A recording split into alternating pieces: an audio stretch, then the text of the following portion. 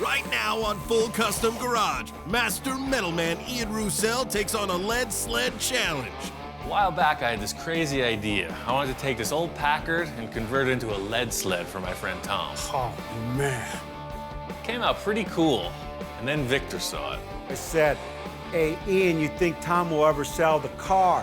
And he said, you kidding? But with a little wheeling and dealing, Victor made it happen. Surprise, I got the Packard.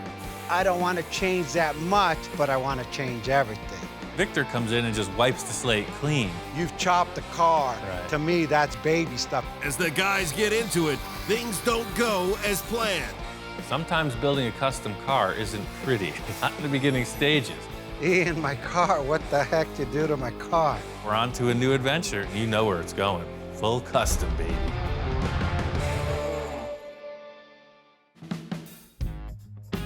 Victor wanted me to come over, some kind of consultation. I'm walking down the driveway, and the Packard's already there. Surprise. Yeah, right. It's been a while since I saw this car. How'd you pry this out of Tom's hands? I said, hey, Tom, you want to sell it? No. And just like everything else, I made him an offer he couldn't refuse. When I first seen the Packard, I said, hey, that's a Packard? This thing could look just as nice as any Merc.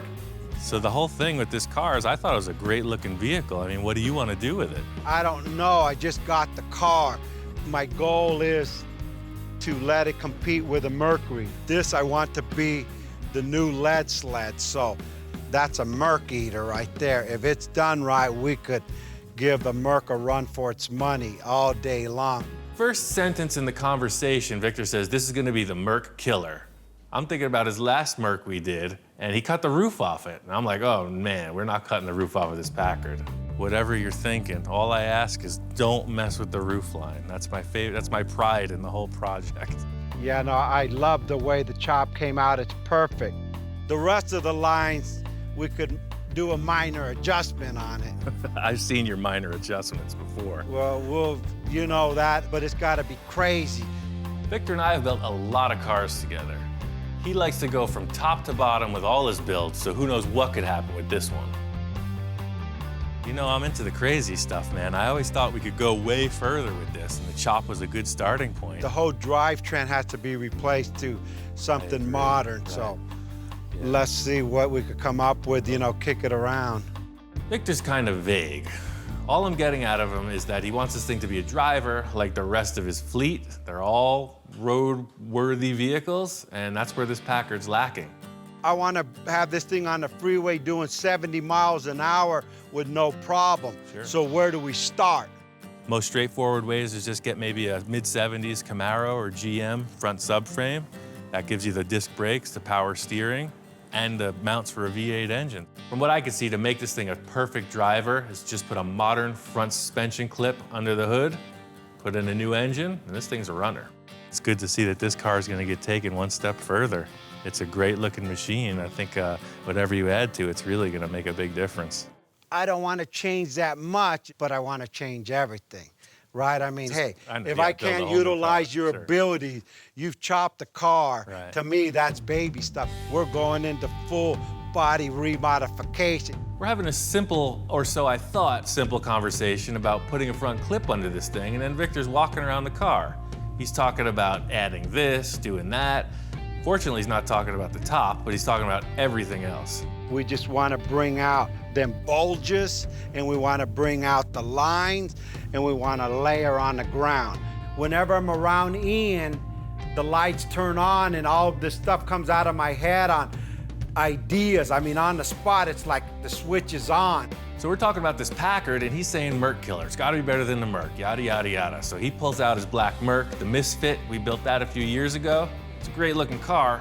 He's looking to take it out with the styling of this Packard. I'll be darned if that doesn't look better than this, because you know every project we've done has always been over the top.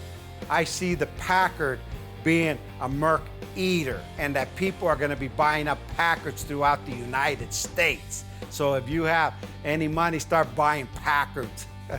So all we need to do is make something look better than your Mercury. No problem.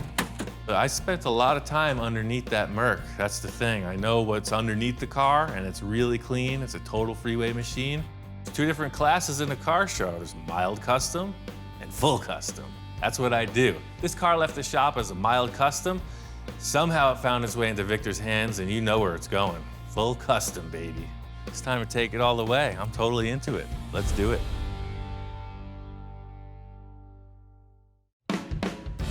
Victor's gonna come by today. He says he's got everything. He's got all the parts we need for the front suspension upgrade, and I'm just gonna work on getting this Packard ready for construction. This is like deja vu, like I'm viewing it all over again. It's amazing. The cool part about this project is the greasy, nasty part is done. Victor has a team of guys at his place, and they took out the engine and trans. He's got all the front sheet metal unbolted, and he's already talking about donor vehicles, so I think he's got everything pretty much sorted out. Pulling this nose apart, I know when it goes back together, it's not gonna be the same car. Victor has hinted at a few things. It's kind of an ugly nose on the car, so taking it off, just hopefully when it comes back together, it's way cooler.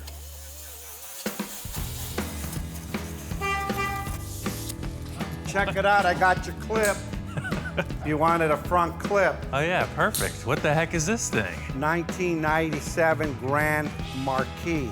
I know I went a little nuts You think so? instead of just cutting the clip off. Right. I cut the rest of the car off. Yeah. You forgot to tell him to stop cutting. That's the problem. Kind of surprised that he drove this thing over, all in all, but you could see it's a driving vehicle. I mean, the thing runs bitchin', the horn works, and you gotta take this thing for a drive. It's so smooth. I'm trying to laugh it off, like, all right, yeah, I can't wait to cut this thing apart. And Victor's like, no, man, you gotta drive it. This car is smooth.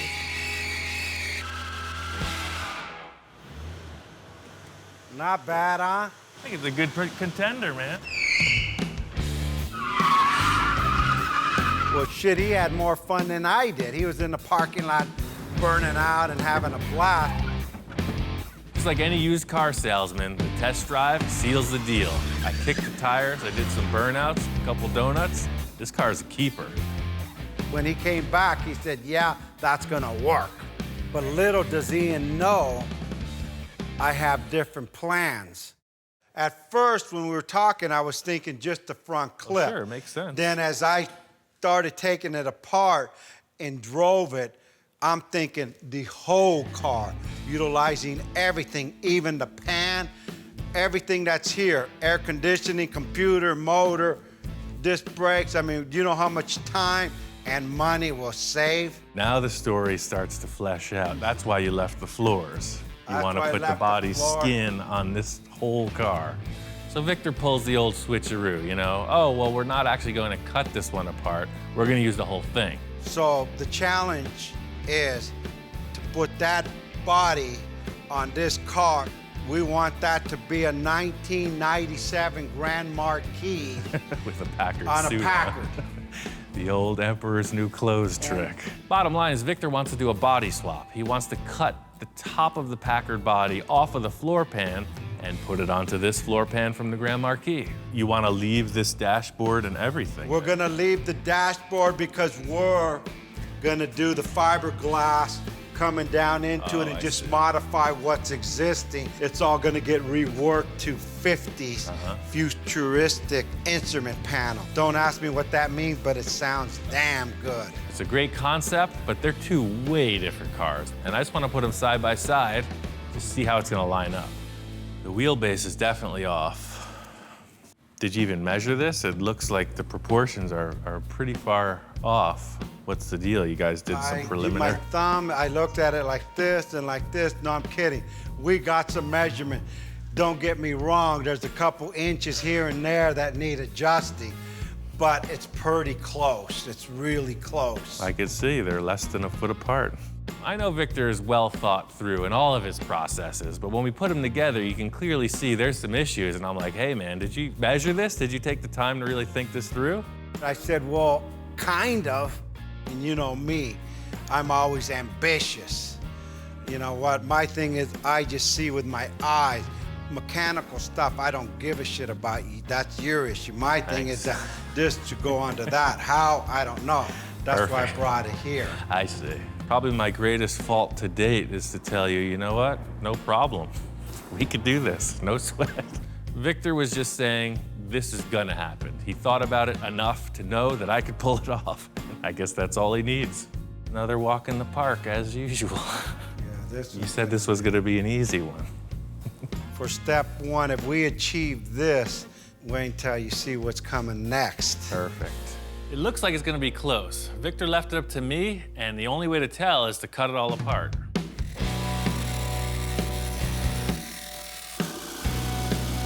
So you think about cutting a car, and it's pretty technical, but when I think about cutting a car, it's like taking the top off of a tin can, and that's exactly what we're doing here. You have this shape, and you have a lid. It doesn't even know it's a lid. We're gonna make it one and take it right off. Main thing I was excited about at the start of this project is a lot of the hard work is done. The whole demo of this Grand Marquis is done.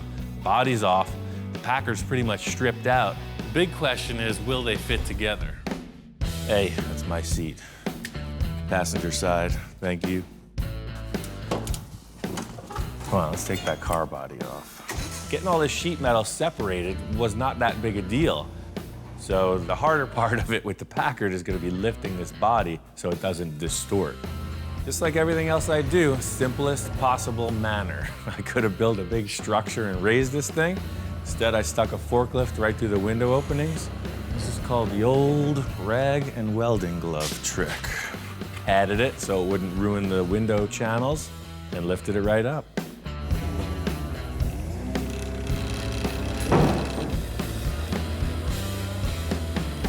That there is the symbol of a nice, strong chop top, nothing deformed.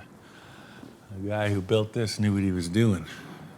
Well, that being said, that sucker is out that door forever. Away with you. Pretty simple, lift up that body and get rid of the trash. We got something better coming in. Done all you could up until this point, but it just wasn't good enough. I think the biggest challenge here is about 50 years difference in technology. You got two giant metal shapes from completely different generations. That's the challenge. It's like stacking blocks. I'm gonna put this car on that car and see where they clash. Oh yeah, and that's how the tires are supposed to sit. The back laid down perfect. The best thing I was satisfied with was how this car just kind of bottomed out. No scratchy noises, no weirdness. It just clunked right on the floor. The back looks perfect. This is exactly what Victor's looking for. That is a huge problem. The thing is, the back went in so perfectly, I was focusing on that to come around to the front of the car, and I could see the reason it's still up in the air. You got major issues in the A-pillar and the dashboard area. He wants to keep the dashboard stock, cut off as much as possible without affecting any more of the structure of the donor chassis. And I really need all of this in here. I already compromised the structure of one. I'm not gonna do it to both. What's happening is the Packard's a triangle coming up into the window areas, and the Grand Marquis is a box. It's parallel, straight up and down, versus triangle. As you bring it down, it ain't gonna work. Definitely hit a major snag in our grand scheme. Just as I'm trying to figure out my plan of attack, Victor walks in. Hey, how you doing, man? You did it, huh? I done did it. I have some bad news for you, though. Your call on this frame is perfect width-wise. Tires tuck. It still can go right to the ground. Okay, good. The issue I ran into is the dashboard and the wheelbase. Ian pointed out to me, hey, the dash doesn't fit in the car. Off the record, and don't tape this, it wasn't gonna fit, and I knew it, but I had to challenge this guy. Everybody that I was talking about what I was doing with all my friends, and they said, that's not gonna work. I said, I know it's not, but Ian will make it work. The whole problem here is not only the issue with the dashboard clearance, but it's also the wheelbase. Well, the wheelbase on the Packard is way out of line. You could see it's gonna need at least, say, a 10-inch stretch if you look at the center of that hub. Okay. So this is kind of what I was thinking. We could kill two birds with one stone. If we cut the chassis and extend it at, it looks like maybe a foot. In car terms, a foot extension is pretty significant. So check this out, this is what I'm thinking. So I think if we cut off right here, and we can just extend it. It's too generic, just like a ladder frame right there. Simple. But it would solve the issue with the wheelbase in the front fender and the dashboard. As long as you're cool with it, I'd like to cut that chassis and bring it forward. Extend it out, let's go for it and see. So I explained the fix for the front wheelbase and dashboard issue, and then further directed him to the rear, where I was really proud of how well it worked out. I want this thing on the ground. Go underground, go an inch below surface, and then when we go up a half inch, there's no questions, it's on the ground. Victor, you know, he's shaking his head no, because he says it's not low enough. He wants the thing down on the ground. So it's close, but it ain't there yet. That thing gotta smash beer cans. Okay. After the talk with Victor, it was affirmed that we needed to stretch the car a foot. This stretch is going to be very straightforward, simply because we're taking existing pieces and just moving them a little bit apart from each other. Look at that. You can make a limousine out of this thing if you wanted to. The way that they put these frames together from the factory, it's a series of metal shapes that are stacked, and then they're fillet welded all along the joins. I'm accomplishing the same thing with much heavier stock. I have my rectangle tube mimicking the shape of the original frame, and I'm stacking another piece on top of it, doing a fillet weld everywhere I can reach, then drilling through and plug welding the parts that extend past the original join in the frame extension. So it's a series of stacked metal shapes, all reinforcing each other. This thing is done. It's time to get the body on.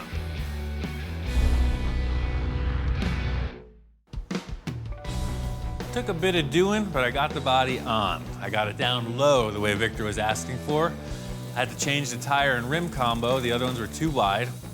Right as I got him on, Victor shows up. Hey, Ian, what's going on? What's happening, man? Where'd the white walls come from? To get it to lay down, it needed some skinny, tall tires, so I just went with the 560/15 white walls. That has a stance, you got it down low, it sits evenly. When I walk in, I look at the car, and he nailed it again. He surprised me. Any problem with clearance in the back? Well, that's why I had to put the tires on, because those fat mag wheels were not letting it lay down. So I went with the skinny tires. It dropped right on the floor. How about up front? It looks like you took care of all this stuff here. Well, I had to do a lot of clearancing, and that's where the bad news starts. When you're looking at this car from the rear three-quarter view, it's sitting pretty. It's all good. The front end is a different story, and I gotta break the news. Let me show you how this fender lines up. Okay. It's close. In an effort to try to keep it as intact structurally as possible, I've just been picking away at it a couple inches at a time. And then the front. So what's stopping it from hitting that? Is it this corner? As you see here, it's the headlight bucket is right on that bolt. Okay, with this here, the solution, we're changing that anyway. That's all gonna get cut off, and this will sit up a few inches here where it actually comes up. It's going from here up and back down to flow. Right off the bat, Victor shows me the headlights he's planning on using, and they're a completely different orientation as the Packard units. And at the same time, we're coming off this level, and then we're coming here and up a little, and then back down. So it's got an enhancement. Victor comes in and just wipes the slate clean. He wants to restyle the entire front fender. In fact, the entire nose of the car, as it turns out. So if you're willing to just delete the front of both fenders, then it's a perfect lineup. We'll just build around the underlying structure. It's a 10-minute cut. I'll do that, and we can get this hood and fenders on. Awesome, I'm there, let's do it. I'm just going to eliminate everything that's in the way. I'm going to leave a small area representing the front where it meets the hood, and that's kind of it. The whole headlight and grille area is out of the fender. Well, now you can see you have plenty of clearance. That changes everything. It eliminates the ugly in the front of the Packard, and it helps me mount the fenders without an issue with the headlights at all. Hey, look, it fits. That's going to be all right. Damn, look at that thing. That's one long-ass front end. There's a million ways you can go about restyling a car, and I know Victor's got a plan. He's been thinking about it for a while, and it's not gonna be okay to just mock something up and have him check it out. I need to nail a few of the core lines with him here so that we can get it right. Probably a little bit more to your left. Yeah, the fender, the tire side. Before you do that, I want to do, like put something up so we got a little high point. Just like an artist is drawing a line, we're gonna do that same thing. We gotta figure out how to suspend a nice, graceful arc. First call is to try to just pull some tape across, and it looks terrible. It's all faceted, flat, straight lines. Just up like a quarter, half an inch, and then back down. Well, I have this round rod. All right. I got a pretty good idea on how materials work, so I got this 3/16 inch round rod, and I just hold that up on the same plane as the tape, and it just bows gracefully. Just the weight of it makes a perfect arch. Yeah, that's it right there. Shit, that's it. After he put the rebar on, he handed me a piece of cardboard. So, got the little envisioning board. Yeah, Try well, that check out. this out. Coming from this point, yeah, look at that. That's like perfect right there. So I get it, I fold it over gently so I got the contour of the car. I could literally see what I was thinking. As soon as he expresses this upper fender ridge, I can see where he's going with this late 40s caddy styling. They have a very pronounced upward curve in the fender, and it's just a super deluxe look. It flows right in, right off of this line to that line right there. I'm over here going, yeah, man, that's cool. Ian gets quiet again. That design's great, but that's a lot of metalwork. You got 6 foot on one side, 6 more makes 12 by 3 foot. It's like 30 square feet plus of metalwork. I hope you know somebody who can pull that off. Did I ever say it was gonna work or not? That's a question. He says, yeah, you're not the one cutting the car up. I go, yeah, that's why I come to you. I don't want to say it's above my skill level, but I haven't tried this yet. I've cut up a lot of cars, changed a lot of stuff, but I've never done 2 fenders like this. Victor loves throwing down the gauntlet. All I gotta do is run it. I gotta run through all these tasks he's envisioning, and we're on to a new adventure. Here we go. I knew I could swap this body, no problem. These fenders he's talking about are pretty challenging. I gotta match that wire Victor set up on the fender, and a flat piece of sheet metal just ain't gonna work. It's easy to just piece together parts, but to create something from scratch is a whole different skill set, and that's what he's asking me to do. It needs to look kind of like the shape of a potato chip, if you can envision it. It's going to curve this way, and it's going to curve that way. Something for eating salsa. Got to start somewhere, and I'm thinking that the main line of the fender is exactly what Victor created with this round rod mock-up. So I'm going to try to create the biggest piece I can with the tools I got. The first step is to shrink it along each side of the sheet and curve it. Doesn't look like much has happened, but I'll tell you, those molecules are feeling the pressure. Hear that? It's tense. This is potentially a disaster. Victor's asking me for something he conceptualized with a piece of round rod and a lot of hand gestures. I don't have any blueprints, I don't have any sketches, I just have a conversation and I'm trying to build a car around that, so it could go either way. That's pretty darn close to what I need at this end, but you can see it's just a straight shot. So I got some stress in here, and I got some stress up here. And now we're gonna put it in that wheelie thing. Let's see what happens. The 2 tools I'm using are really the standards for any kind of metal forming. You need to shrink it or you need to stretch it. If you're ambitious, you could build a whole car out of this if you knew what you're doing. But don't give Victor any ideas. It's pretty labor intensive, and I'm not that ambitious. Coffee break. This piece is the backbone of the design, so anything can happen, but you need a center line, and that's what this is establishing. I don't know what Victor's thinking. I'm just trying to set up this line, this one line he established. Everything for me has been structural and alignment oriented, so this is the first bit of art. Having done this one curved section for the fender top, I think that's gonna be the same process all the way through. As soon as I figure out this backbone ridge top thing, it's on. So the whole thing with this is gonna be made in so many pieces. I'm just trying to hold it on the car.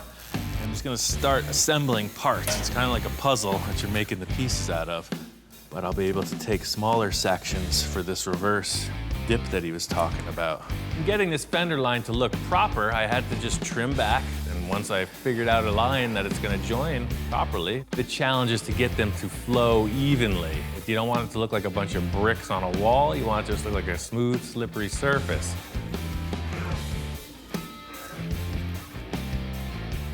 I never even receive an ounce of praise. I do this all day just to buy food. I even give you the bargain brand. This is an advanced mock-up. I mean, it might be a keeper, it might not, so I'm just trying to streamline it. I don't want to make it twice. I think this fender's a keeper. The whole thing is if Victor thinks this fender's a keeper. Ian, how you doing? Aha. Damn, that flow's bitchin'. That's it, man. The good thing is Victor walked in and right away you could see the gleam in his eye. The difference from this side, stock just straight down like nothing, to come in here by just raising this up and giving it an arc here, it give the whole fender like it's on steroids. No steroids, steroids. Right. It's in proportion, it flows, and it's gonna eat a Merc. Well, I was really stressing about the fender creation issue, but if you're happy with it, then the big challenge is what do we do about the grill? There's nothing going on there. I brought you surprise, so come on out and I'll show you what my idea is. All right, let's see what you got. Victor's got people. He's got people all around doing stuff. So he tells me he's got some of his guys dropped off a bunch of things in the driveway and I need to check it out. I've been thinking about this for a while too, like I think about everything else in my mind. And he's looking at me now, what the heck this guy gonna come out with? Whoa, a Mercury. What is that, 1950, just like your other ones? 1950 Mercury, it was another project. I figured I'd donate it to help you complete the front end on that other project. Crazy, man, you could sell this for a grip. There's people who want this part all over the place. This thing's in perfect shape. Yeah, no, perfect shape. Everybody wants to know where this came from, and the backstory I get is one of his friends somewhere down the line tried to chop the car, customize it, and made all the wrong moves. So apparently what Victor has is a dilapidated, half-rotted, half-assembled Mercury four-door. Fortunately, the guy didn't cut the nose, and that's what we need. Right here, we don't need the fenders. All I want is the opening in that grill. All the opening in that grill. Here's the original 1950 bumper, front, back. This is freaking cool, man. I was just stuck on that fender side thinking, what are we gonna do about the center? I'm gonna have to make something just the same, but if you're not attached to this, I'll just cut it up right here and we'll drag it in the shop. And he says, hey, Victor, you attached to this thing? I said, well, heck yeah, I'm attached to it. It's a 50 Merc front clip. I'm bringing you the front opening, the mouth. And he looks at me and says, I think I need a little bit more than the mouth. Doesn't matter if I'm attached or not, we gotta do it. Okay, there you All go. right, cool, let's do it. As soon as I saw him give me the look, I knew it was on, and I rushed to the shop to get the tools. I'm ready to cut this thing.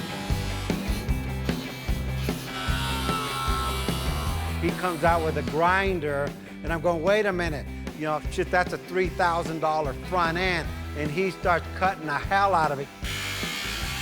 Sometimes building a custom car isn't pretty, not in the beginning stages. Everybody knew this had to happen, but going through the experience is somewhat traumatizing at times. And I was tripping out. I was like, wow. That finishes it, man. It's never going back to stock. Ian, my car, what the heck you do to my car? And then I turn around and see Ian's dog. Dude. He's concerned.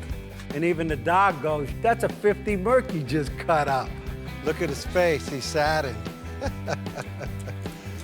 Dude, sorry. You'll be okay, you're going to good use. Let's take this Mercury inside and see what she's got. The anticipation of bringing that front end up to the Packard, I was like, I gotta see this, I gotta see this. Here she comes. That's a trip, huh? putting this grill to it, it gives it like this masculine, like a bulldog, literally. Like maybe that's why the dog was tripping out. He probably thought it was his relative. Look at that, it's like, I can see a clear path to victory. This nose piece is a game changer, but it's gonna take a little bit of doing though. I gotta trim out a lot on both cars to get this thing in position, but this nose thing takes it to the next level.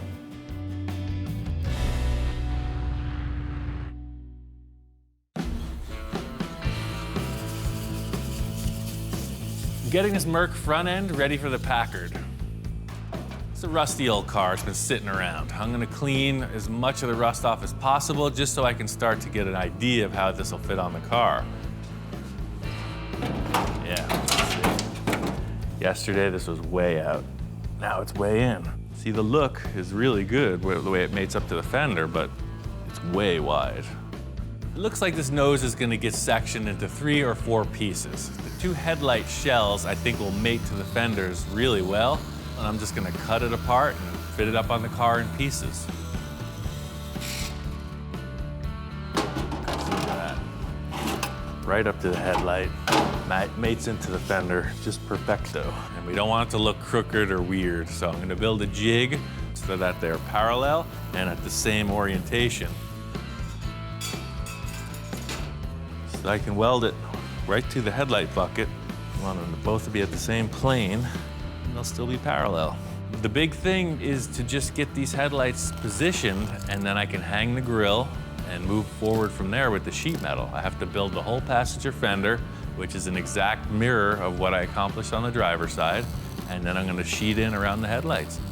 Fenders are a sure thing. The big concern is this nose and the way the hood is gonna come into this grille shape. The Packard nose comes to such a point, if you continued it forward at that trajectory of the 2 sides, it would be like a little triangle shape. And we don't want that. We want it to have like a really pronounced hood. So Victor's got another Merc hood I'm gonna have to section in so that the front end's a little more bulbous. So this is the hood from the Merc. It came off of the same car. You can see it's in darn good shape. It looks terrible because it's completely rusty, but it's not cancer rust, it's just surface. It's almost a shame to cut this thing. Victor's got the resources, we're gonna cut it. Somebody will pay a freaking mint for this thing. The decision has already been made, it's out of my hands. Strangely enough, the one piece we're saving is the only place on the hood with a dent. There are a few things that I won't cut up, and this is right on the border. This is gonna be a tough one. Just made every other 49 Merc hood that much more valuable. That's all you gotta remember. What a shame. It would be way easier to just try to graft this little nose section on, but I want this ridge. And it'll actually be a much stronger join if I lap it to the Packard, so it'll be like a big diamond shape. That's why I'm completely ruining this hood, but it'll allow us some artistic window of opportunity.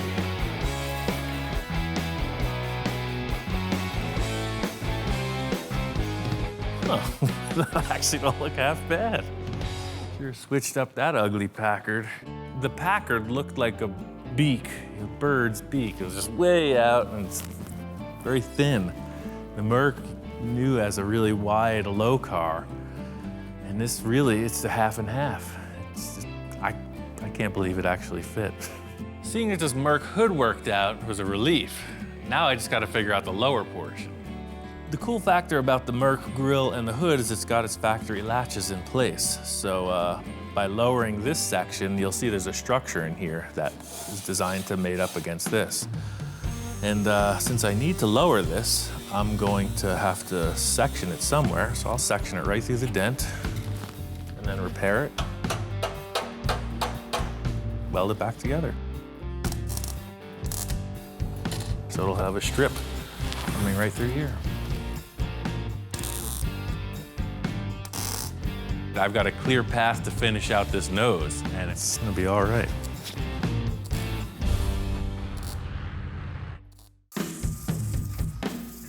Splicing these 2 hoods together was a pretty straightforward process in simple terms, but the contours on both sides are way different. So this is now our surface height of the hood. So it's coming through. You see how it's lifting towards the bottom? It's coming right through here like so, until it blends in. So this transition here is gonna be very hard to make. It's another compound curve, but right where that wants to change, I was thinking if I put a scoop in there, like you see on the Mercs, then all of a sudden the contour wouldn't need to be made. It would turn into a scoop. I don't know where the idea first came from for these scoops in the side of the Merc hood, but you see it all the time. It's a really cool thing. It breaks up the side profile of the hood a little bit. And because we have a mismatch in contour, I think it might just be the perfect fix. A little action in it. See what we come up with now like this. Actually, that don't even look half bad.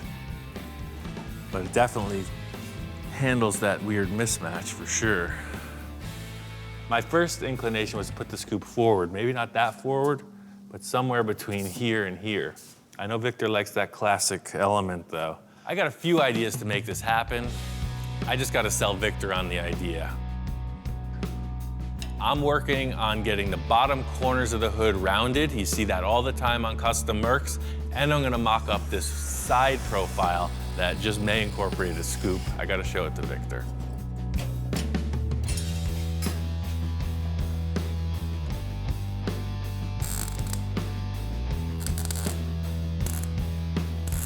So this is now the new shape of the hood opening, and I'll finish off the shape of the fender surround with the smaller rod. So this will be a nice radius hood edge. You see it on a lot of customs. Victor's got it like that. Ian, what's going on? Hey, man. Just kind of getting this hood together. Oh yeah, what a difference, man. I haven't seen the car in a while. I came by today and that thing looks crazy. It follows the rest of the curves on the car. Curve, curve, curve, curve. The more stuff I give them, the guy still continues to like go beyond my expectation on everything I have them do for me. Cool. That's real good. So what are we gonna do now on the hood here? Well, that's the thing, you know, the transition from the Merc to the Packard is a little weird. But once Victor digested the look of the front of the car, he was really pleased with it, but then I tell him about the problem, and that is in the side contour of the hood. I want to show him the mock-up for the side panels and see what he thinks about this scoop idea. You know, I'm glad that the front worked out for you. I kind of just did that because I know you like the look of the other car, but the placement of the scoop is something I've been struggling with, whether it goes ahead of the axle line or behind. Yeah, so. Looking at it in proportion wise, I think it should be not quite half, just a little forward here. Let me see. Yeah, Wow. just whatever you like. Coming in, and it shouldn't really be that drastic. So that's kind of the opening. And then from here, I mean, I'm just gonna draw it. It kind of ends in no more than a 1/4 inch, just to come in, just so there's the scoop line there. Victor loved the idea. It was really just about placement. He wants it in proportion with the hood. He came up with a solution, and I was feeling really good about it, but Victor had other ideas. The modification isn't over yet, so don't do this until the bird sings. I just licked it, man. I Game was gonna over. say till the fat man sings, but I can't sing with the shit. I still got some tricks up my sleeve, which I haven't even told Ian about yet. The modification isn't over yet. Okay. I really want to get this thing to my house and just to like see it every night so I could kind of feel it and I want to look at it. Something, you know, once it's there, you know me, there'll be a slight modification. Right. Next time on Full Custom Garage, Master Metalman Ian Roussel continues the Lead Sled Challenge. The main thing I knew bringing the car over to Victor's was that his head was going to be spinning with ideas. He looked at me and said, oh, that's a good idea, but I could see in his mind, I thought I was done. I'm feeling like the world-class mountain climber that just summited Everest, and Victor's in the back of the car with like a whole new battle plan. I want this sucker to bulge. But Victor's surprises don't stop there. I've been thinking about giving this car to Craig. Okay. The only thing is, his birthday's in a couple weeks.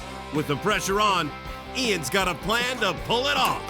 There's nothing like hitting it when there's inspiration in the air. So I'm telling Victor, let's just cut it. You'll see what I'm talking about. When he was talking to me, I didn't quite understand what he was trying to tell me. Who cares how much effort it takes to get there? Wow, that's right on. It's the end result that counts.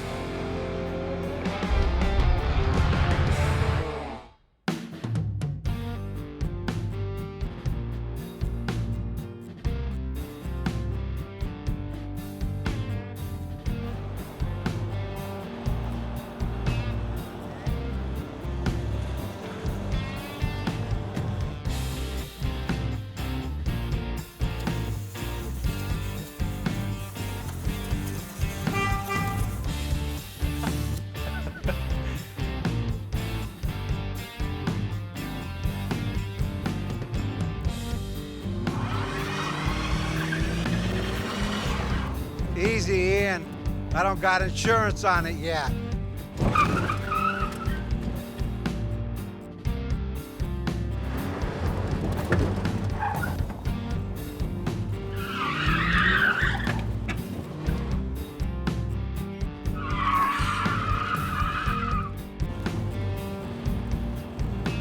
I think this is a keeper, man. Yeah, no, look good, but hey, you didn't have your seatbelts on.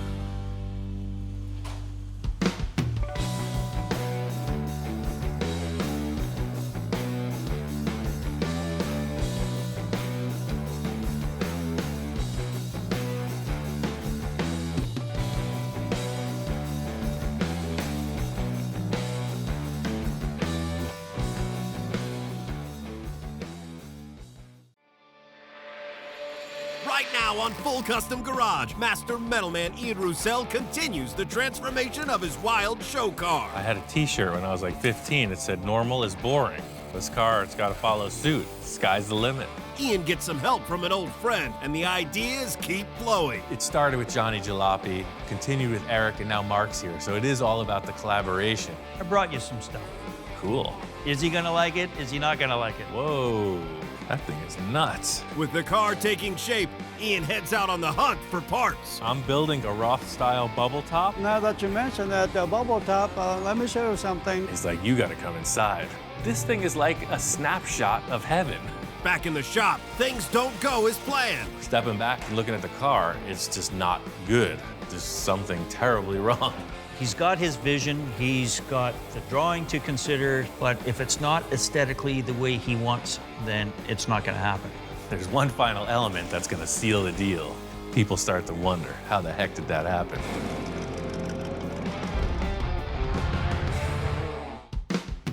This thing all started when I decided to redesign my first show car, Space Junkie. I called in Johnny to help me with the new design. You're not satisfied with I'm not satisfied. It's got to be different. We based the concept off a few of the parts I had, and Johnny came up with a really killer sketch. That's what we're building. Awesome. With that as a guide, I called in my friend Eric to help with the fabrication. He had some really good ideas and helped me to modify the body to fit the drawing. After Eric left, I finished working on the rear fin details. I wanted them to be dimensional and carry the circular hole theme from the front right through to the back. Everything that Eric and I established with the sheet metal so far is cool, but we stopped on the rear portion. So in thinking about a radiator, I wanted something really exotic. I went to the local spaceship supply, and there was it was actually a crash-landed UFO. Some of the parts you could see were bent up in the impact. I'm telling the truth, this came from a store that has actual spaceships. It has satellites, rocket engines, the whole deal. When I saw this, I was thinking heat sink, like on anything like a radiator. The idea is air is blowing over some kind of fins to cool it. I definitely want to segment it, somehow fit it up to the rear of the car, but the first order of business is to cut it up.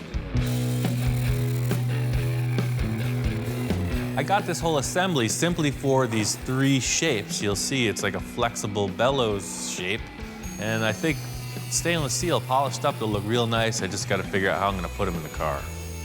The whole thing with this is that it's a representation of a radiator. It's going to move coolant through it. I don't know how efficient it'll be, but the bottom line is it's gotta look really awesome. So I just wanna mock this up on the back of the car. It won't be tie wired in place in the end, but you can see, that's pretty groovy. It's already starting to look like a spaceship. The thing is, right now you're just seeing these 3 pieces, but there's gonna be a lot of cool tubes coming in and out of the thing. So something will be coming through here into that, then it's gonna turn the corner, it's gonna turn the corner, and then go back out of the car. So it's gonna be like a whole crazy straw thing going on. It's gonna be awesome. So I'll frame it out somehow, definitely put a fan in it. But I think I have to build this before I can finish the sheet metal on the back of the car. So that's the thing. I got these tubes on order. My friend Mark says he's on his way. Mark's a long-term client. He's a total car nut. He heard that I was making another of Johnny's drawings come to life, and he said he had to be a part of it. Yeah, Johnny sent me a photo, so I got it on my phone, and he told me you're building something else, so I had to come and see. Johnny Jalopy, Ian, and myself collaborated on a build. It all came from a drawing which I stumbled across on Facebook, and it was drawn by Johnny Jalopy. Fell in love with it, sent the drawing to Ian, basically said, would you be interested in building this? And of course, Ian's man of few words. His response was, yep. So this is the next one, but I'm keeping this one. I guess, this is awesome. It's looking like the picture. Ian's done so much for me with my cars and my builds that I had to give back, right? It's car for Ian, and I want to be a part of it for him. So you can see, this goes on like so. Awesome. No, I like it. I like it. Johnny's been sneaking me pictures of what's going on with the build, and I gotta say, it's like anything that Ian builds. The pictures don't do it any justice. You have to see it. I mean, I heard you were building this thing, and you know, like I said, I came here to give you a hand on this, and I brought you some stuff. Cool. I was surprised Mark said he brought something, but I'm open to everybody contributing to the project. It's like a potluck dinner. Sure. Everybody brings put it in the pot, stir it up, and see what comes out. Exactly that. Well, I'll go get it for you. Mark said he brought a surprise to help with the build, so I was curious to see what it was. He starts rolling in this thing, and I uncover it. Oh, it's a small block Chevy. Ian was pleasantly surprised because it's a V8. I mean, granted, it's not the prettiest thing you've ever seen. You know, it's kind of black and a little grungy, whatever. I mean, all we did was kind of pressure wash it off, got the grease off of it, whatever. But it's a strong running motor. I mean, if you look at the drawing, it's got the exhaust stacks coming out both sides, so the car needs a V8. He's concerned. What are you so concerned about? Do I gotta give you the pep talk? Well, we do a bit of quality control here, and the dog is giving me kind of the eyes. So he gives it the sniff test, he's smelling the distributor, he's checking the oil, transmission. What do you think? It's gonna be all right? He approves. No? Uh-oh, hold on, something with the transmission. Uh-oh. Like, remember what happened last time? I'm like, I know. On the last project I worked with Mark, he brought down an engine that had some hidden issues. I'm a little leery about this one, so I wanted to take a look inside. You know what happened last time? I looked in the valve covers and... Don't look in there.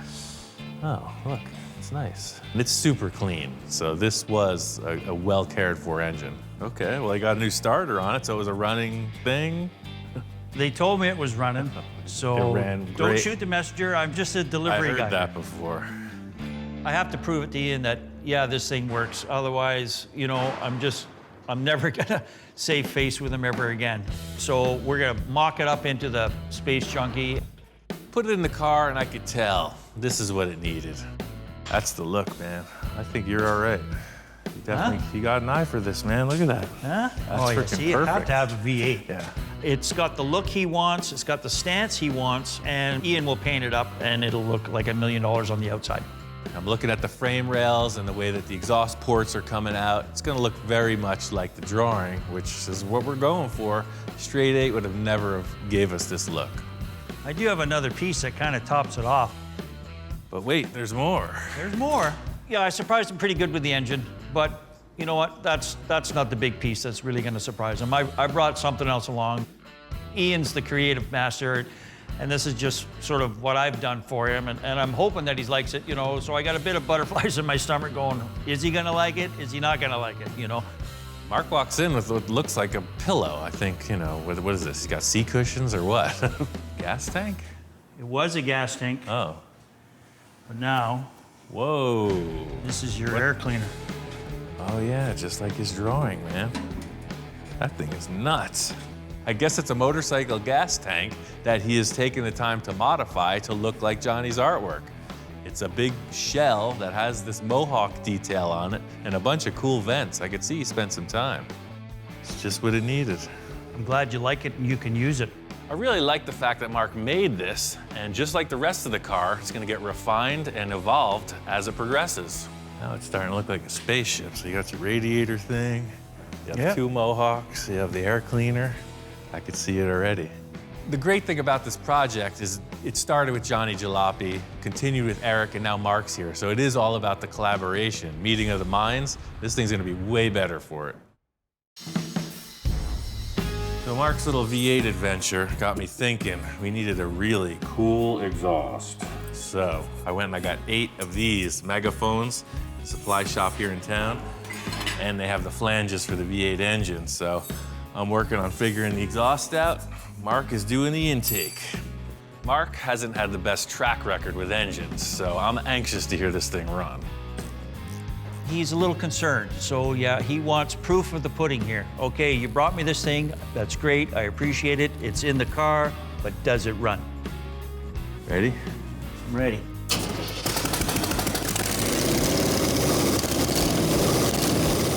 This engine sounded good. Mark really pulled through this time. Out of gas. Sold. Thank you. Yeah, it sounds tight. Yes! I redeemed myself. That's it. It's his moment to go bask in the sunlight. You earned it. Mark was feeling good about the engine, so I wanted to show him another special element for the front of the car.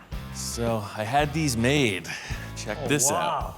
This has been on my wish list for a long time. These are 21-inch spoke rims, but they're set up for a car. I had a guy custom make these for this vehicle. They're unique, and they're all mine.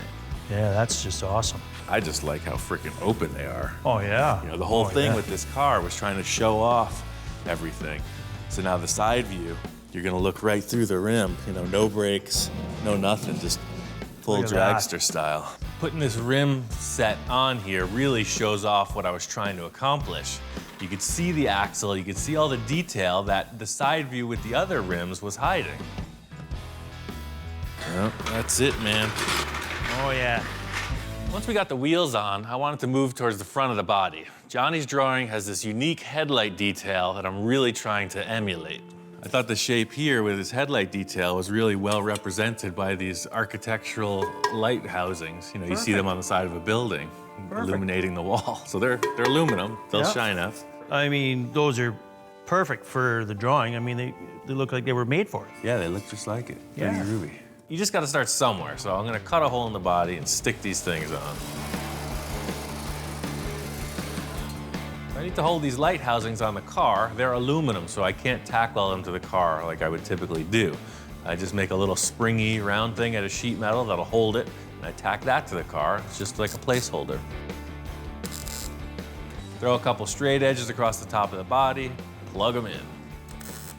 This is just a mock-up. I wanted to put them in place and see how I feel about it.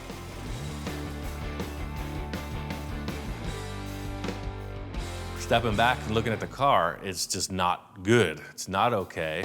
There's something terribly wrong. It's changing the whole look of the car. Once I mocked these up, I knew they were too big. I'd have to redesign the whole body to fit them, but Mark liked it. They're already got a 45-degree angle on them, so they matched the drawing that Johnny did, and I said, wow, what a perfect thing to reuse to get the look that you're after. In order to show Mark the problem, I had to use a different type of envisioning tool. Eric and I created this really nice curved shape, and it will basically delete it. We'll go right over it to blend in this headlight. To make this blend in, I'm gonna have to go entirely over his work and wrap it in the headlight like that. See what happens, it's just this giant shelf. It's a big projecting panel coming out of the body. Right. He's got his vision, he's got the drawing to consider, he's got the body that he's already created to consider. But if it's not aesthetically the way he wants it to look, then it's not gonna happen. I'm just gonna ignore it. I'm gonna work on something else. Just like I used to do with my homework in high school. Whenever I hit a wall like this, you know, it's like writer's block. The more you push it, the less you're gonna get. For now, I'm moving on to something else. He's bending some tubes, brings out his big ring roller, and we roll another tube, and I'm still scratching my head going, I don't know what you're building here. I didn't really tell Mark what I was doing. I was just making a shape here. I had a couple ideas, and really I just wanted to flow with the existing components in the chassis. The curiosity gets the better of me, and I kind of go, okay, so what exactly are you building here? Much like a little mini grill for a that's little exactly baby it. roadster. When you find a clue into what he's building, and then, you know, you just watch him in amazement. I mean, what a brilliant idea to make it all curved like that.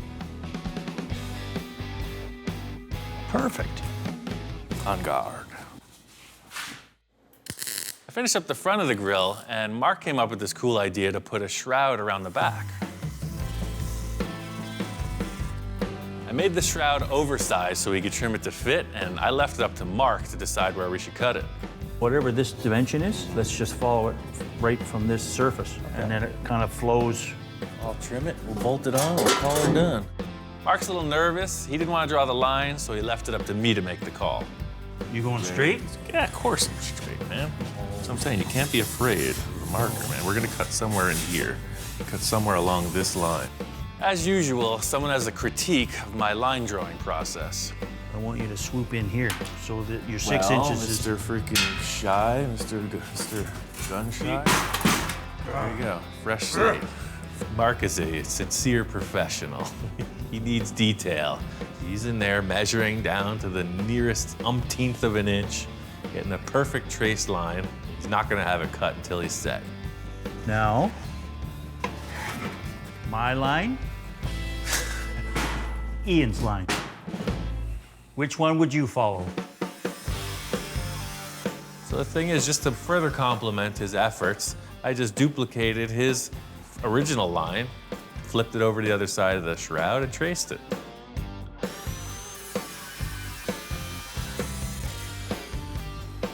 We put it back on the car, and we accomplished exactly what we needed.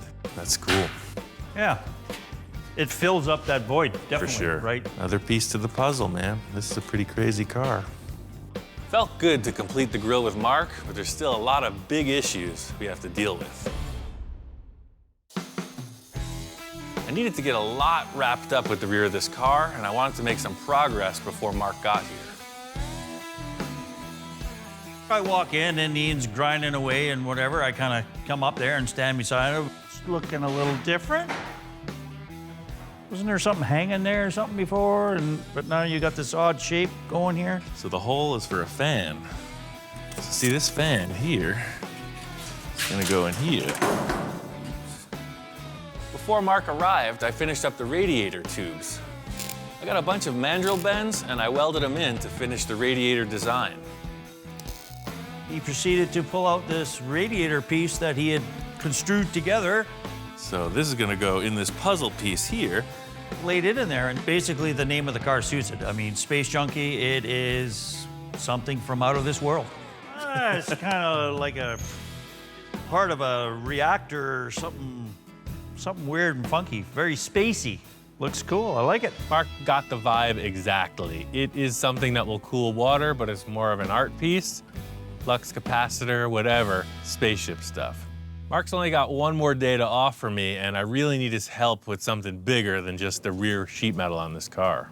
The thing is, I'm just messing with Mark a little. I tell him, hey, we got this huge piece of plate over there in the corner.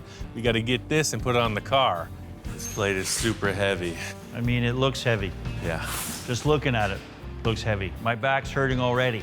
I'm not really sure what we're doing with this chunk of steel, but it's something that Ian's got us to do. Look at that. The whole thing here is that I need to support that acrylic dome. I cut the flange off with Johnny so it has no strength. I'm gonna use this sheet to recreate a flange in steel that'll weld to the body. Basically, this piece of steel is going to be the supporting lip for the bubble. So even though this is 1/4-inch plate, you're about to see efficiency in action.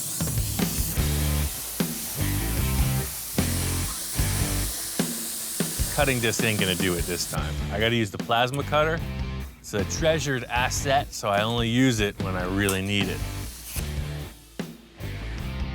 The sheet isn't big enough to do a full perimeter around the inside of the car, so we're gonna have to do it in 2 pieces, and you'll see we're pushing the sheet right to the limit. It's a big ring portion we're building, and we're gonna use the majority of the surface of the sheet.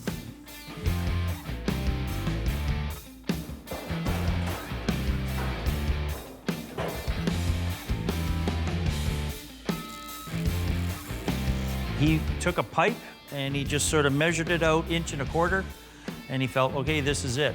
If we cut it wrong and if it's too short, we're starting from scratch again. Get a whole new piece of metal, and nobody's gonna be very happy. I've been kind of amped on this all day. I needed Mark's assistance. You see, it's a lot of heavy moving. We got it in place. I really want to see this bubble on the car. You ready, man? It's time for the test fit. I'm sure we did it perfect. So close. If I drop it, I'm running out the door. Very cool. Now she's looking like something. Yeah. That's cool, man. The whole thing was I haven't been able to see it until this point. I always had some piece of board in there, a couple braces. It's the first look at the vehicle, seeing through the interior. It's exactly what I hoped it would be. You know, it's looking more like the final end result here. Yeah, with the wood in there, you just didn't get the sense of it being such a cool thing. No, and to see through down into it and whatever, you know. Since I'm 15 years old, man, this is what I've been waiting for. The whole reason with splitting up a project into so many different tasks is just what we accomplished today. Is a little victory, charges up the energy, we see a good positive outcome, and it allows you to continue with the struggles you're having. So, buddy, I gotta hit the road. What? Yeah, I'm stoked that I can be part of this build. The collaboration between everybody, ideas that bounce off and whatever, and Ian's creativity holds it all together. Basically, it's like a circus, and Ian's the ringleader, and we're all the clowns that are running around trying to figure out stuff to do for him. You think you could just stop in for a little 3-day vacation? And Yeah, see, there's my phone right there. It's, you know, you're a busy man. somebody wants me somewhere. His job is done here. Mark's got to hit the road, and so do I. There's an old school shop that might have just what I need to take this to the next level. I'm at Moon Eyes, the makers of spun aluminum wheel discs and a lot of other cool stuff. I called up Chico and asked him if he could set me up with a custom pair of wheel covers. Hey, how's it going? How you doing? Good. Ian called me the other day and said that he's got some new projects going, and he wanted the moon disc. He's here today, and we're going to see what we can do for him. Walking into their shop, I see an old school dragster. I'm building something sort of similar to this. It's not a race car. Yeah. It's like a Roth style bubble top. Oh, okay. But it's Yeah. got the long wheelbase Yeah. and the spoked rims on the front. Well, now that you mentioned that bubble top, let me show you something. Chico starts scratching his chin. He's like, you gotta come inside, see what I got. Mark Moriarty built it. We got this thing, about 8-9 years ago, I think. But he built all the cars, Whoa. all this scale model, the cars that Ed Ross built. This thing is like a snapshot of heaven. It's like it's got all the Ed Roth cars, a whole bunch showcased right in the center of the room. It's got people walking around checking them out. There's another corner of his original shop where he's setting up the plaster mold for the original Outlaw body. It's a really cool, somebody took a huge amount of time to make this thing. Wow, this thing's incredible. Yeah. Maybe someday somebody will make one of these with my cars. It'll be all right. Be nice, huh? I almost forgot why I was here. I'm just geeking out on this model. It's amazing. Chico's like, maybe we should go into the machine shop and talk about your wheel covers. I grabbed the rim from the car and brought it in the shop. All right, let's set it over here and take a look. Whoa, look at that. Yeah, that's the discs we did for Tesla, a 19-inch Tesla wheel. Chico says that this is like some kind of a prototype special edition for a Tesla electric car. And I know right away I gotta have something at least that special. So this is a 19, but those That's are a 20s. 19, yeah. These are 20 wheel, and it measures 21 and a half. Right. And let me see what we got. He brought out the standard disc, and that's what I thought I was coming here for, just in a 20-inch diameter. Apparently, just like me, they're always experimenting with different designs and styles. This Off the disc here, we Whoa. did, this one we did for Dodge Magnum, 20-inch wheel. This is a Dodge truck spare tire. That's what these are. These are Dodge pickup truck spare It might tires. just pop right on there. Oh, man. Hey, perfect. That was almost too easy. Uh-huh. Fitting that disc on the rim, it's like, this is what I need, man. Whatever it takes to make this fit, I'm on board. This is what the car's gonna have.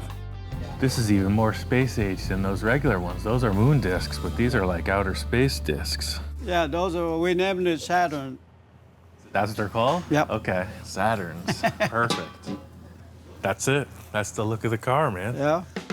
The coolest thing about the Moon Eyes facility is that they have a full machine shop. Let me show you here. This is Manny here. He's been working with Hey, us for how's it over going? 10 years now. This is Thanks, Ian. man. I always wondered how they do this. Everything starts out from a flat piece of aluminum. See, that's what it would look like if I made the wheel cover. That's why I came Yeah. here. It was set up on that mold that we have, and it's from the 1940s. Apparently, nothing's changed since they invented this. You take a flat piece of aluminum, clamp it in the lathe, turn it on, and then push it into shape with this paddle.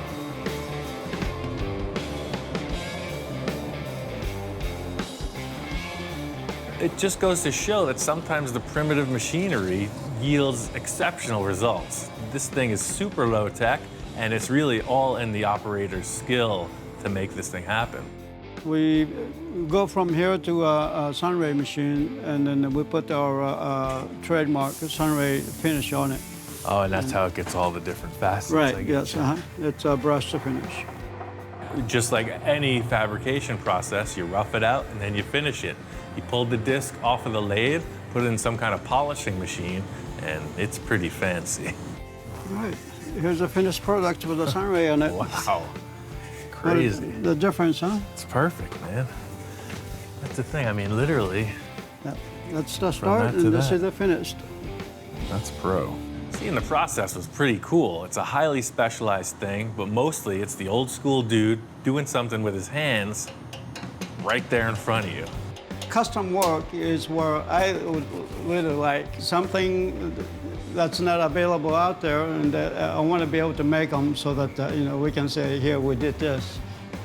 Thanks for coming by, Yeah. and we'll get your wheels disc done next week. Sounds good, All right. yeah. Whenever you get time, just give me a call. All right, Those great. are perfect, thanks. Very good. Right Thank on. you. Thanks for coming by. So it looks like these wheel discs are a go. He's gonna do a couple things to make them mount. I gotta get back to the shop and finish this car.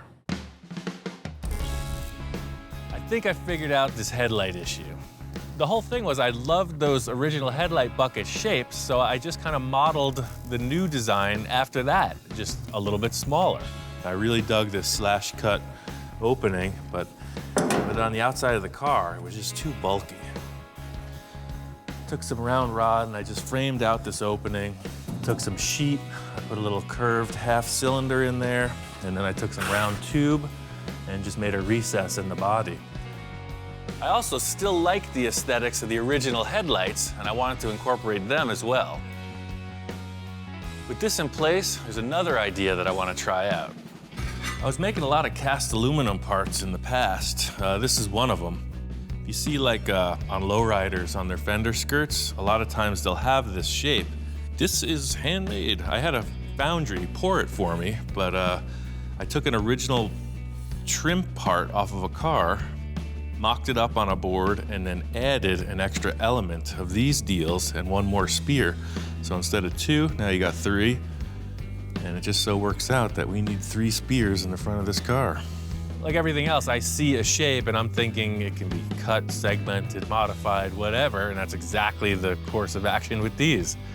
I made them, I'm gonna cut them apart and remake them again. The whole thing I've been doing from the start is finding parts that I like the shapes of, wherever they may be, and modifying them. And now I'm starting to find the parts that I modified before and remodifying them to make something even weirder. So it's a whole vicious cycle. These pieces are going to be screwed on. I have to drill, tap, a whole bunch of other stuff. I just want to see them on the car. I know I could pull off a temporary tack weld, get these aluminum pieces fit up on the steel body, just enough to look at them and see if it's going to work. Right off the bat, standing and looking at this, it works. This is exactly the look I was hoping for. Sometimes you just gotta wait a couple days, you know? It just occurred to me that I had those spears, made a good call on not adding that other element with the headlight bucket in there. That's the look. I'm committing to that. The main thing on my mind right now is getting to one of the biggest fabrication elements on the car. Johnny drew this mohawk thing, and I really need to nail it. I think it's gonna set the car apart from all the other bubble tops. The main thing is trying to make it look like it belongs with the car. Well, the first step is figuring out how to draw a line in space so you can stand back and look at it. And got yet another envisioning tool. Yeah, bottom line is this is an engine hoist. You use it for lifting engines. I'm gonna use it to lift some tape. Keep your eye, just like focusing, aiming a weapon. Trajectory is dead on. The whole idea here is just trying to create a support structure that's adjustable. I want to stick the tape on the dome and just have something that raises it up in the back. The whole idea here is seeing what the angle of this aluminum fin's going to be. Try it right there. Yeah, see? That's all I needed. That's the thing, you use what you got. I knew I needed something adjustable in the back of the car. Engine hoist is exactly that. It ain't going to move, and it's completely adjustable, so problem solved. The angle looks perfect. I'm gonna grab some paper and make a template off of this line that the tape has created. My idea is that it's going to be an abbreviated version of what Johnny drew. Same flavor, just a little more dialed in for this car. I'm happy with the paper template. I'm gonna skip a couple steps and go right into the aluminum. I think I could fit this aluminum panel to the acrylic bubble and work that as the template. The whole key to this is just making it look like it flows. There's no other way to describe it. It should be like a nice swish, you know, something that looks fast and light. This is just another template. I'm going to cut a series of holes in this and then make a duplicate. So it's gonna be thick, welded, finished. It's gonna look sort of like the rear fins on the car, very dimensional, but all aluminum. The whole thing with a bare metal sculpture is you're seeing the work all the way through to the end. I gotta take my time, weld this perfectly, and finish it off.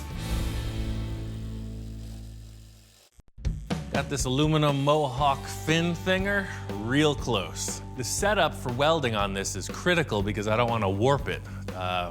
That being, I have to take a lot of preparation not to overheat the metal when I'm welding it, because it's only gonna be a metal finish. No filler, no nothing. You just see the work.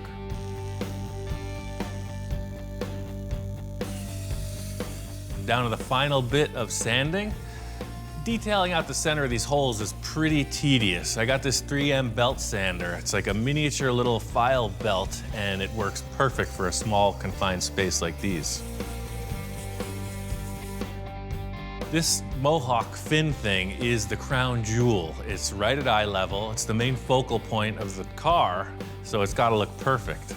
So I'm going through everything. I got the belt sander, I got a die grinder, a regular flat sander, and really that's the whole deal, just creating a surface that will be refined to a nice finish. I used to work at a foundry. We did a lot of aluminum and bronze sculptures. One of the guys that taught me is probably watching right now. So, hey Tom, pretty cool, huh? So here's the deal. It's still gonna get finished out. It's still pretty scratchy looking, but that's the gist of it. Once I got the mohawk built, I really wanted to focus on the bodywork. As I'm putting the filler on and refining all the surfaces, that is what tells the tale. How's this car gonna look? You want a mirror finish. I like the 3M Platinum Plus filler because it's super easy to work with. It's smooth. This car is such a sculpture. I gotta use all these foam blocks. You have all your profiles you'll wanna use represented on the block. So you got thinner, square, rectangle, triangle, just everything. This car really is like a nod in the direction of Ed Roth. You see, it kind of has a lot of the features that his cars do. It's a very sculptured look, and the whole deal with all the body filler is I'm creating this really wild, very smooth, contoured surface, and that's really what all the sanding is about, making this thing look like a mirror finish. The final paint job is kind of on the back of my mind. The paint could either make it or break it. I want something that complements this wild design. You saw it with the original Space Junkie body. It wasn't that radical a concept until the paint was on it. It was just a radically chopped car. The paint freaked it out. Now we have a really radical body, and hopefully the paint can take it even further. I got this car primered, so it's looking good. It's one thing getting this thing looking like a close to finished piece, but it's gotta drive. I had a t-shirt when I was like 15 that said normal is boring. So this car, it's gotta follow suit. It's not going to be normal. You're gonna be sitting way back. So I got this little miniature dragster steering wheel. So you're gonna be all the way back here. And there's no room for your feet to do anything. You're sitting here driving this miniature steering wheel like a dragster, and your hand is up here like a monster cartoon car guy, but your throttle is on this lever, and when you push it, it is the brake. So your master cylinder will be on top front row center, and you're pushing it with your hand to stop and twisting it to go. I wish I could make my eyes pop out. When my friend Eric was here, he kind of threw this concept out as a challenge. This idea is pretty far out there. It has the potential to go way wrong. You don't want the car to get out of control. Choke thinking about it, but I gotta make it work. I wanted to look cool, so I started thinking about stuff, and I had this aluminum bowling pin. I started welding some plates to it. I thought it'd be a perfect brake cylinder holder. Ever since Eric left, I've been kind of thinking about it, like how does this happen and be safe? And the answer for me is to use an actual real master cylinder from a truck and a real throttle from a motorcycle. The master cylinder bolts right into those holes. It's half-inch aluminum plate, that's very strong, just like you'd see this thing mounted on the firewall or on the frame. So that is kind of started and mocked up. I got this piece of 7/8 solid aluminum rod. I picked 7/8 round because that's what a dirt bike handlebar is, diameter, and I just got a dirt bike throttle grip. And that goes right here. You dig? That's freaking cool. Sounds good in theory. The arm position is right. I think it's gonna look okay. I just gotta make it. So I want this rod to pass through the housing, the bowling pin that holds the master cylinder. So I'm drilling a few holes in there to create a slot.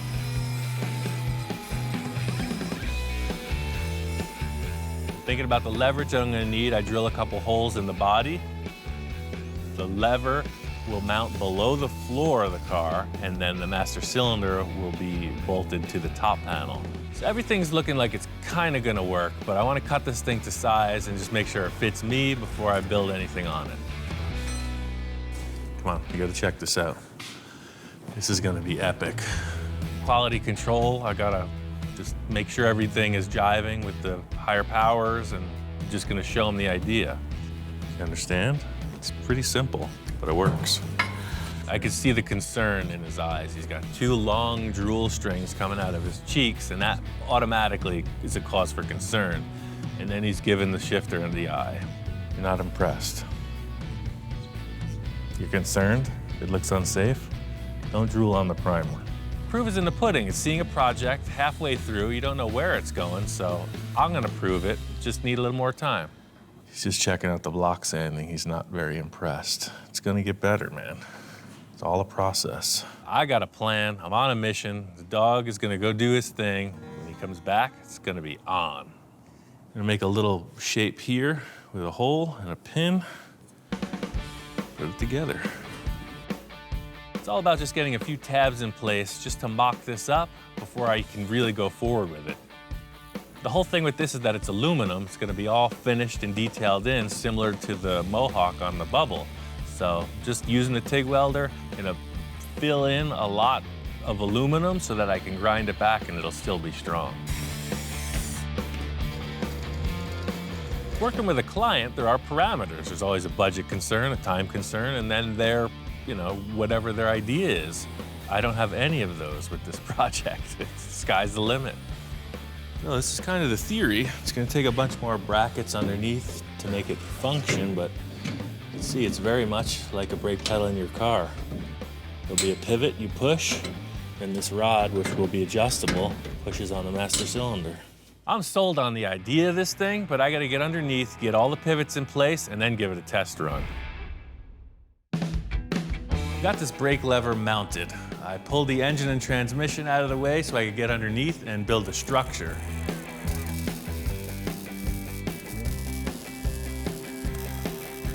This thing is very much looking like a spaceship now. There's one final element that's gonna seal the deal. Well, every bubble top I've seen either has doors or the bubble opens, right? So it's, as trick as that is, I just wanted to do something different. I wanted the whole car to open, like a funny car. So I put some hinges underneath in the back, and I put some additional structure around the side of the body. Yeah, sort of like that. Looking at it now, you see it on all the funny cars. They got this nice chrome rod that holds the body up. I don't want that. This has got to be totally trick. One thing's for sure is that brace has got to come out. I got these air cylinders from the local spaceship surplus. There was a couple of them laying there on the shelf. I don't know what model they're from, but I think I can tailor them to fit this.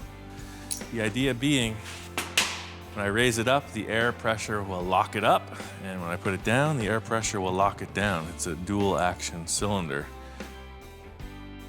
The reason I went with the air cylinders is because there's already airbag suspension on the car. So there's a compressor, there's a tank. Right now we got a huge air leak in the fitting. All I gotta do is put 2 more valves in there and this thing's operating. I know that this pivot works, but I wanna be sure that these air cylinders can support it. The body's pretty heavy. I don't know what their capacity is, so nothing to it but to try it out. Oh yeah, it totally works.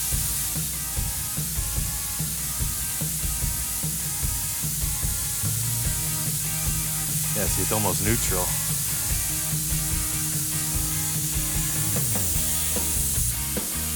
It's all on air. Nobody's gonna get hurt. That's cool. The whole thing here was the open air feel. You're gonna get in and out of the car. There's nothing in your way. It's pretty cool looking. That's how it'll sit at the show. Once the bubble's on, the interior's all finished out, this thing is nuts. Next time on Full Custom Garage, Master Metalman Ian Roussel continues the wild bubble top adventure. After everything we put into this car, this could either make it or break it. So the thing is, it's not gonna be just a silver car. What's it gonna look like? I'm a little nervous, way excited. As the guys get into it, a surprise visitor arrives. I'm like, oh my God, it's Ed Ross' son. Whoa, Check out what we're making. Man, this is sick. My first reaction was, am I not at Ross Studios in the 1960s? Because everything that Ian does has that flavor about it. And as the build progresses, Wow. Ian calls on the help of an old friend. Jack's an encyclopedia of classic ideas. What'd you do this time? I told you we're gonna change the look of the car a little bit. So we made a few subtle changes. I think so. He's getting crazier. Even Hellhound's responding. This is the stand back and check it out moment. This is what we've all been waiting for.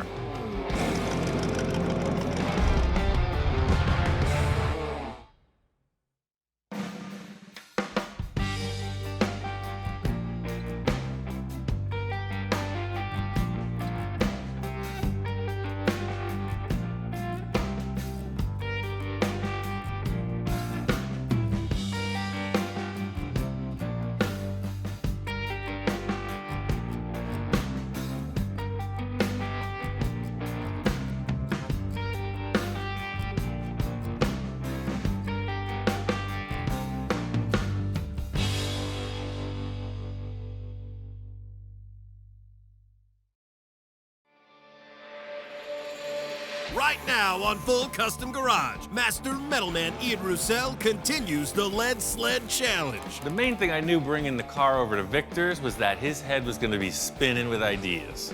He looked at me and said, oh, that's a good idea, but I could see in his mind, I thought I was done. I'm feeling like the world-class mountain climber that just summited Everest, and Victor's in the back of the car with like a whole new battle plan.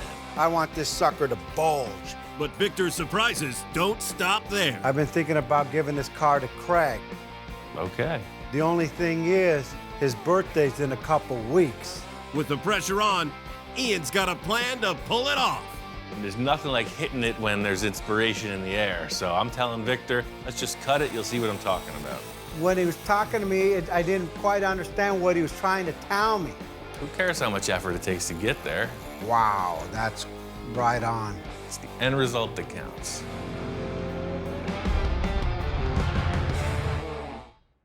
A while back, I had this crazy idea. I wanted to take this old Packard and convert it into a lead sled for my friend Tom. Oh, man.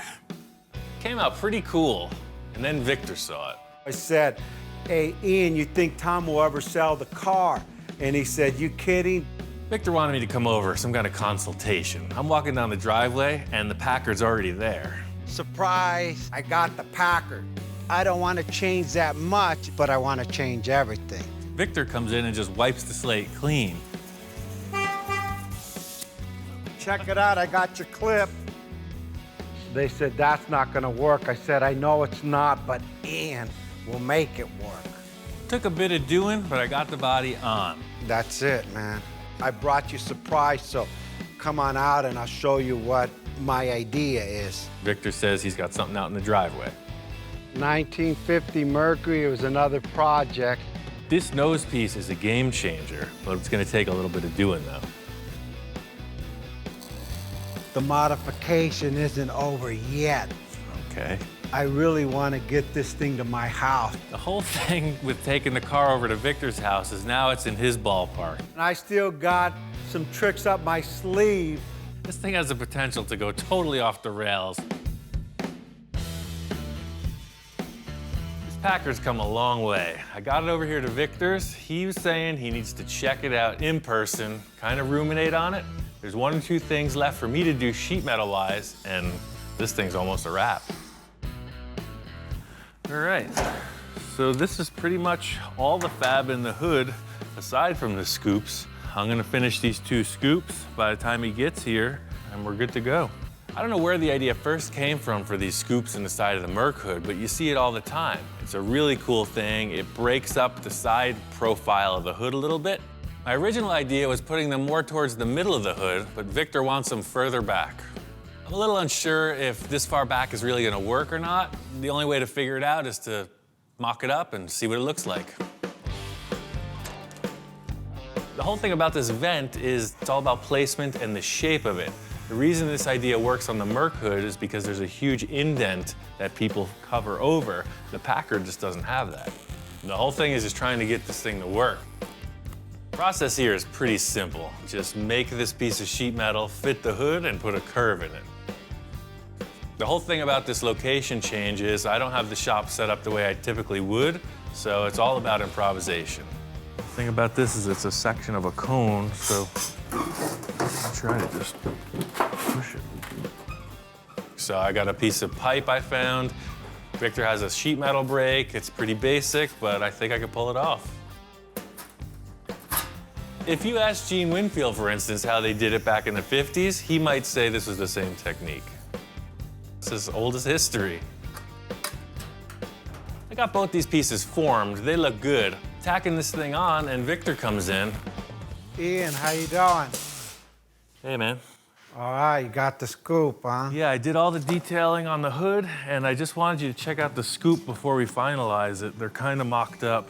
I really can't tell. Can we drop the car on the ground? Yeah, I just jacked it up. Yeah, we'll be able to see how it looks in proportion to the size of the hood. I walked in and Ian finished the scoops. I wasn't really sure how they were gonna come out because I had placed them more towards the back, and then they look kind of funky. For sure, it doesn't need to go back. A little forward, just to see. I just wasn't feeling this first vent and its location, so I was telling Victor, stand back, let me move it around, tell me what you think. 4 eyes are better than 2. Yeah, that looks more in proportion. Yeah, I think about right there, that's it. By moving this vent around, you know, you hit a sweet spot. I tacked it in place and then stood back, and I concur. This thing is looking good. That's it right there. Actually makes it look meaner.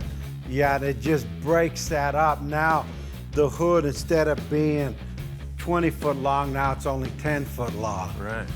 Well, if you're cool with the placement of those scoops, I'll just finish welding them in. That's a no-brainer. There's a lot to do on this front grille, so I don't know where you're going with that.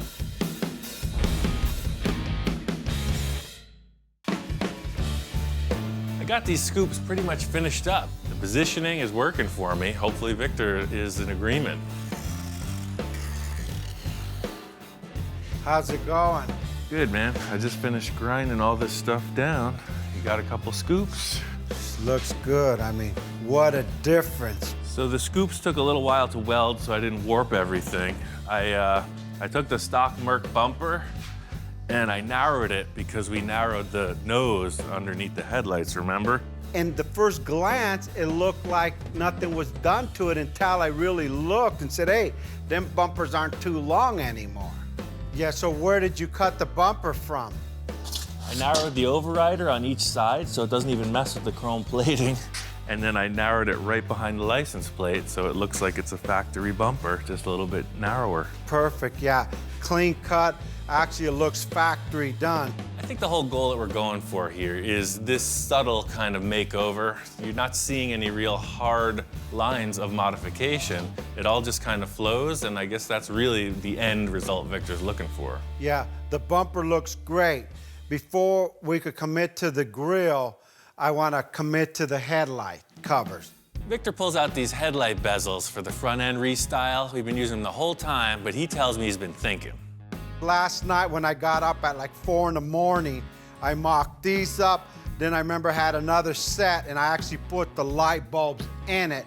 So I got one more set. I've already stuck the light bulb in there. Victor has these aftermarket pieces you see on custom Mercs all the time. It's like a Frenched universal headlight. And it fits right in, no extra modification, nothing. They work perfect. They got brand new fancy bulbs inside, and it really gives the car a really face-forward appearance. Now it's been cut, sectioned, chopped, straightened, length, and now it's Frenched. I think this is perfect. So we just weld those surrounds right to the fender, and that's it, done. So we're committed now, let's get into the grill. That's another story. I asked Victor what grill he was using, and he comes over with a wagon full of parts, you know, the swap meet thing. I even modified the wagon to carry my equipment. This is my candy store right here. You know, I go to the swap meet here in California, Pomona, and just collect things. And I had a whole collection of grill over probably 10, 15 years worth of grill. That's option number one, a floating grill like off of a shoebox. This grill works perfectly if you're building a shoebox. You can see the orientation of the headlights and the bumper, make it look just like that car. I mean, that's an awesome center bar, but it just tells you it's a shoebox forward, and that's the thing. It's and like, it doesn't go with the lines floating. See, this thing flows, and that just, it doesn't do it. Yeah, it cuts it right across. Victor's really looking for my opinion in a lot of ways. Option one, nada. Nada. But still, it's not easy to put these parts on a Packard, so it's got to work out somehow. Option two is a 53 Chevy. This might flow a little better. Really works with these curves in the Merc opening, though. That's cool. Second thing up is this grill from, say, a 53 or 54 Chevy. It's a good-looking piece also. That fits it and it flows. The only problem I see is, what do you see behind it? You see nothing but the radiator and all the lines of the modification we've done behind it. It doesn't work with the overrider either. You Yeah, have to no, run just a blade bumper. It fits, but it doesn't work. The grill, to me, is like a nose on a person. It has to fit right between the two headlights, which are your eye, and your mouth is the bumper. Well, I don't think any of our choices so far are that good, man. It just doesn't flow. So now I guess we'll go with option three, which is the regular stock Mercury grill. I think both Victor and I were just looking for that other thing, you know? We were both leaning towards the Merc grill because it's a classy look, We're just trying out other options because you never know. Wow, this works. Even being narrowed, it still doesn't hit it. And it fits perfect because it Covers covers everything up. everything, that whole big opening of this radiator. It's like the car was made for it. The bumper fits, the grill opening fits. It's pretty much a keeper. The thing is so crazy modified, maybe just a little element of stock is what's gonna really make people wonder what went on here. It looks like a stock Merc from the front. Once this car passes, they're gonna go, what the heck? I thought that was a Merc. Hey, everybody's got their thing, right? Victor loves Mercs, and I think that's what we're doing here. We're building another Mercury out of a Packard. If we're using the stock grille, then it's a pretty simple fix to the side of this fender then. I'll cut off all this ridge here where the old turn signal action used to happen, and I'll just follow it around right into the wheel arch with a piece of sheet metal. You can see how far out this is sticking. But now we have this curve here dictating the curve of the fender.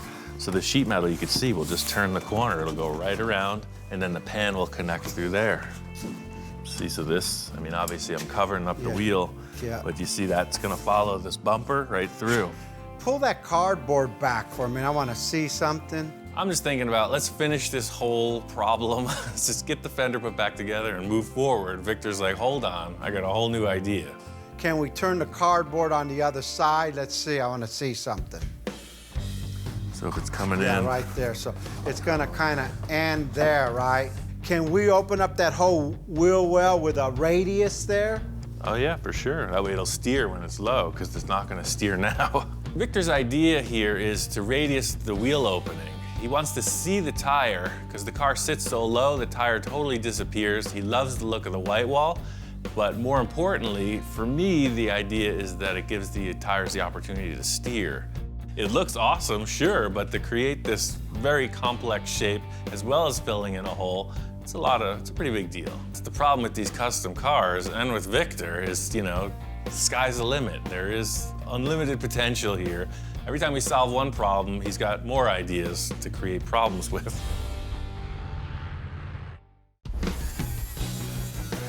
Victor had to take off, and that's kind of his gig. He's the idea guy. Now it's up to me to just make it happen. First thing I need to do is finish out this sheet metal that comes around below the headlight. It's just gonna be one panel that wraps right around, mates the Packard fender to the Merc sheet metal. I don't have any of my regular tools here, so I gotta figure out how to form this stuff. The whole thing is I'm looking around the shop for something with a slightly smaller radius than what I need on the car, because it doesn't actually stay the same shape you roll it into. It always relaxes a bit. I got two options. Roll of tar paper or a copper pipe. So there was like 3 or 4 rolls of tar paper laying around. I picked the one that looked like it matched best. Working out of the shop, you gotta make do. Our equipment's awesome, but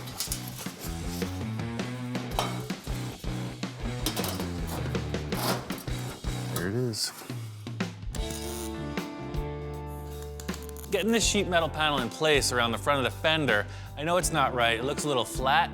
I'm gonna build out the wheel arch and then take a look at it. I don't have a bender, so I'm gonna do the old tire trick.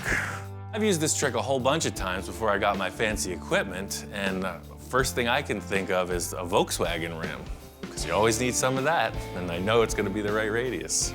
Back before all those fancy tools were around, that's how they used to do it. They would take the spare tire off their Model T, and they would curl it up. Takes a little muscle, but I got some to spare.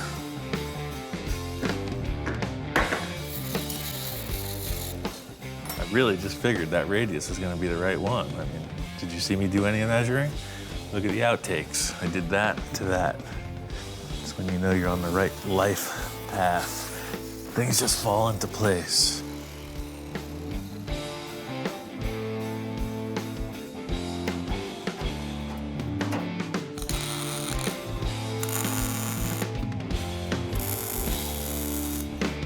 The wheel arch is gonna work, but the sheet metal panel ain't happening.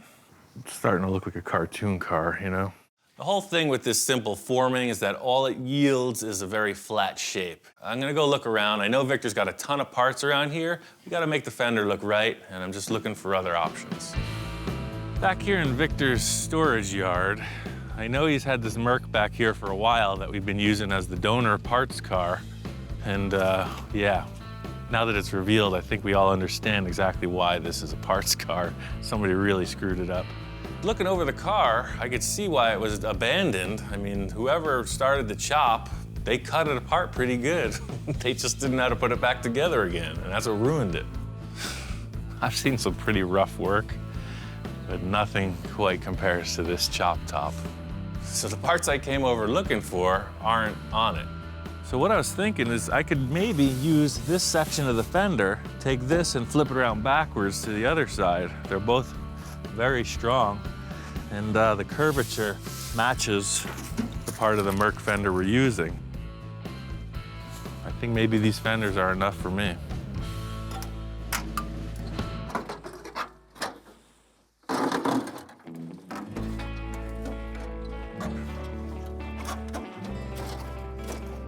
I think the car was getting a little sentimental. It started to reattach itself, so it was a little difficult removing it. There it is. We really don't have much to work with, so there's only one way to find out, and that's to take them back to the shack and see if it fits. I got the Merc fenders back in the shop. I'll do a little slicing and dicing, see if I can make them work. The whole thing with these leftover parts is that it does have a really nice radius. The fender well opening is represented, and it's, you know, it's original Merc sheet metal. You can see clearly it's curved, but it also has a slight curvature this way. See, you got this nice undercurved section. It's nice and round. There's plenty of material to come up. So that's it. A little duct tape. This thing's done, ready for paint. The whole thing here is we're missing what we need. That's why I tried to make it. So now I'm gonna try to make it once more, and maybe this time it'll stick. The whole reasoning behind doing it this way is that you've got these awesome pieces of sheet metal that already exist. What's better than an original Mercury part, right? It looks great. It's just taking the other leftover stuff and making it work on the new part.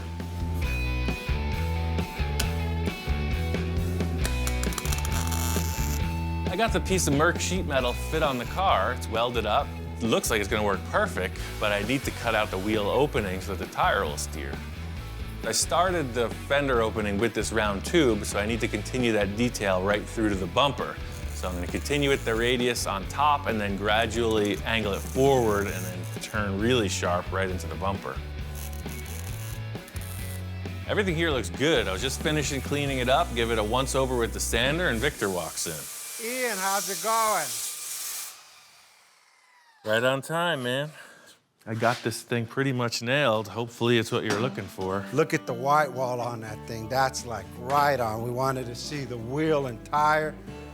The radius on the tire is bitchin', dead on. Victor walked in and he was all smiles and nods. He was liking it, and he didn't realize the amount of effort it took to get here, and we weren't going backwards, so he had the right response. I know you want it to look as much like the Merc as possible, so I took a section of the leftover front fender off your car, and I used that, and that's how the whole contour flowed out into the headlight area. When he was talking to me, I didn't quite understand what he was trying to tell me. I mean, it looks like it was designed and built like that from the factory. This whole car's flowing, baby. We're done. That's it. Send it to bodywork, and we're off to the races, man. Does it turn, though? Does it turn? So it looks great in the end, you know, both at ride height and drop, but my main concern was that the car will steer and the tire doesn't hit anywhere. I've been thinking about giving this car to Craig. Okay. The only thing is, his birthday's in a couple weeks. If we can get this into bodywork, this thing's ready, man. Bodywork and paint it. I don't believe it's ready yet. After looking at the car, and especially now after I see this flow, I got some issues back here. I think we need to do a little bit more to this. So here it goes. I'm feeling like the world-class mountain climber that just summited Everest, right? We did it, we're on to the finish, and Victor's in the back of the car with like a whole new battle plan. Looking at the side of the car, it's straight. I don't want it straight. I want this sucker to bulge. I'm welling away with my hands like I'm always talking and pointing and stretching, And he's looking at me like, oh, shoot, what am I getting into now? It turns out there is kind of a deadline with this car. Victor's planning on giving it to one of his employees, his right-hand man, Craig. That's the thing with Victor. He's got a million ideas and they all start flowing. Looks like the rear of this car is gonna be a whole new adventure. The main thing I knew bringing the car over to Victor's was that his head was gonna be spinning with ideas. I've never sold, give away anything, any car I've ever designed or built. And in my mind, I go, hey, you know what? Who better can I give the car to? I mean, Craig, he's a good friend. He just so happens to work with me. Craig has also been on the sideline through all the projects Victor and I have ever accomplished, so he's always been in the mix. I think he's gonna be really surprised. First thing I want to do is let's make this a two-door. The main idea that I brought up to Ian, number one, this is a four-door. That's unacceptable. We're gonna make this thing a two-door. But the front door's long enough so we don't have to extend it. Well, that's certainly a lot easier. The thing with that is if we do weld up the back doors, look how massive the B-pillar is gonna be. Typically, you would lengthen the front doors if that was the look you're going for. It's Victor's idea to seal up the rear doors, and I'm all good with that. That makes perfect sense, but what happens is when you're looking at the B-pillar, it becomes this massive panel. You know, what if we just made it a hardtop? What if we just came and this was your window opening? I agree, and that'll go with the whole flow of this car.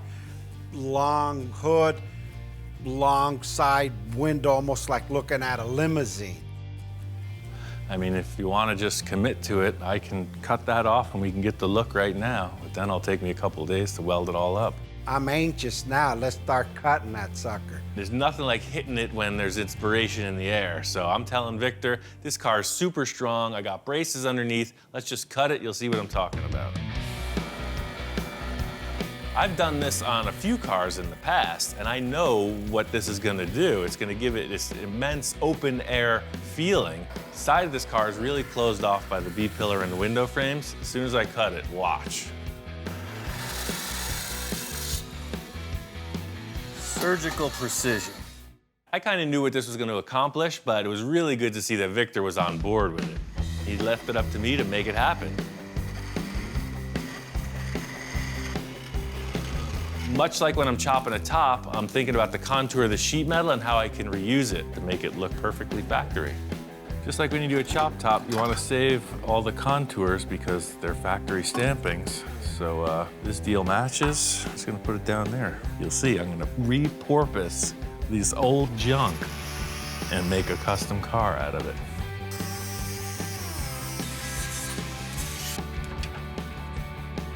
Reusing these pieces was a good call. The bottom piece was a little nip and it fit right back in. Unfortunately, with the top, the length of it was more than what the pillar afforded me. As it turns out, this piece is just too small. See, I just got away with it on the bottom.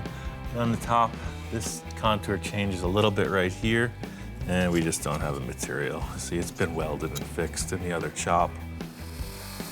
It's a pretty simple piece of sheet metal. It's just a straight shot with a curve in it, so it's not gonna be that hard to duplicate. It's just a time saver to reuse the old stuff. It's just gonna take a sheet metal brake and just kind of creep it in there and just pull a gentle bend in the sheet metal. So you could see, it's absolutely perfect.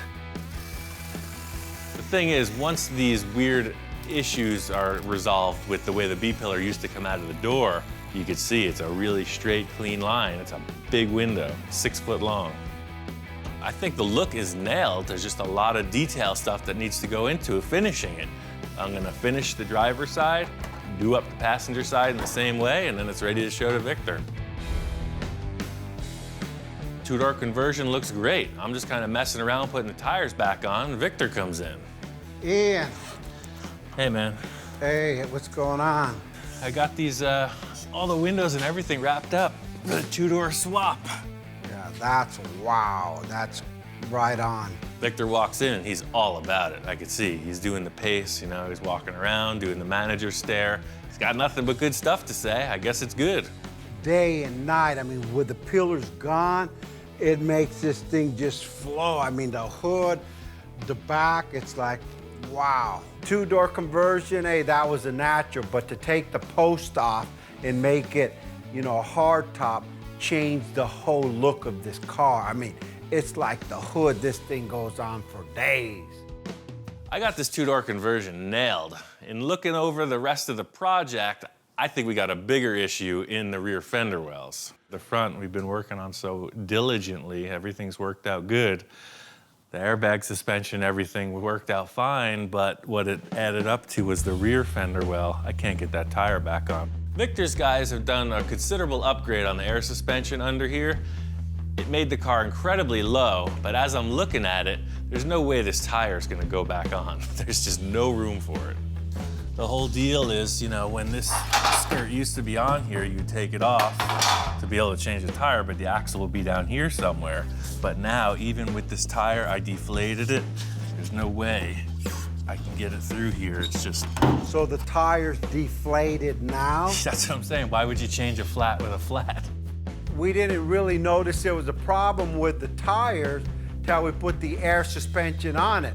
You know, there's a solution out there somewhere. It's just up to you what you want to do. That's good, because I got some other ideas anyway. I want to put some bigger skirts on this. Remember, it's supposed to be a Merc eater? Right. Well, we need to get some Merc skirts on it or something that looks like that, and I got some in my other yard. So let's go see what I got and see what fits.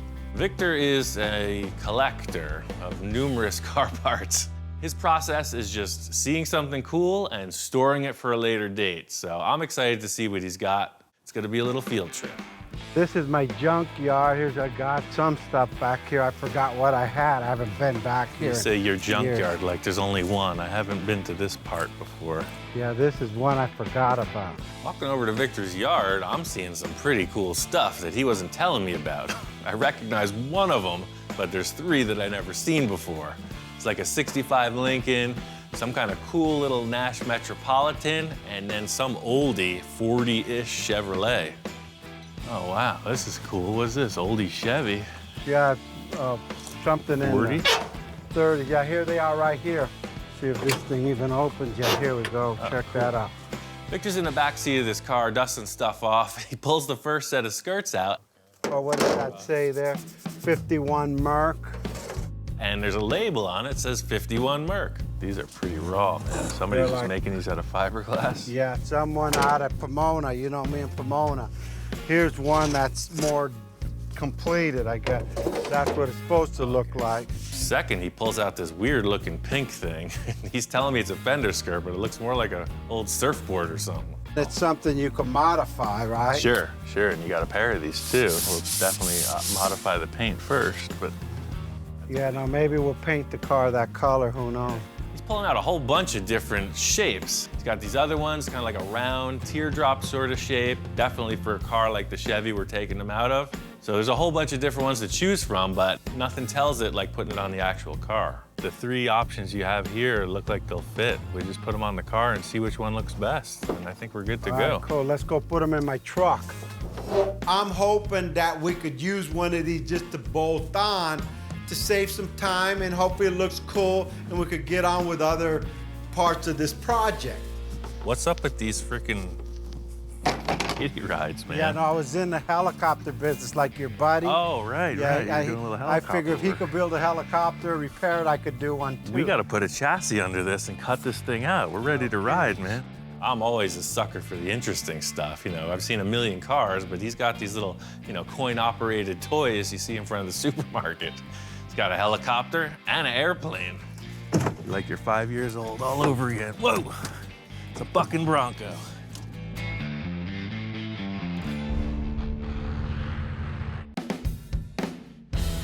Getting these skirts back in the shop, so we're gonna line them up, tape them on the car, and see what develops. Okay, this is it. Let's see what we could do with that. I don't know, what's your first pick? My first pick is the 51 Merc. All right, let's do it. Here it is. Do you have the magic? Yeah, the glue? application tape. Got the application tape. How about right there?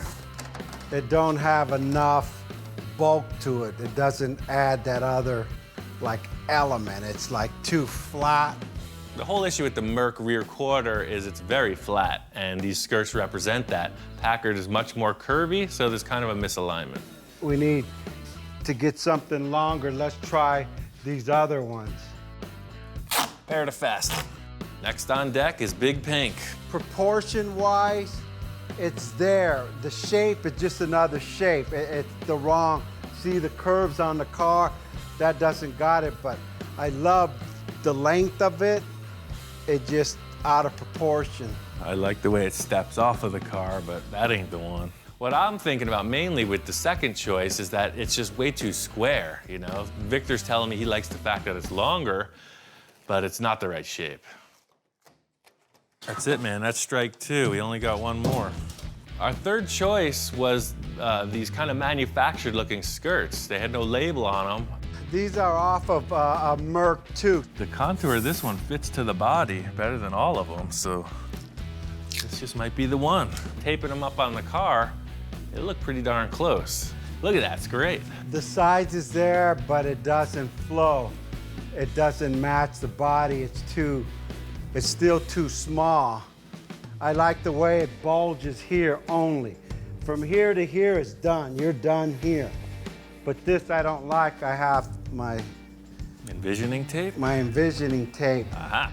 In typical Victor form, simply taping this skirt on the car is not going to be enough. He's got his other roll of tape, his envisioning tape, and he's starting to draw lines on the car. So what you're looking to do here is bring that 2/3, 1/3 proportion to the skirt. You want that to come right up to where the old trim line used to be. That's why they put it there, because that line looks best. I get it. That's cool. While Victor's here, I want to mock up the shape of the Fender skirts. Once we figured out the outside line of the skirt, it's just a matter of trimming the metal to fit and fastening it to the fiberglass. Victor's whole plan here is just completely covering up the old rear door. By having the skirt match up with the front door jamb, it's going to give the illusion that the two-door was always that way. Yeah, that's it right there, man. That's it. I think you're onto something. Victor liked the look of the skirts. I'm just going to replicate that in steel and get the car ready for bodywork and paint. This car's getting very close. The last few things are wrapping up. Victor's got his interior guy Lino on it. Yeah, Lino, he's done a lot of interior work for me. He's done 4 or 5 cars for me. Lino, right now we're designing the seat. They're off of a 62 T-Bird, and we've already molded them into the back seat of the Packard, and they fit perfectly. On the interior, I wanted to keep with the theme of something in the 50s, right? We're going Merc Eater, right? Lino, show me how that's gonna look. Okay, you wanna do some diamond tuck? Okay, good. Okay.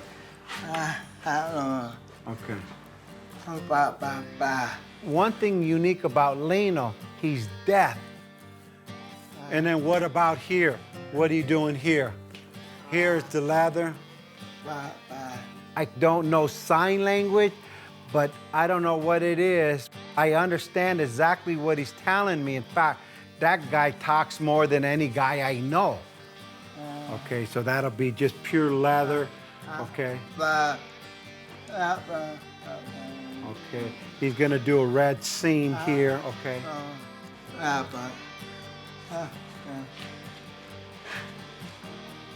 Okay, so it'll all match together, okay. Victor and Lino are kind of like the odd couple. I'm not sure how they communicate, but somehow they make it work. With Lino, he's the type of guys like Ian. The concept he was gonna do with my idea of the diamond tuck, and then he started showing me what he was gonna do on the outside and how he's gonna tuck it in, where the seams are gonna go. The guy goes to the next level. I said, you nailed it, go for it. Good, all right, that's good then, perfect. Now what are we gonna do with the front seats? Typical mode with Victor is use what you have, and he's got these seats. Okay, this seat is out of a 2004 Lexus Coupe. I've been through this before. When you convert a 4-door into a 2-door, you can't use the same seats. In a 2-door, they need to flip forward, otherwise nobody's going back there. This one, when you push the button, the backrest comes forward and the seat goes forward so people could get into the back seat because we closed up the back doors. Now, Lino, what are we gonna do here? Okay, first we're gonna cut off the old headrest because this doesn't go with the nostalgia of the old 50s car, so it's gonna be rounded off. Now, let me see what he's doing here. Okay, same thing in the middle. He's gonna do diamond tuck in the middle, and he made it proportionate to the seat. Most people will do big old diamond tucks. This guy put everything into proportion with the car. Look at how that's gonna look. The guy is good. He's just slow. When is this gonna be finished? I need this finished. We have such time constraints on this project just because it's Craig's birthday, and I wanted to give it to him for his birthday, not after. 1 day, 2 day. You hope? He hopes 2.5 days. I hope too, because if not, there won't be seats in the car. All right, good job. Hopefully, he could get this job on time. If not, Craig, he'll be sitting on a 5-gallon bucket.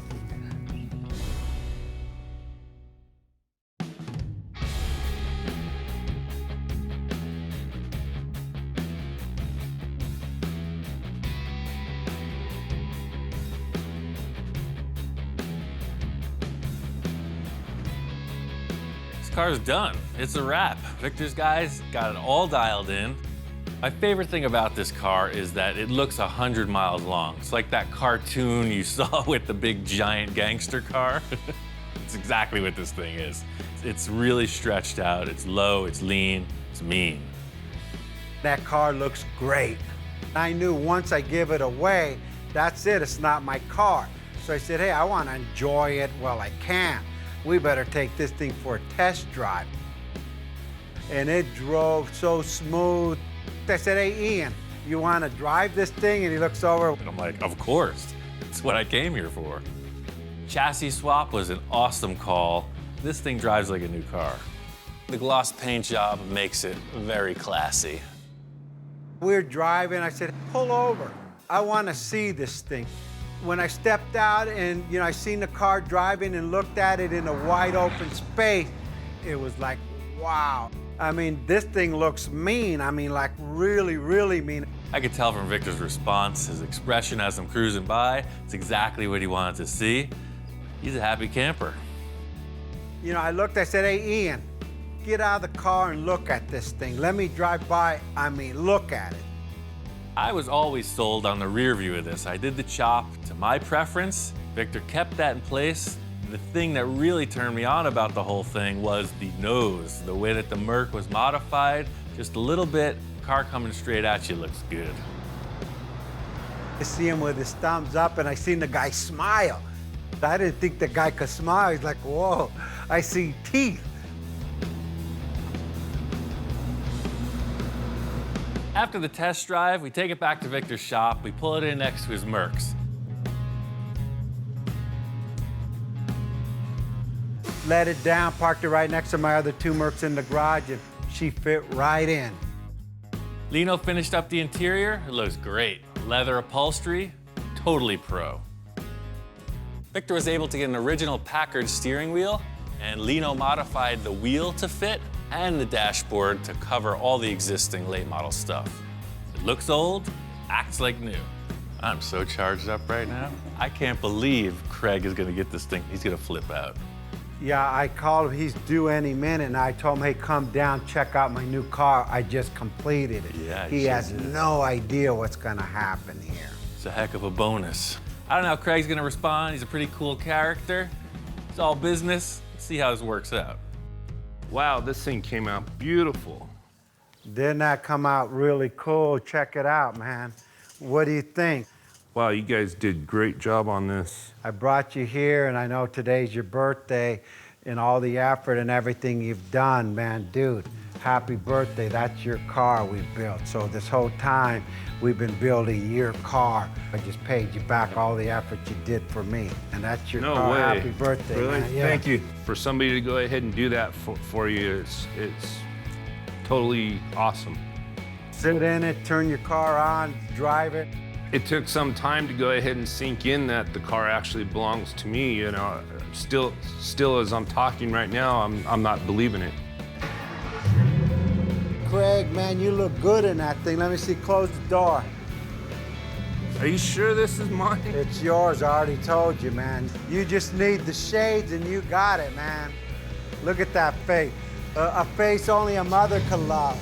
This car is totally awesome. And to even own something that Victor and Ian had built together, it just, there's no words that could describe it. It's priceless. I'm glad. The only car that I've ever given away goes to this man. And this just continues to inspire me for the next vision. And with Ian, anything's possible. Victor redoing this Packard is proof positive that nothing's ever finished unless you want it to be. He's got me thinking about a bunch of projects of my own that just might need a little refreshing.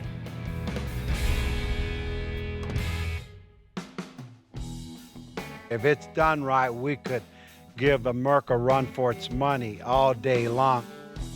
I see the Packard being a Merc eater, and that people are going to be buying up Packards throughout the United States. So if you have any money, start buying Packards. Is it a Merc eater? You know what? Let's be honest. There's nothing that's going to eat a Merc but another Merc. But hey, it's my car. I could say whatever I want.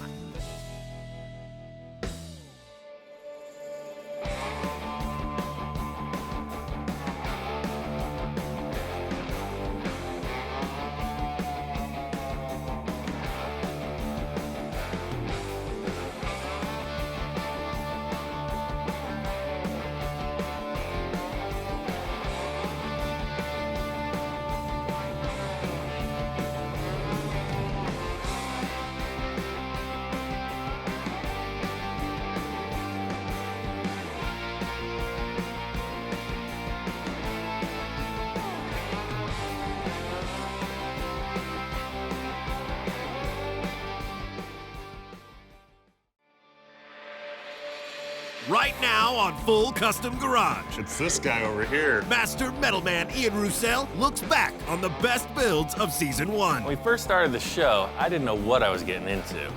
I got to do a ton of different projects, and I met a lot of really great people. He's just a guy that can take nothing and build it into something.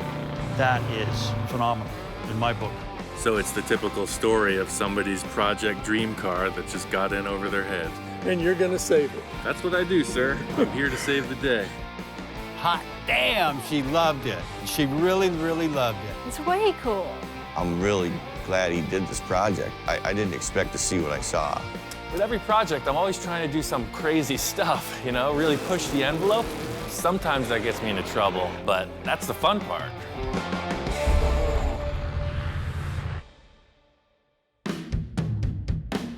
One of the first projects I did was for my friend Bill. We took his 1948 International truck cab and we put it on a modern roll-off chassis. Not the easiest thing to do, a lot of heavy metal. The truck needed to be wider to fit on the frame, so I started with the front fenders.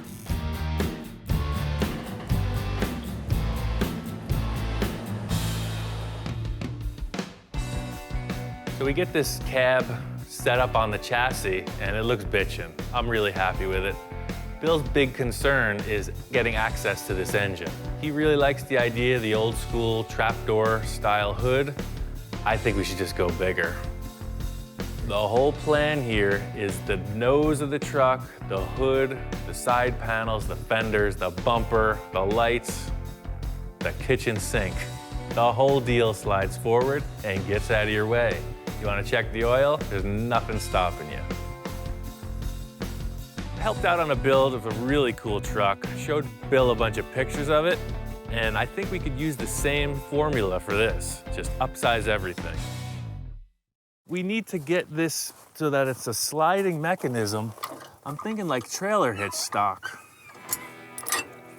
It's like, see how you got these two square telescopic tubes? Oh. If we just had some generic material. You know, I have some tube down there on the pipe rack that I want you to take a look at that might work for that.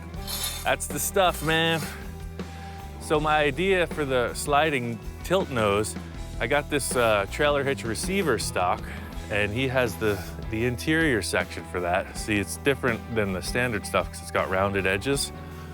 So it slides on there pretty nice. I thought I'd take the rust off, but that seems like it acts as sort of a bearing. So This will be incorporated to the truck frame, 2 of them parallel, and then I'll cut 2 sections of this off, and the whole nose will slide forward, and then there'll be pivots here. So it slides off of the front of the truck and then pivots up. It's a telescopic square steel tube. It's super strong. I have a feeling it's gonna work out perfect. Everything's simple in concept. That's the realm I thrive in. Making it happen's a different story. This concept needed a lot of fabrication on the understructure just to get to the mock-up. I never built a tilt nose on a truck this big, so I needed to see it in action. It's just damn heavy. That damn. Par for the course. All of this work, I finally get the thing ready to tilt, and it's stuck. Bill's standing right there. It's just perfect. It wouldn't move. It wouldn't move. And I went back to the, damn, it's so heavy, we can't do it. And I'm thinking, oh my gosh, now what? When you got 5 million welds, your percentage of some attaching themselves to the cab is increased, so in the end, that's what happened. The thing would not hinge open because it was welded shut. Like that. And it'll pivot up. Like that.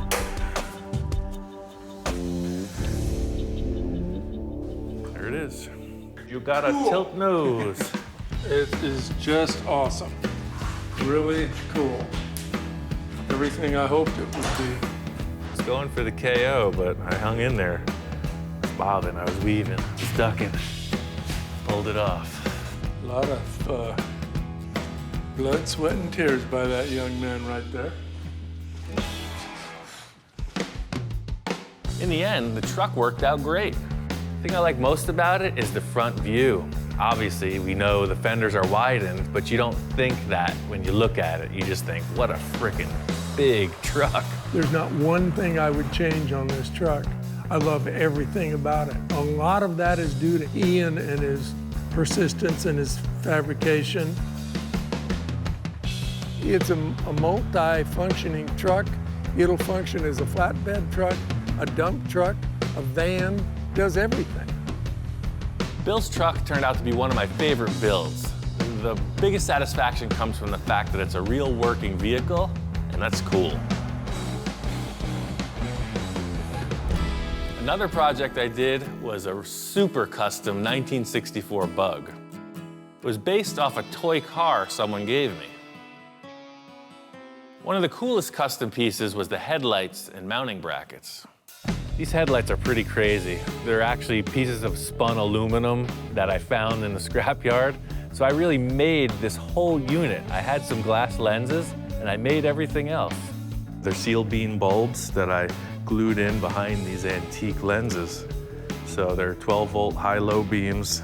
They look like vintage car parts, but they're handmade. Really badass. The other cool feature is the way they mount on the car. So it's a round tube, so they're adjustable up and down. You can move them in and out because you'll see when you steer, it's very close, like so. And when the hood shuts, these strange little shapes clear the hood. You could really see the difference when we pulled it next to a stock Bug. I really loved the stance and the radically chopped roofline. The thing I like most about the chop in the roof is just the radical nose-down look of the whole thing. At first, I was building the car for myself, but I listed it for sale, and that's how I met Mark. He became a good friend and a long-term client. Wow. That's crazy. Just crazy, man. My name is Mark Hayward. I'm from a little town outside of Vancouver, British Columbia, Canada. Thought we'd come all the way down to California and meet Ian and pick up that beautiful little gem we got sitting over there. Oh, man. But I fit. You're about 6'2", right? Yeah. Oh, yeah. This is gonna be all right, man. So this car here, I mean, I basically bought it sight unseen. It was just spur of the moment type of thing. Like I say, we corresponded on email, and he said, well, maybe you're interested in this Volkswagen I got. I mean, how could you not just taking one look at that thing? It's phenomenal. Not only did Mark buy the Bug, but he brought another project for me to work on. Oh yeah, I got something for you. I brought you something. Okay, I heard that there was a little treasure in the trailer. I got a little treasure in the trailer, all the way down from the frozen north. Whoa, what the heck is that thing? That's a 51 Henry J. Holy moly. Yeah. I don't think I've ever seen one. That's crazy, and it has no trunk. What kind of car doesn't have a trunk? We have lots of projects, both Viv and I, and I'll never get to them all, so it's like, okay, let's give one to Ian and see what he comes up with. And if it's anything like that Volkswagen over there, we're gonna get a pretty nice hot rod out of this. Seeing his work, you know, through the video, seeing the car now in person, yeah, I mean, I trust him 100%. I think it's just his creativity, and it gets down to his hands, and that's what he can fabricate and do. So, yeah, I have full faith in him to turn that project we just left him here into something. He's just a guy that can take nothing and build it into something. That is phenomenal in my book. When I first met Mark, little did I know I would be working on some of the craziest projects, and this Henry J was just the tip of the iceberg. Next, I got started on Mark's Henry J, and it was all about chopping the top. It got pretty technical, but I knew I wanted to retain as much of the rear roof as possible, so I started in the front and worked my way back.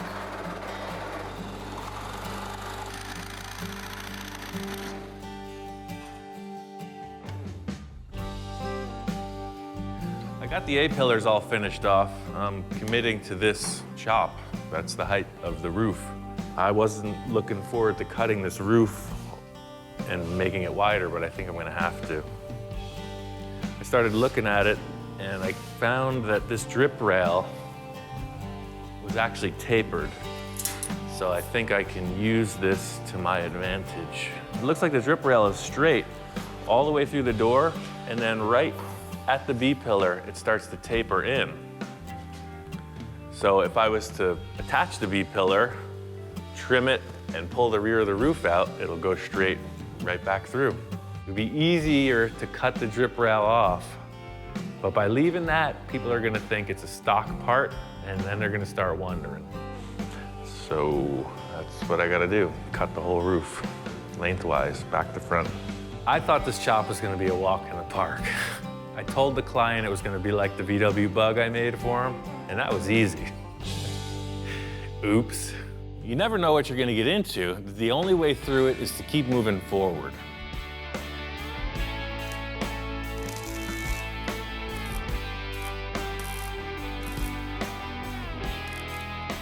So I'm just gonna cut up to the B-pillar.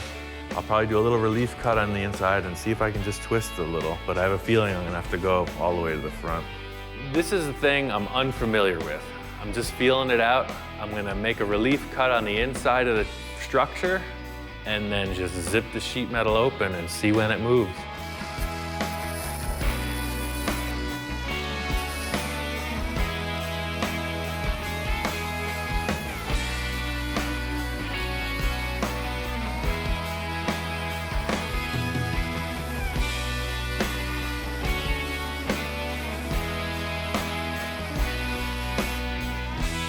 This is really delicate because in pulling this panel out, it could buckle the drip rail, and I'm really trying to make it look right. That's the hard part. It's gonna work. I don't even have to cut ahead of the B-pillar. I just put a trim on the back side of that structure, and this guy will pull right over. I really lucked out. Made a couple cuts, I pulled the thing, and it snapped into place like it was meant to be. Yep, that's why I get paid the big money. Pretty cool. The thing is, it looks easy because I just cut it, but I've cut a lot of cars. I know how these panels flex, and that's why I made this decision. I'm just gonna weld it on there now, like I meant to do it that way. The cuts in the roof turned out to be a lot smaller than I thought they were going to be, and that was a huge relief. From there, it was just a matter of filling in the gaps with sheet metal and finishing it off.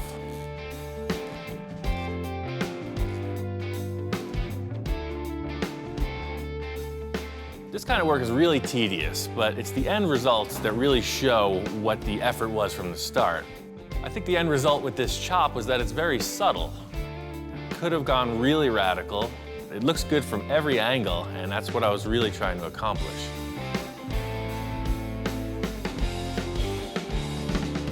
My friend Don, his wife Patty's birthday is coming up.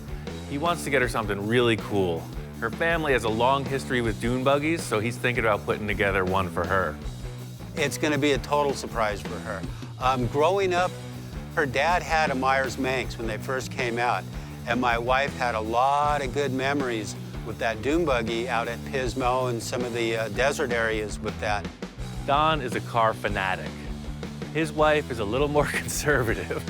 She's always wondering what he's doing over here. He's got 6 million cars. I think that this dune buggy might seal the deal. It might win her over to our side. It's just going to be epitome of driving around in something cool, you know, especially done by Ian, because he's so creative. Ever since I started this project, I've been thinking about the engine. Searching around at Don's, as usual, he's got so much stuff. I find an electric motor for a forklift. Just in a pile of parts, you know, there's this electric motor, there's a bunch of switches, speed controllers, just electric stuff. Just got me thinking. I mean, an electric dune buggy, nobody's got that. A lot of my ideas seem pretty crazy at the time, but actually pulling it off is the big challenge, you know? It's almost like there's a Jekyll and Hyde scenario. I had to make this electric motor work with the Volkswagen transaxle. I tried to make the simplest possible coupler. I used an old clutch disc and just welded it to a couple pieces of tubing. That fits the Volkswagen transaxle. What do you think about that? It's gotta work. I'm going off the standard VW gearbox, so it has a neutral, which is perfect. I don't have to worry about the tires spinning. So it's kind of a safety mode. I'm just gonna hook up the motor and run it, see what happens with no stress on it. It's such a bummer. It seems like anything that can go wrong will. This electric motor spins the reverse of what a Volkswagen engine does. That means we have 4 reverse gears and 1 forward gear. It's in reverse now, which will make it go forward. It's something I need to figure out. Yeah, there it is. I'm not gonna get caught up in the fact that reverse is forward. Sometimes things go sideways for me. It's still gonna move. First gear is here, and then second gear. The electric motor was only gonna spin one way, and that was backwards. So I put the car in reverse, and I made 4 different voltages that spun the motor at different speeds. And then with 4 batteries, you'll have 4 gears. Should go 1,000 miles an hour. I finished it up, painted it, and took it for a quick test run before I showed Patty.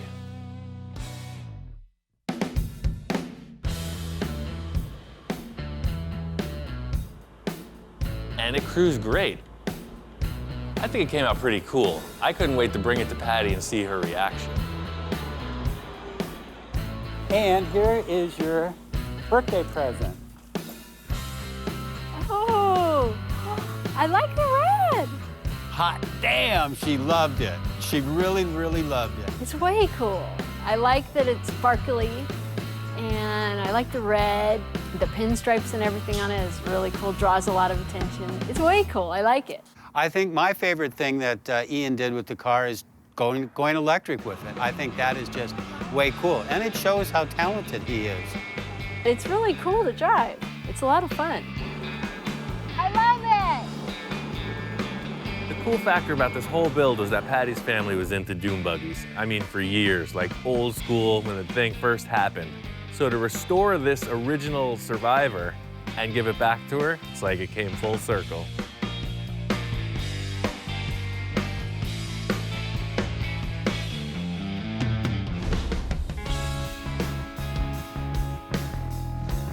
We're in Ventura, California. It's the Chopper Fest. Just looking around, see what's happening. I got a couple ideas of a bike I want to build, and I'm just seeing what's out there. Seems like the bike world's taken a couple turns in what's popular with style. For me, the 60s, 70s, the chopper thing that was going on is really the core of it. A big part of the chopper scene were these straight 4 engines, Hondas, Suzuki's. Denver's Choppers was building frames for these kind of engines, and I just think it's cool. I want to take that element of a really long bike, but make it a 3-wheeler.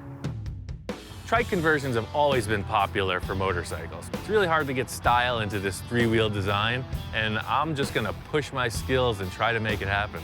This project was all about the look, so once I got the engine and frame kind of figured out, it was really all about the seat and body shape. This bike has a solid rear end. It's a rigid, it has no rear suspension. I need a comfortable seat. I was looking around for seats, motorcycle seats, horse saddles, wheelbarrows, anything. You know, it just occurred to me, I've been sitting, working for 10 years, 8 hours a day on this freaking work seat. I think it's perfect.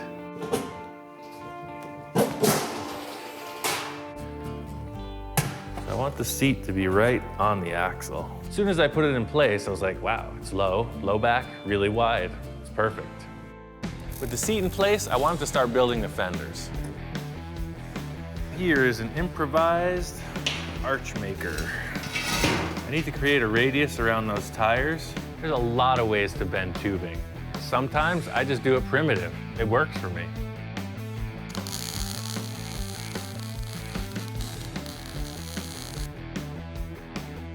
Weld the end, flip her over, and roll out the barrel.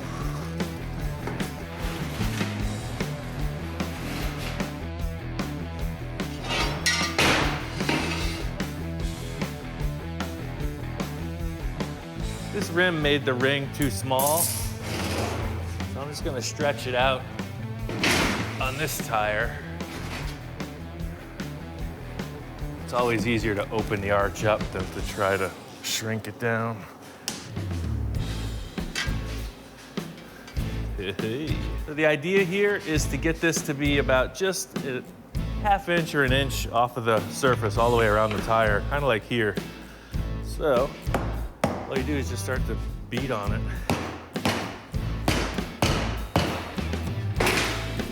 It's right about there. This puts an even ½ inch perimeter all the way around.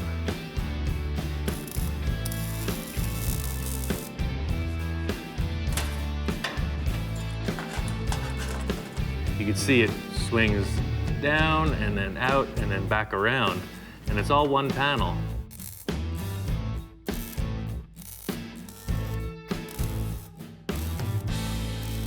In the end, I'm gonna paint these fenders so they look like some kind of a carnival freak show. I want it to look like you're locked in on some kind of a wild ride.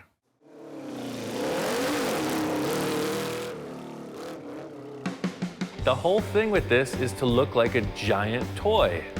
It looks like a big wheel. It's one thing to think about a project, but to see it right there, it's great. It's what I live for. It was fun to take it to the Born Free show and see that other people were digging it too. Hot rods are a purely American thing. They started with early Fords mostly, 20s and 30s Fords. As I understand, GIs came home from World War II, and they wanted to go fast. These were made from cheap cars that were just sitting around, just waiting to be hot rodded. These cars are really desirable. They're making fiberglass reproductions, all steel reproductions, so to find an original surviving all-metal body, that's the best starting point. Ian and I have been friends for a while. We've worked on several projects together. He gets excited coming over here to see all the projects that I have. I like things a little more simple, and Ian's way more creative. This is like ideal hot rod material. It's a little bit too far gone if you needed to restore it. All the mechanical parts are junk, but for a hot rod, this body is really good. One of the more unique things of this build was the roof. Every Model A has a hole in the roof. Can't get around it. One of the cool factors is it really gives you an opportunity to kind of make your mark. I've been looking around all over, trying to figure out what's gonna be cool. Don's got a bunch of van roofs, he's got car hoods, car trunks, all kinds of stuff.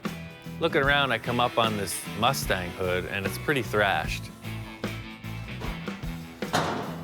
This is a '69 Mustang hood. The car got wrecked.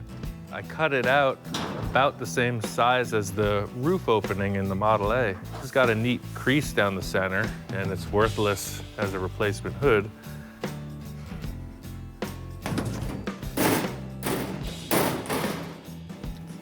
The contour fits, and it's got this cool little detail in the roof. The selling point to me was the ridge in the hood. The ridge in the hood immediately made me think of a 50s trick where they would put these little air vents in the roof of the car. So that's really what I was hoping to do. I mean, I already had this thing built in my head.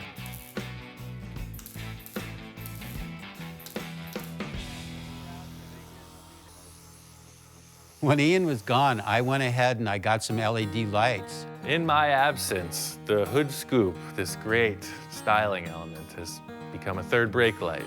Very interesting. I like the practicality of the safety part of it because the car sits fairly low, that I think that's going to work out really good. He wired some wires up through the body, and he put these LEDs inside. In the end, it's all about craftsmanship. You know, that is a very custom third brake light. Oh, look at that. Boy, somebody will see me for miles away. Perfect. At the end of the day, Don was really happy. He's got a cool hot rod, and he loves to drive it. I'm really happy with the way this whole build went because the car is easy to get in and out of. It's a nice car to drive. It handles well, it corners well, it stops well, and the wife can get in and out of it well. I'm just so tickled. I mean, I couldn't have asked for anything more, or a person of Ian's caliber to help me with my own personal project.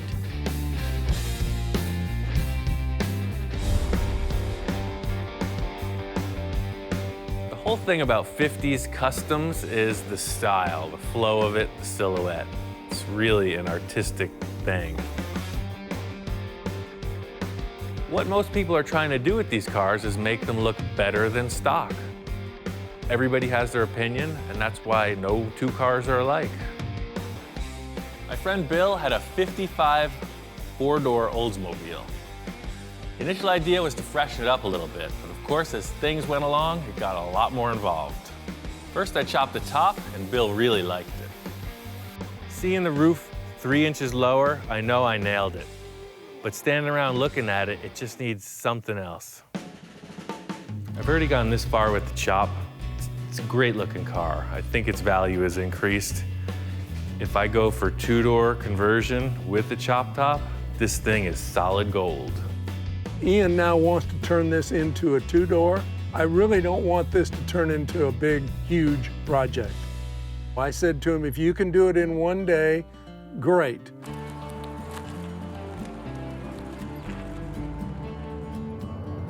On our way out to Riverside, California, found a guy who's got a '55 Olds.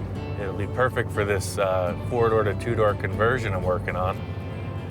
Hopefully he's got the parts we need. Right on, I think that'll work. He had all the parts we need. We were able to cut off the backside of the door pillar and get the two doors, and also scored a new bumper.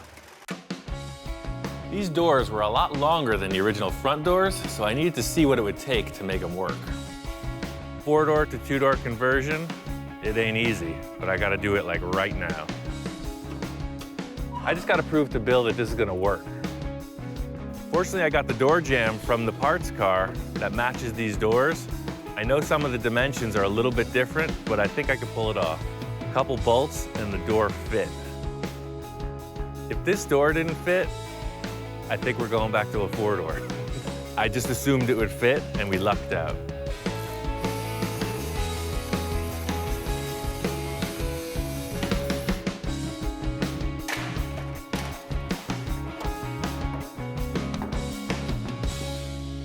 I used the stock rear door to complete the quarter panel, and Bill and I decided on a two-tone paint job.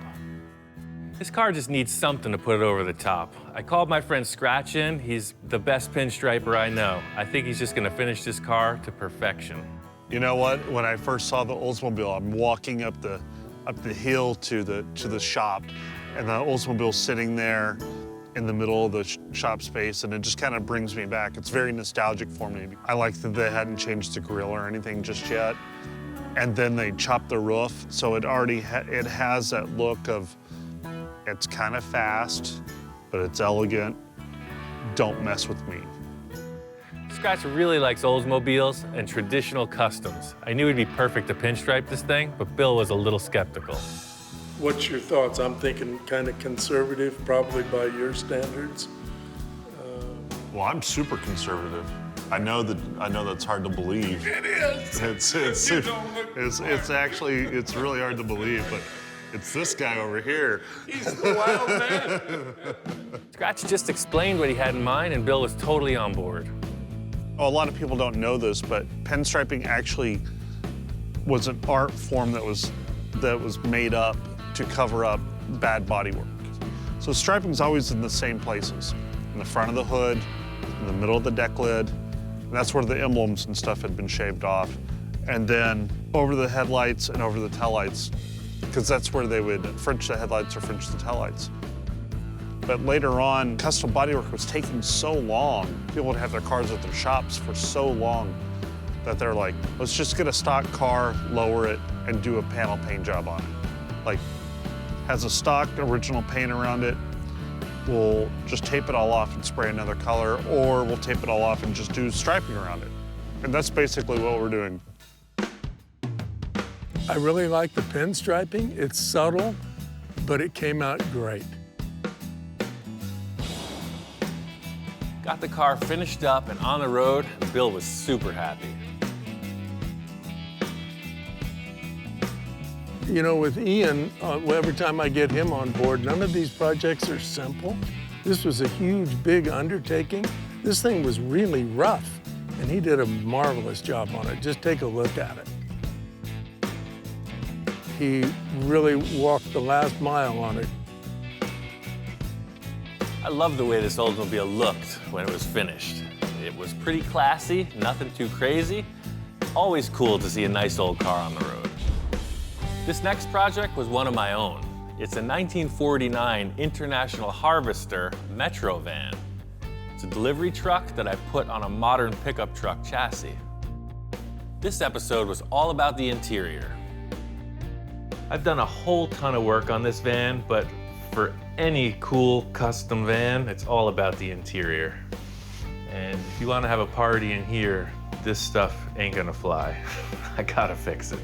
The thing I like most about this, it's just funky. You don't see them. I've had VW buses since I was 15. I've always loved them, and this is like a big brother to a VW bus. It's like the next bigger size. It's able to tow. It has a good V6 engine with a manual transmission. It's the same idea as the VW bus, but rarer and cooler. My whole concept with this is like a dual-purpose vehicle. During the week, it's a work truck, and on the weekends, it's a play vehicle. I want it to be able to convert from work truck to camper pretty easily. I called my friend Bob to give me a hand. Ian's working on a project, and he said he could use my help, and so I thought he'd come out and work with him again. Every time I get the opportunity, I'd love to come out. This is the start of the rear deck. The whole idea is these panels are gonna fold up and become the walls of the van when you're in work mode. And then if you go camping or whatever, this is actually a big mat. It's a big bed you could sleep on.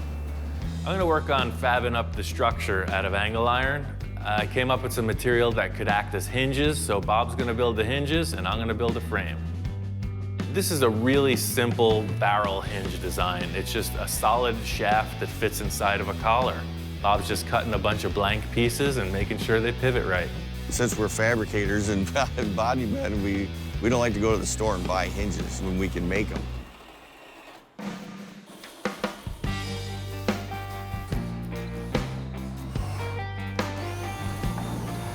I need some material for the walls. They're gonna be upholstered. I had a couple acrylic sheets, plexiglass. It'll work perfect. You could use pretty much anything. It's gonna be covered with vinyl in the end. I just cut it to fit and put a couple screws in it. What do you think, man?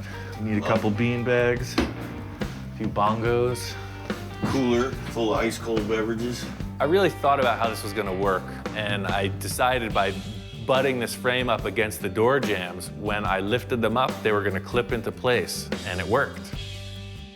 I'm really enthused about getting to work on it, and I'm really glad he did this project, you know, for himself. You know, it's something really, really nice. The van's together. I got the airbags in, it's a driver. The big secret it's hiding is it's my old work truck. It's a 1988 GMC pickup truck. From the radiator to the gas tank, I modified the whole thing and put this international body over it, so it drives like a modern vehicle. It's got a Vortec V6 with a manual 5-speed. Airbags all around, it's a bitchin' ride. I chose this kind of oxblood color vinyl for the interior because I just thought it would look rich. You know, the exterior of the van is pretty mellow, but when you look inside, it's pretty special. I spent a lot of time on the structure of the fold-down walls. I wanted them to be very usable, so this whole hinge and steel mechanism I came up with has proven to work well. The whole concept with this van is its usability. You know, it's not a show car. So the back is set up to load and carry whatever, or you can hang out in it. That's the whole idea with this. It's a utility vehicle. I still have this van. I'm kind of glad I didn't get rid of it because my friend Rich Evans is going to use it for his vintage flats paint company as a display vehicle. One of the craziest projects I did in season 1 was for my friend Victor. He wanted to make a custom bubble top for his 1962 Thunderbird. I'd never done it before, and creating a bubble that big turned out to be really difficult. In order to do it, I needed to build a massive oven in order to heat the plastic. Big challenge trying to figure out how to heat this thing up. I'm just hitting walls with it. I'm talking with Victor about it. And he said, well, we need some igniters or elements. I said, I got some perfect elements. Let me just finish cooking my steaks. I guess his family barbecues a lot. You know, they have big family events, go on vacation. They do a lot of motorhome camping. And they got these 2 huge commercial barbecue grills, and he thinks that it's gonna make it happen. Victor and I share a lot of the same characteristics. I think this barbecue thing might just be too much. He's convinced it's gonna work. All I have to do is prove it. Each grill has 2 propane tanks, so we'll have 4 5-gallon propane tanks, which should be plenty of capacity. As long as these guys get that volume of air warmed up, it should work. All you can do is try. We're either gonna have the right amount of heat or not enough. We'll see. They make some heat. Let's put the lid on. In keeping with the low-tech approach, I've got some plumbing pipe, a simple gauge, and some air fittings. The idea is to just create a controlled air source to inflate this thing. Target temperature for this is 375 degrees to get the plastic that hot.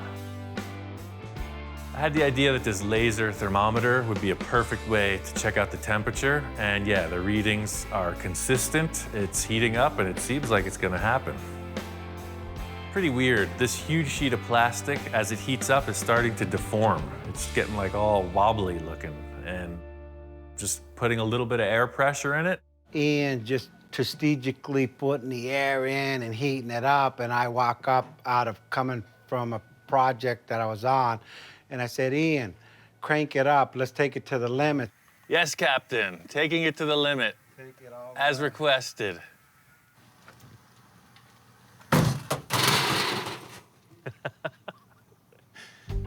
That didn't work. Shut her down. I turned my head for a second, and it was like, what was that? Within 2 minutes, the thing started tweaking and blowing, and I could see the look on Ian's face, like, what the hell did you make me do now? Shut everything off, it's gonna melt the plastic real bad.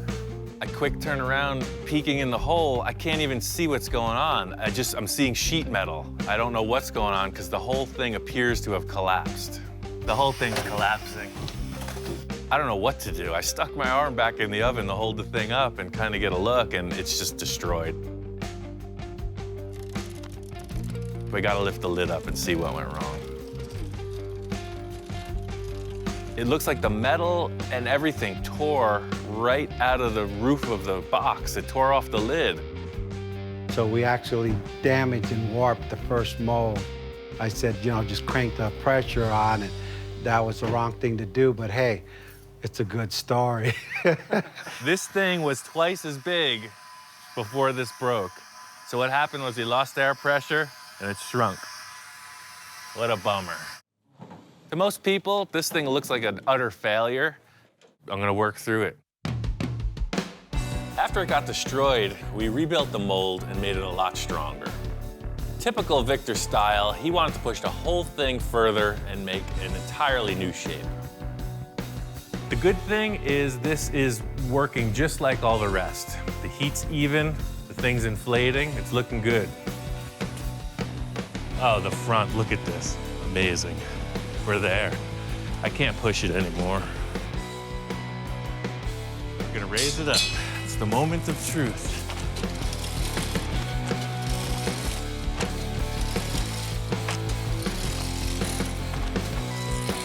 Oh, we got it, man. Look at that. Yeah, see, that's what I was looking for. Everything looks great. It's back into shape.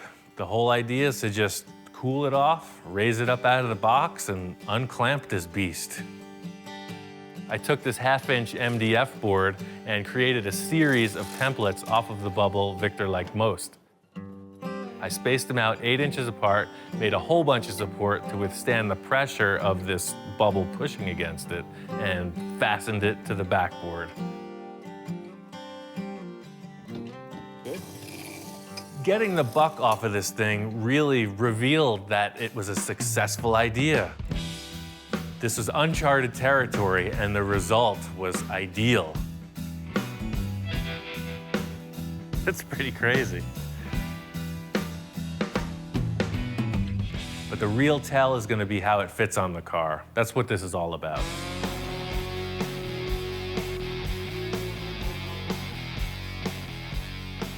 This car has been in the works for a long time. It is a concept car. It's gone through so many phases of development, and now to have it finally wrapped, I'm stoked. The car came out amazingly beyond my expectation. On the bubble top, the interior, this is a total custom build. The bubble top is next level. The car is, like I said, a piece of art. I mean, the car is a masterpiece. I saw Victor pull in the driveway with this thing. I was like, get out of the way, mister. I want this car. Well, Ian, when he came in and seen it, all of the ideas all came together, and he was impressed. The thing drives up, and it looks like a spaceship. I wish it didn't have tires. You open the bubble top, and the interior is just going off. There's all kinds of crazy stuff going on in there. I'm ecstatic. He's ecstatic with it. Everything flows just perfect. The first season was a ton of work, but I'm used to that. The thing was the great unknown. We just threw it out there to whatever might come in the door, and it really was a great time.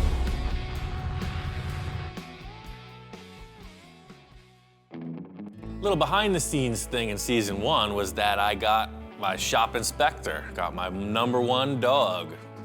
Think you can have a snack and then just mosey on out on your own accord? I was super nervous about having some kind of responsibility, and it's turned out to be a really fun time. The coolest factor about having the dog on the show is that that's reality. It's really just him and I hanging out in the shop. Hey, you're not the center of attention. This is my show. It's like baby pictures, right? You can sit here and boast about your accomplishments forever. But, you know, it is what it is. He's pretty damn charming.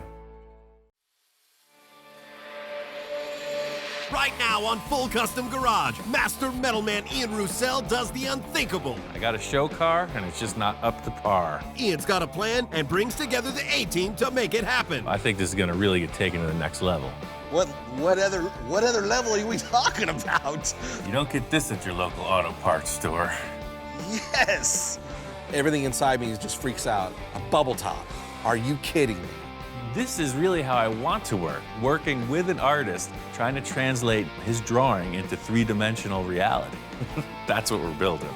Awesome. It's way more challenging than just restoring a car. And then another heavy hitter joins the team. There's a new kid on the block. Dude. I called in Eric for a reason. This is the zone. This is the Super Bowl right here. He likes the crazy, so he's come to the right place. But as the guys get into it, things don't go as planned. I'm looking at it and I'm like, that's gonna be hard to make. And now I see this little bit of fear in his eyes, and I'm like, oh man, now what do we get ourselves into? I am here. This is my car. We are going forward. You'll hear all this banging and clanging and bending and like, and then he comes back over. All right, we're good, we got it. We're raising the bar now. I'm seeing this as probably the biggest challenge in my career.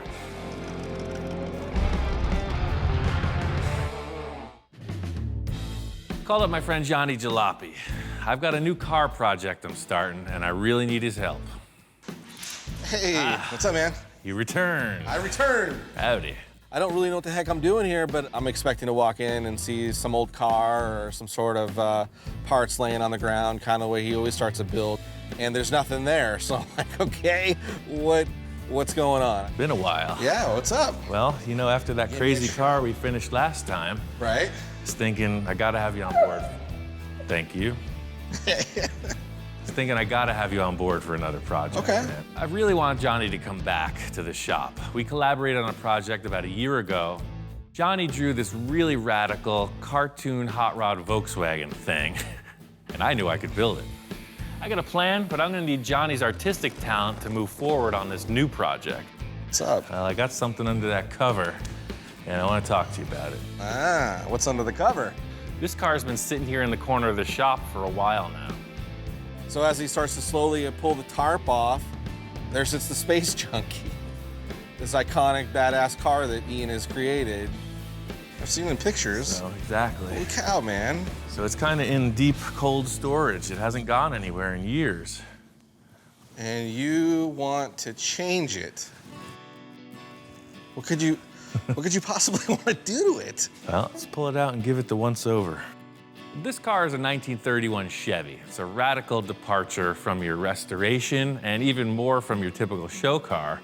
This was a really intense build for me. It was really a workout on my skill level regarding bodywork and fabrication, and I'm ready to change it up. Like anything else, you get used to looking at it, and that's why I wanted some fresh inspiration, because I think you got what it takes to bring it to the next level.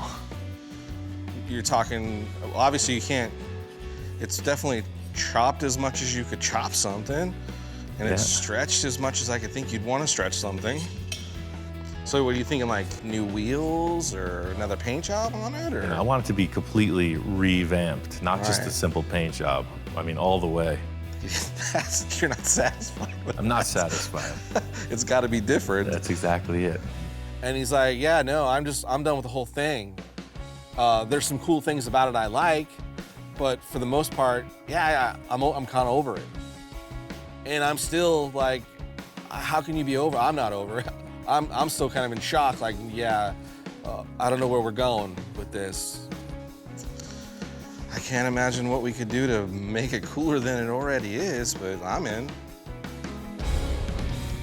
I've got Johnny here, and I'm slowly easing him into the idea of redoing Space Junkie. My background is in VWs, and the way that car is put together is it's like a rolling chassis with a body capped on it. So I built this car in that same vein.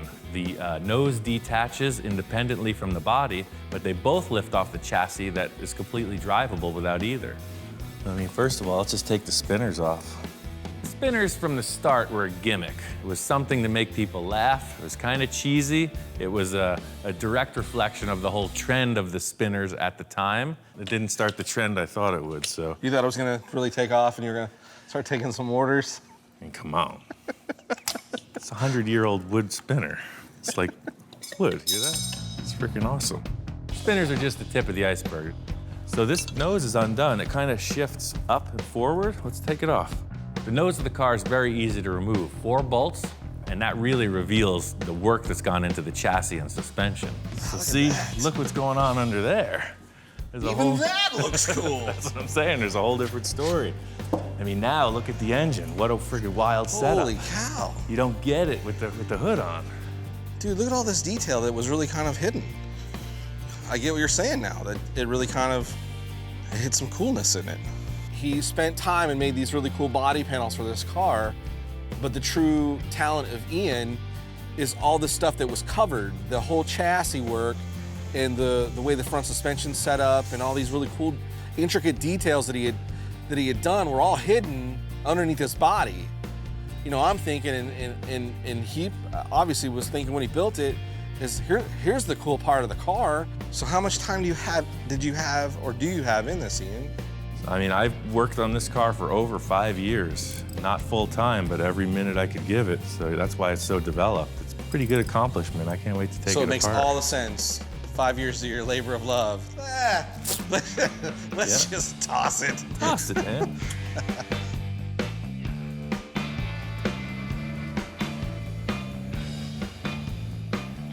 Once I pull this body off, I'll be able to explain my plan to Johnny. The whole deal was, from my thought process, I wasn't really leading you on until you saw it like this. I think we're working with this part, not that part. That's comforting, because I'd hate to see you cut that apart. That's a keeper. This is what we're gonna freak out on. Okay. From the start, I could see the concern in Johnny's eyes. You know, he doesn't want to cut this car up, and I kind of don't want to either. So seeing that it's a blank slate is a great relief, and I could see he's starting to think good stuff. You literally put anything on this. That's what I was thinking, man. Or just start fresh. When he pulled the body off of the car and there's this chassis just sitting there, my wheels started spinning. I'm like, oh wow, there's so many things you could do with that. So I'm like, well, let me sit down inside the thing and kind of get my head moving. And so I sit down in the driver's position, and you know, I'm starting to see, oh, this is really cool. This could be anything. I think I'm starting to get it, man. Right. It's a bare slate. You can do whatever you want. Absolutely. So this is really where I thought you could start your brain work from, but I have one more piece that's going to give you the hint. I think it's going to tip the scales in my favor. That car will be a vague and distant memory. All right, so you don't get this at your local auto parts store. Check that out. Yes. He comes walking in, and it's a bubble. And everything inside me just freaks out. I'm like, oh man, a bubble top. Are you kidding me? Dude, bubble top. I made that other one with my friend, and what nobody knows is I made 8 of these, and this is the biggest one. I saved it for myself. Dude. Went on this bubble top adventure with my friend Victor. He's got a really radical bubble top T-Bird. While we had the oven set up, we made a whole bunch of different sizes, and I got to keep the biggest one. This is what we're using. Let me put 2 sticks here. Let's put it on, then you'll know what I'm talking about. Yes. Okay, we're raising the bar now. Some of the most iconic hot rods, you know, the Ed Roth built were bubble top cars. You know, this is amazing. I'm gonna get to be a part of something that could be crazy. I got this bubble stored away for about a year. I've never seen it on the car, and now it's the time to check it out. Look at that. Dude. That's pretty ridiculous, huh? Right off the bat, we set it in place, and I knew these two were meant to be together. So, you have a chassis, you have your bubble, but wait, there's more. What? I got one more piece to this pie, one more slice to the puzzle, and that's these quarter panels from a Ford station wagon. It looks kind of loose now, but you see you got a pretty cool body line, and then the details of where the lights come in the back I thought was pretty neat. Yeah. So, and it's got those cool iconic little pod things in it. Exactly. Again, that goes on with the pods and the circles. Right. My concept as far as this project goes has ended at this. That's why I wanted you to come by here. Okay. It's like you got your bare essentials and just roll with it, man, whatever you think. I'm up for the challenge of building whatever you can dream. And bubble tops are my favorite. Yeah, and that's a pretty substantial yes. freaking dome. The challenge is now we take all these 3 elements together and we come up with a cool design. I could probably pretty much put anything on paper, and the dude's capable of doing it. I'm seeing this as probably the biggest challenge in my career. I'm like a prize fighter without the prize, waiting for his match. As soon as he lays down the drawing, it's on. Ever since we mocked this thing up yesterday, I can't stop thinking about the car.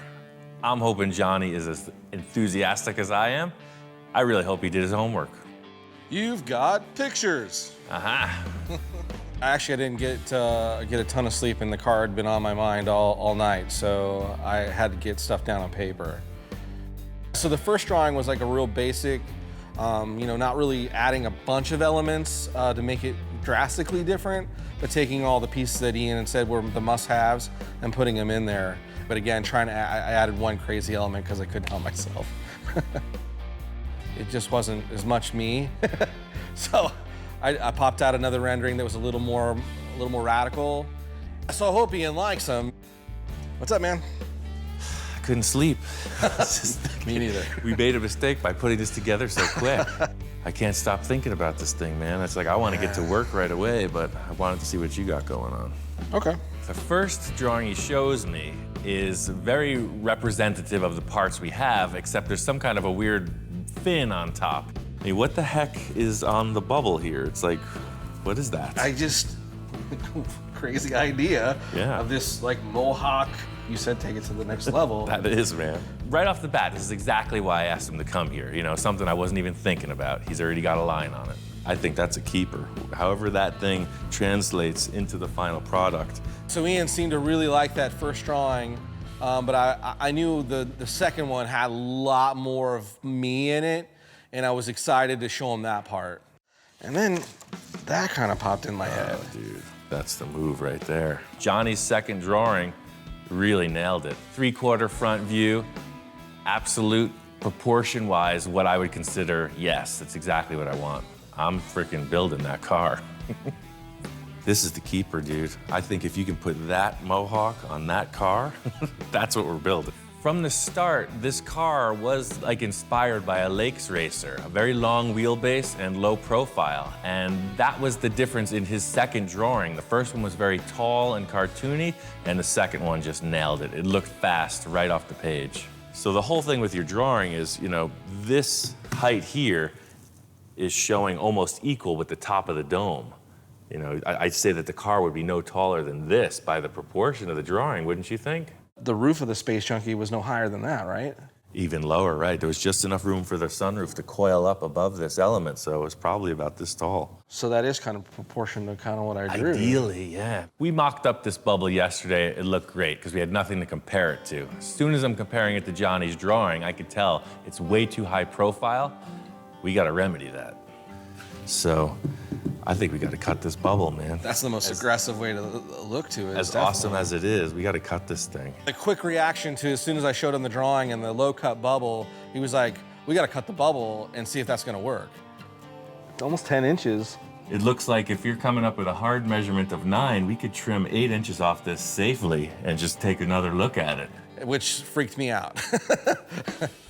Are you cool with cutting your big giant bubble?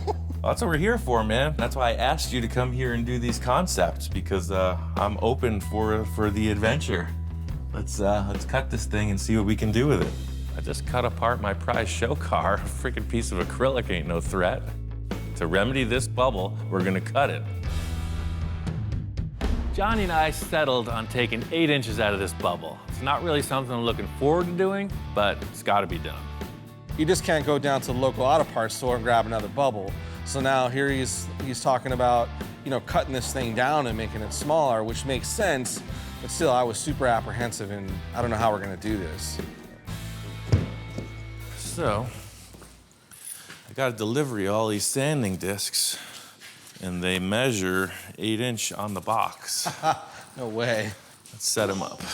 Typical like machinist layout thing would say you have a base plate, you're gonna measure vertical, and then across to whatever it is you're gonna scribe on. And that's really what we're doing with the floor. We got a base plate, we got a couple risers, and a couple cross beams, and we're gonna trace off of that. This is high-tech stuff, baby. So the idea is, see, you have a bar, and it's always gonna be 8 inches all the way around. So it's always at the same height. Exactamento. For me, I've drawn lots of stuff with straight lines, freehand, and I can pull a pretty straight line, but I'm going, man, thinking about trying to draw a straight line completely around that bubble and make it symmetrical was crazy in itself, but he was like, yeah, no problem. This is what we'll do. It's pretty precise. Yeah, that's what I'm saying. It's freaking rocket science, baby. That's awesome. So that's a very big trim. Look how much less of a dome it is. The main reason I like this bubble because of its massive proportions. And just raising the bottom perimeter 8 inches shrunk it down almost in half, it seemed. You see how much plastic we're losing, you know? It's a very small bubble now. Right. I don't want to say a quarter's been taken off, but maybe it's a fifth of it taken off. It definitely doesn't look as dramatic back here, but this is a lot of real estate. Yeah. There's 2 things we're trying to accomplish, and that is fit it between the rear tires so we can have some body work in there, some steel, and make it as long as the chassis is from the firewall to the rear edge of the frame.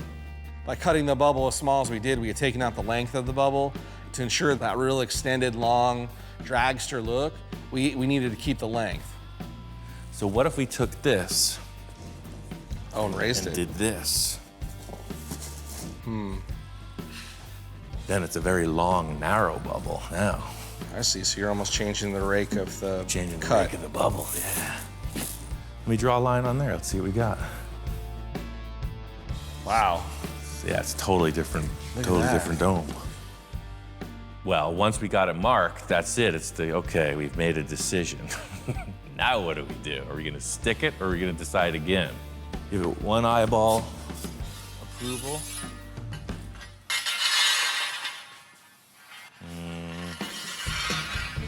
If we mark it wrong and commit to a cut, you can't uncut it. It's very delicate. It's a one-time deal. And now I see this little bit of fear in his eyes, and I'm like, oh man, now what did we get ourselves into? The only way to figure it out is if we do it, right? So Yeah. it's like getting I'm in. married. Let's do it. You can't fake it. At that point, I was like, you know what? I could either sit back and be afraid of it, or I'll follow along. You know, I'll put all my faith in Ian that he knows what the heck he's doing. And I was like, yeah, I'm in. Let's do this. Let's cut it. I got your back. So he starts going right into the bubble, and those first couple noises into the bubble, I'm like cringing. Oh man. I was super focused on my work. A lot could go wrong, but I could feel there was tension in the air. It's nice to let your teammates know that you got this, that it's a sure thing, but that's not the case here. I told them we're gonna cut this thing, and I really have not done it this way, so hopefully it works. He just kind of proceeds to pierce his way every couple inches. I was surprised to see how easily this thing cut. I was all the way around, and it's like, hey, it's showtime. The cruncher. I felt a disturbance in the force. So let's try this. Grab under. Raise it up. Is that right? Lift up. Are you still attached there? And we can't put any torsional twist. Boom. It's perfect. Sure enough, he grabs one side, I grab the other side, and it pops right off. Super clean cut. It was crazy. There it is, a smaller, better bubble. It was a relief to have that thing cut through without any issue, but the other point is moving it. We're gonna have to make a base plate for this to support it before we can put it on the car. I want to see it, Ian. So let's not. Yeah, I let's don't want to put it break on. it, my man. I hear you. That's what it's about. Come on, let's do it. My first thought was we have to reinforce this because we got through the first challenge. It could crack at any time. Johnny's so amped, he's saying he needs to see it now. I'm like, forget that, let's just put it on there. Ready? If it breaks, it's your fault. If he dies, he dies. I'm jonesing at this point. You know, we've gone this far, he's cut the bubble. I just want to see it on top of that chassis and see if we've made the right decision. It's gonna be okay. Look at that, it's still too tall. We're getting there. We put it on and it was good, but I'm looking for great or even greaterer. So, looks good. We're gonna try one more thing. So I think the front of that bubble needs to come down right to the bell housing. That's just a simple little firewall I made.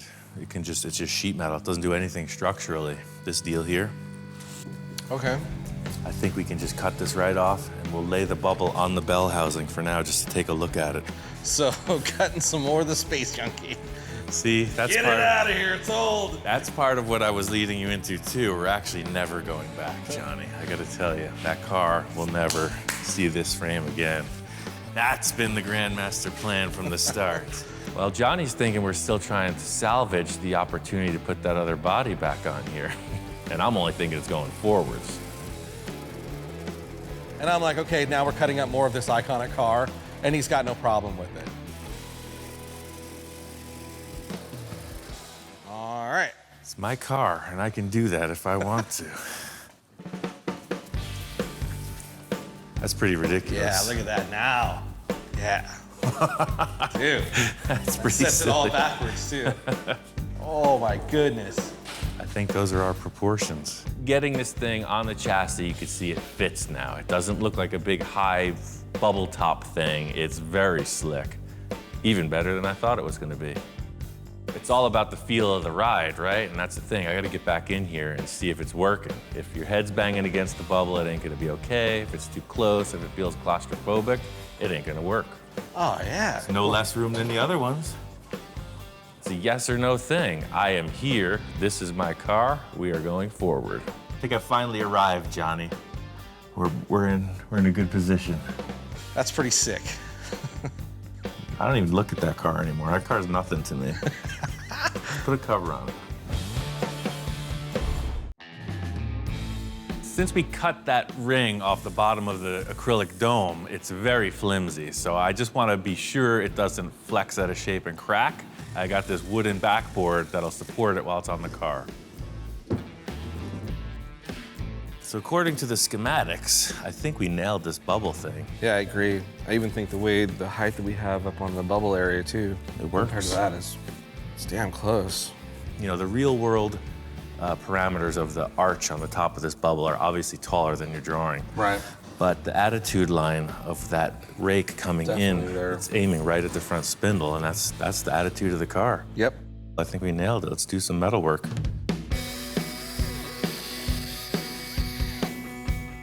We're trying to make this tire appear as big as possible, you know, up over the edge of the quarter panel, and that's really it. Just cut and trim until it looks right. So we're close. We gotta take this whole wheel arch off now, too.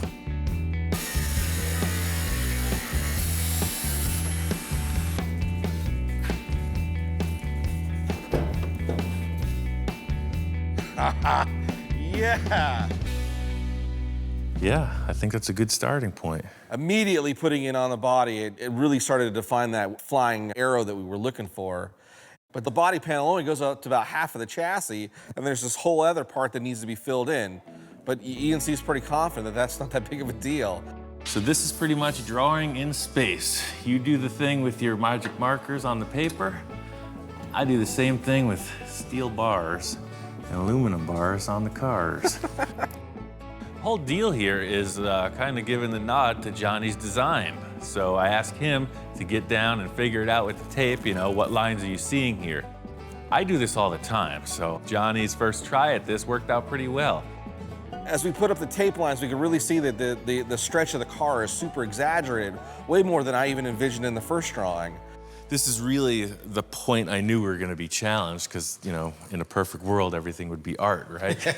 So, yeah, I just draw it and it's done. Just there. So I think that's being the cue, style-wise, of how we're going to take this thing and represent that feeling. It's obviously going to be like that drawing was pulled and stretched. Right. So I think we're going to have to stretch all those lines to kind of give it the same vibe. I'm digging where it's going. Yeah, it's really starting to evolve. Yeah, for sure. That's the thing. I wasn't thinking dragster at all until we took this body off, and now all of a sudden you could see it is. It's like a slingshot dragster show car bubble thing. And the next thing I know, he whips out a picture. See, the whole thing I was thinking about now, and looking at this, it's starting to represent more like the dragster feel, you know? This is like a hot rod, but stretched out, and that's exactly what's happening here. So somehow, you know, the proportion has to mimic. Kind of the way this is wedging. Yeah, right, it's a total wedge, you can see. I'm digging it. And then we really start comparing that photo with my drawing, and then here comes the next challenge. Anything goes at this point. If you can come up with a concept for that missing piece of the body. Well, I got my stuff here. I could... Yeah, I mean, whatever you can think. I'm gonna cut that other corner panel and get it mocked in place. Let that be a little flavor in the stew. I got the artist in the house. I might as well just keep him working. Through this whole journey, you know, Ian's kind of played this whole game of ping pong with me, where he comes up with an element and then he's like, what do you got? So it's interesting to be working on his level or playing in his game and going back and rehashing the same design over and over and over again and try to really get it down to a defined ending is totally different for me, but it's super exciting. Johnny's getting busy doing his drawing. I'm gonna get busy doing the metal stuff. I want to finish up these quarter panels and get them in place. Maybe have a symmetrical look of what the whole back of the car is gonna be.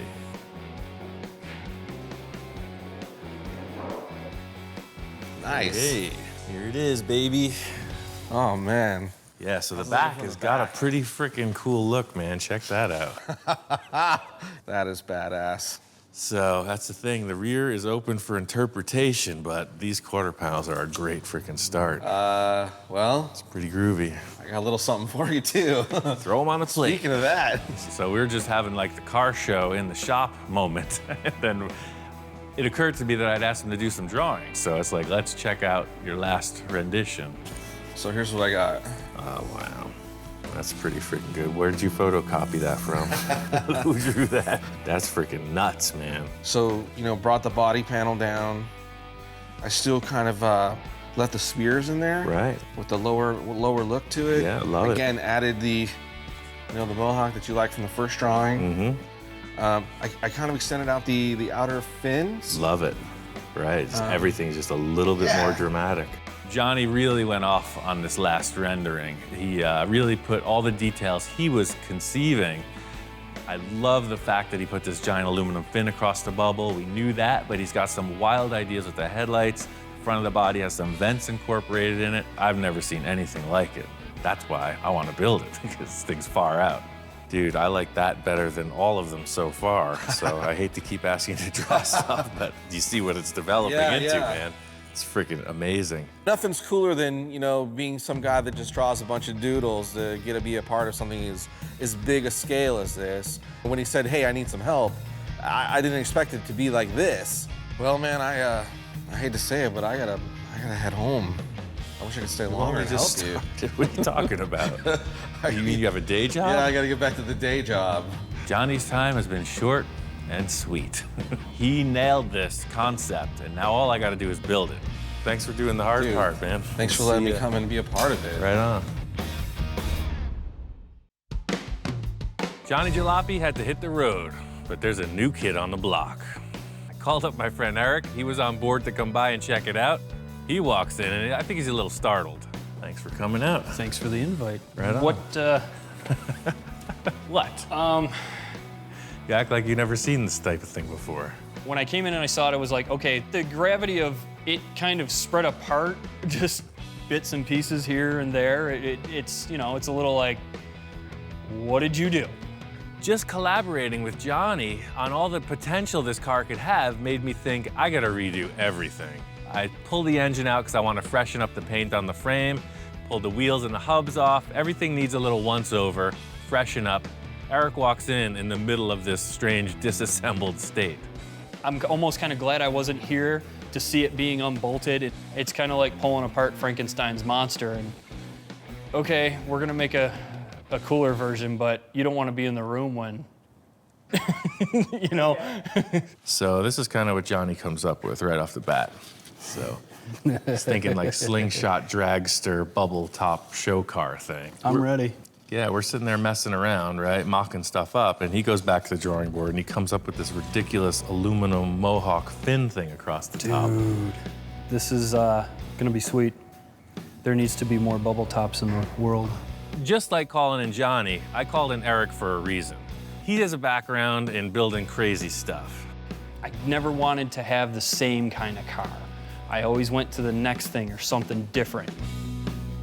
I cut up a perfectly good 65 Thunderbird and built my own version of the baddest bubble top I could possibly think of at the time. It's the Iron Lung bubble top. It's pretty freaking far out. I'm not that easy to impress, and that guy impressed me. It took me about 4.5 years to build. I wanted to build something that looked the part back then, but just something a little more current or just different. Just break away from the mold of it all. He built the bubble top before I built the bubble top, so I think this is gonna really get taken to the next level. As soon as Eric got here, we got right to work. First, I wanted to frame out the structure for the body panels.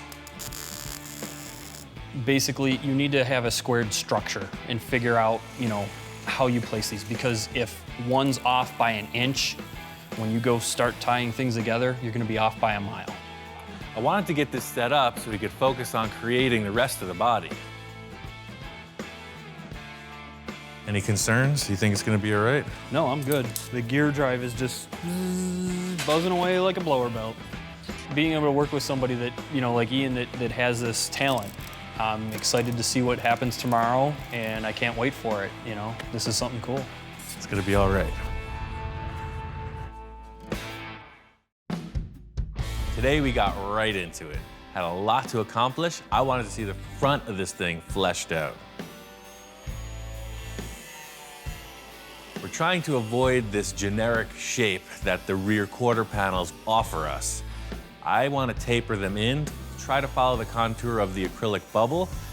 So Ian has this idea that we're gonna do these slices into the quarter panels to kind of try to draw things in. I'm a little skeptical of it, just simply because you're trying to curve something. The metal does not want to go that way. We only have 2 of these quarter panels. We can't go out and find another 59 Ford Ranch wagon for quarter panels if we screw this up. I have Eric on the mission of modifying what's already in place, and I'm going to create what isn't in place. There's a series of bends that I need to make for the front cowl area, and it's pretty complicated. The way that these quarter panels are created, it was like a big stamp. Bang, one-shot perfection. I don't have that capacity, so I'm gonna have to make these in a number of different shapes. So I'm comparing each contour to different parts on the original Fender, and I know how I'm gonna piece them together somehow. So I get all the slices done on both sides. We start to pull it in, and it works. It's funny, it's just a big piece, so you're looking at it and you're like, yeah, after we slice this, cut here, bend this, twist that, it will be perfect. This is an important piece simply because if it's off, the front of the body will not match. Once this is set up, there's other pieces that go into the cowl that everything has to be cut in a certain way that it has to match. So this again is another piece where if the foundation is not square on both sides, you can't get the perfection that you're looking for. It's big trouble. The easy thing is making one side. The more challenging part is duplicating it in a mirror image for the other. So Ian comes in and he's like bending metal and panels and cutting this and cutting that. And as I'm doing my thing, he just keeps kind of coming over my shoulder and like, think, yep, no, here, hold that, wait a minute, mark that. Like he'll leave and you'll hear all this banging and clanging and bending and like, and stuff screeching, and then he comes back over and over my shoulder and here, all right, we're good, we got it. He's like, all right, weld it up and we're good. Look at that line. That is Everybody's always critiquing. That is years of you should see what I do with the other unsurpassed guys. talent. The other guys that work in the shop, sometimes it's like a freaking football playbook. I think Eric's a consummate professional, and I got the wild style going behind his back. He doesn't know what's going on. Maybe he thinks I'm not working up to my capacity, but this is how I roll. He has a certain style and a certain way to finesse his equipment to do what he wants. And it's entertaining to say the least. We got about that much, and then it gets bigger. Look at that much. Then it gets bigger. Holy moly, we're getting good at this. We're both standing back and looking at it, and it occurs to me that Eric hasn't seen this thing mocked up. Johnny and I set up with the fenders and the bubble on, and I think it's time to show him what's happening. Totally fits. That's pretty ridiculous. I can't say that I've ever seen one like this. That's pretty weird. I want to see the holy mohawk on it. With the bubble on it and the body panels going, it's starting to really take shape, and it's amazing. The front is looking perfect, man. I couldn't have imagined it better, but now we have to imagine a better rear section. The rear portion of the car is a blank slate. Eric's got a couple ideas. He's not talking, so I guess we'll see what develops. Eric was holding out on his concept for the rear, so I finally asked him what he's been thinking. All right, while you're in a good mood, Yes. open to ideas, I have an idea for this. What if we were to maybe dish this in? Right. And do a radiator, since I like doing the pod things with the headlights and the grills kind of thing. What if we did a pod for the radiator and had it separate and exposed, like show the mechanicals of it, but do like a case for it? I like that idea. So it's almost like the engine is like a piece of jewelry in the front. Yes. And the radiator is another the one piece in the back. hanging out of the back. Yeah. I'm totally down for that. All right. This is a complete blank slate at this point. I am open to suggestion, and the more outrageous it gets, the better. It's not something I would have thought of, but I like the idea a lot. So do I earn my supper for this evening? Yes, I think you're gonna get a gold star on the refrigerator. Cool, man. For today's efforts. My mom will be so happy. Yeah. I told him my idea, and he was like, yes. And then almost instantaneously, he's like, I got some stuff that can do, I'll be right back. Just give me a minute. I have a lot of stuff. So he says he wants some kind of a concave surface, and I think I got just the thing. Well, I was looking for this, but then I saw that. This is a good start. It's about the dimensions we're working with. This is what we need. My television provider no longer carried my show, so I took down the utility apparatus from the top of the roof, and I had this dish. And he comes back in here. I got some stuff. Found a radiator. Ooh. I think it's a Ford Mustang, and I found a dish. You were asking for a dish shape. I totally think he took a ladder, climbed up on his roof, and stole a satellite dish. This is perfect. Concave shape, right? This is perfect. And it's steel. Oh, man. It'll be perfect. This is like the perfect shape, and he comes in, and we kind of set it in place. I'm like, we're totally putting a satellite dish on the back of this car. Satellite dish on a car, that makes no sense at all, but it works.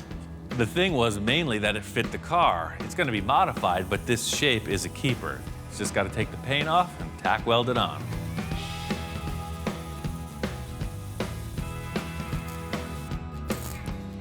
So we get it on the car, and we got it where we want it. And now the trick is to make it not look like a dish welded to the back of a car.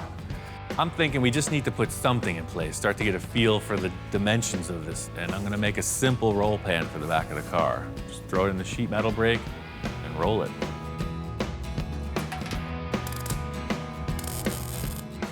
Once we got the pan on, we took the body off just to get a better look at it. So the big question is, how does this transition from our fabricated part into the satellite dish? That's what I'm wondering. You know what, maybe let's make the top first, because you could see the old line right here.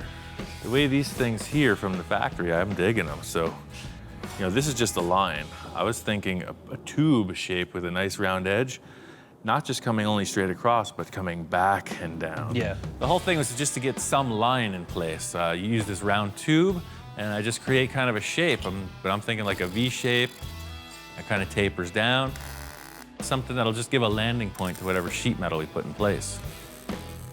I'm building out the back of this car with these strips just because we're trying to move fast. This car's gonna have a lot of fiberglass, a lot of filler on it, so I'm just creating a surface. It's very simple. We're not getting too crazy with it. We're gonna put in a series of strips, trim them to fit, and then weld everything together. The whole thing is just standing back and checking it out. There's still a lot of loose ends, but you could see that the dish was the right call. It's a great centerpiece, and nobody's gonna know what happened. Yeah, so I'm real happy with this contour. Just the way you're seeing the mimicking reflection of this and this, but it's set in. That's exactly what I was hoping for. Yeah, it's the makings of a fine bubble top. So, Eric's gotta hit the road. All good things must come to an end. This has been like Hot Rod summer camp. And it was really neat to meet somebody else in this universe that gets this stuff and gets these things and it doesn't matter the work, the time frame, just that it's gotta be the best that it could be. And the ideas are the possibilities are endless. It was really great having Eric here. He brought a lot of great ideas to the project, and I'm inspired to take this thing all the way. Next time on Full Custom Garage, Master Metalman Ian Roussel continues the transformation of his wild show car. I had a t-shirt when I was like 15. It said, "Normal is boring." This car, it's got to follow suit. Sky's the limit. Ian gets some help from an old friend, and the ideas keep flowing. It started with Johnny Jalopy, continued with Eric, and now Mark's here. So it is all about the collaboration. I brought you some stuff. Cool. Is he gonna like it? Is he not gonna like it? Whoa, that thing is nuts. With the car taking shape, Ian heads out on the hunt for parts. I'm building a Roth-style bubble top. Now that you mentioned that bubble top, let me show you something. He's like, you gotta come inside. This thing is like a snapshot of heaven. Back in the shop, things don't go as planned. Stepping back and looking at the car, it's just not good. There's something terribly wrong. He's got his vision, he's got the drawing to consider, but if it's not aesthetically the way he wants, then it's not gonna happen. There's one final element that's gonna seal the deal. People start to wonder, how the heck did that happen?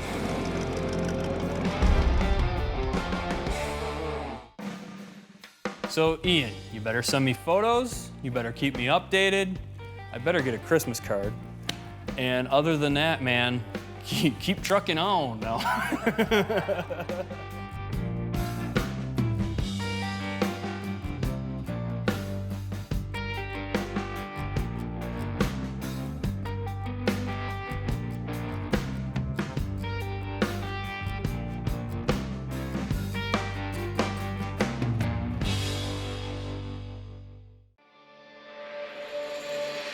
Right now on this special edition of Full Custom Garage, Master Metalman Ian Roussel continues his journey back in time. I always want my work to be evolving. Created in 2010, this film features another classic build. We got about a month to get this car done for Vegas. I gotta hit this with all guns blazing. Plus, an inside look at the world of 50s customs. See, everybody checks it out, man. Mercedes people pull up next to it, say how it's cool, and straight up homeless people on the street. With old school legends. I try to create things that have not been done before. And next generation builders. Try number 2. Full Custom Garage presents Back from the Dead 2.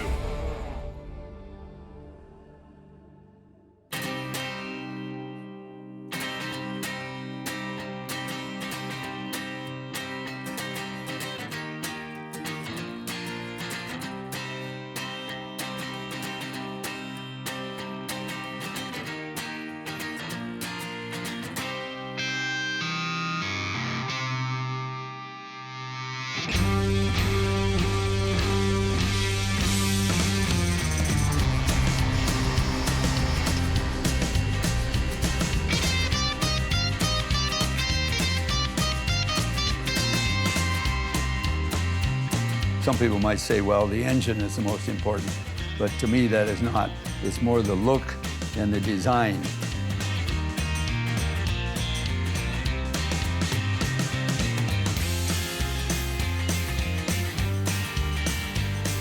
Everything I do with all of my cars is old stuff. I just don't dig ordering stuff from catalogs. I like to build everything myself.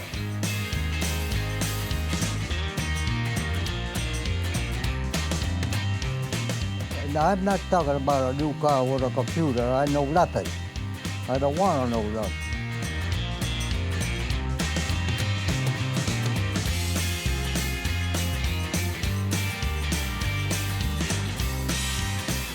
A couple of people has asked me, where did you get this car? Where did you find this car? You tell them, we did it.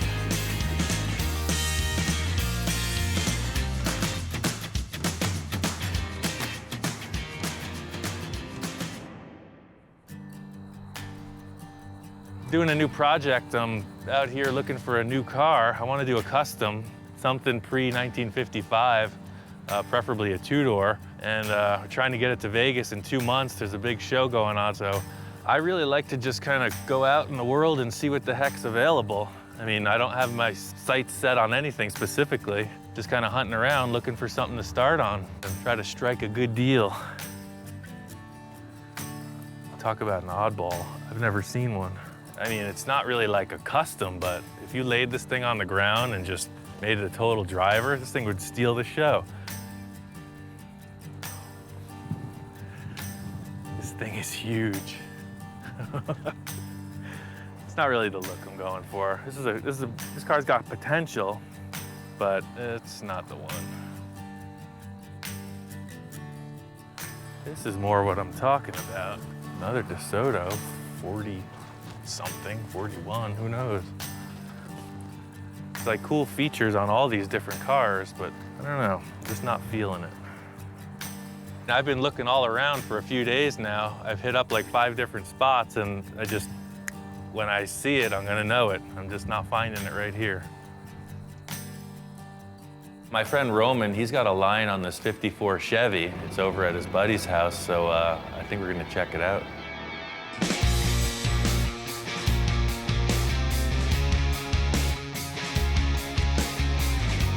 This is perfect, man. I mean, this is exactly what I was looking for. It's never been crashed or really beat to hell. It's just old. Typically, most people would like a running car with very little rust, but I don't care. I'll cut the whole thing apart. I'll just build whatever it needs. I think we'll take it. It's cool.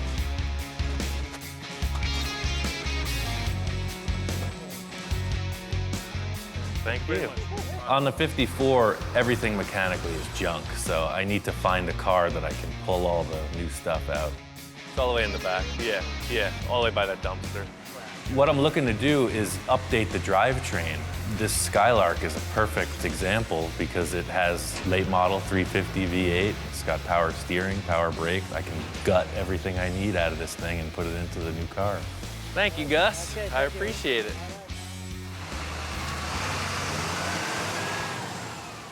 For this car, we're gonna do it in 2 months, no joke. We're just gonna hustle it out. There's no other way. I gotta hit this with all guns blazing. So my friends Roman and Trent are gonna help me out. The only thing I wanted to save from the 54 was the 2 pieces of glass, front and rear windows, and the body skin. We just got rid of everything. What I'm looking to do is update the drivetrain. It's typical to subframe a car, so that's what I'm gonna do with this. Big mama, shake it like you really can. Hot time, wish I sure could be your man. Hot time, living in your neighborhood. Supper time, baby, you be looking good.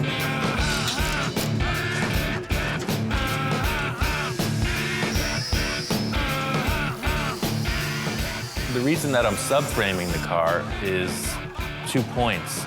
I'll have the opportunity to Z the frame and lower it, and it will update all the steering, the motor, everything. All the mechanical parts will be newer.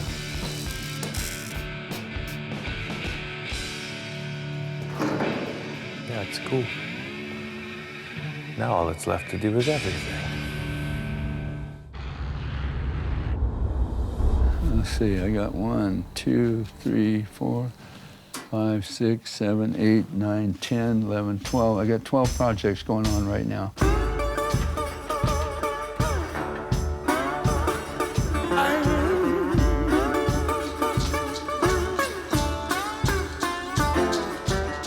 My first car was a 28 Model A coupe, and I didn't really know what to do with it. I put an antenna on it for a foxtail. You know, that was cool to run a foxtail on your antenna.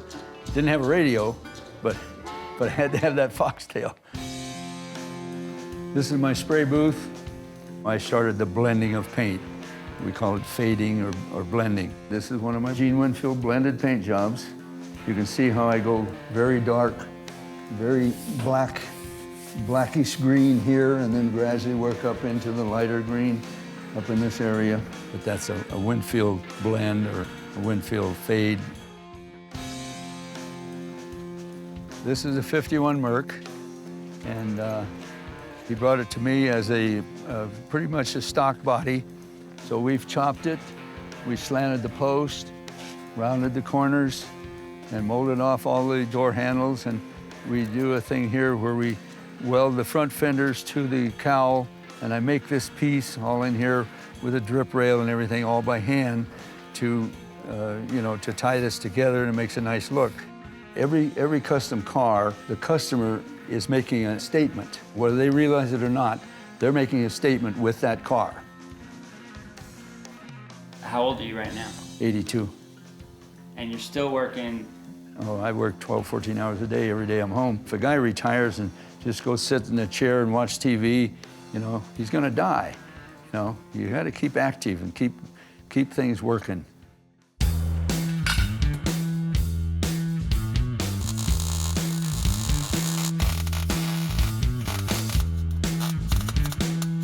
You can see here the old leaf spring used to mount right here. But what I'm doing with the ones from the Buick is I'm moving them inboard of the frame rail and I'm putting it up into the floor of the car so you can see the difference. I mean, it's about 6 inches drop. I think that'll work out good. I had done a bunch of race car and street race car fabrication, and these guys were doing what they call a mini tub. Their idea was that it would give them more room for fatter tires. I saw it as a way to move the leaf springs inboard of the frame, effectively lowering it. I'm gonna have my 2 beautiful assistants prepare the axle for delivery, and I will shortly thereafter bolt it in.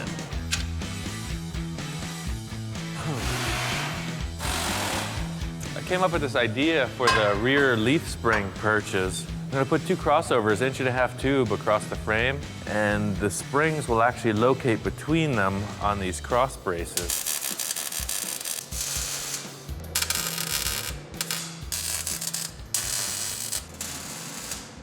Now that I got this framework tacked in, the car will suspend itself. I'm gonna stop right here and I'm gonna chop it. I just wanna see how the ride height looks with the chop top because they have to look good together. It's kind of like building a house. I really just wanted to just start with a solid foundation, get the front clip, the rear suspension all established, and then work up from there. In the early 50s, when customizing was probably not fully mainstream, George Barris was the one that promoted it and made it mainstream. When Barris moved from the Compton Avenue shop to Linwood, he had both of these buildings, this building and the building next door. This was a note he sent when I called him and told him that I rented this building and what the whole plan was and stuff. This letter came in the mail like a couple days later. When I was in high school, there was a Rod and Custom magazine that came out that had an article on Barris, the early years. And I showed this to my friend and said, hey, you know, how cool would it be to work there?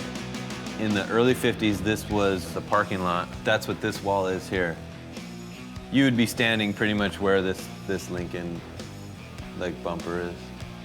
Ideally, it'd be neat to have this shop to where people could come and see what's being done, and it really feels like you just walk back in time. This Ranchero is gonna be this car. He first brought us the car and with this picture and said, I want to build something like this. And it was like, well, if you like this car, you know, why don't we just build this car? We try and get people to pick an era. It doesn't limit you, but it gives you just an idea, a little spectrum of what would look right when the whole thing's done. Mostly for us, we try and just stick in the little era of what the customer wants. Like, hey, I want my 55 Cadillac to look like it was made in the late 50s. And then you got pretty much everything laid out, what you want to run. The majority of the stuff we use, if we're starting with something that hasn't already been messed with before, we try and do it on lead.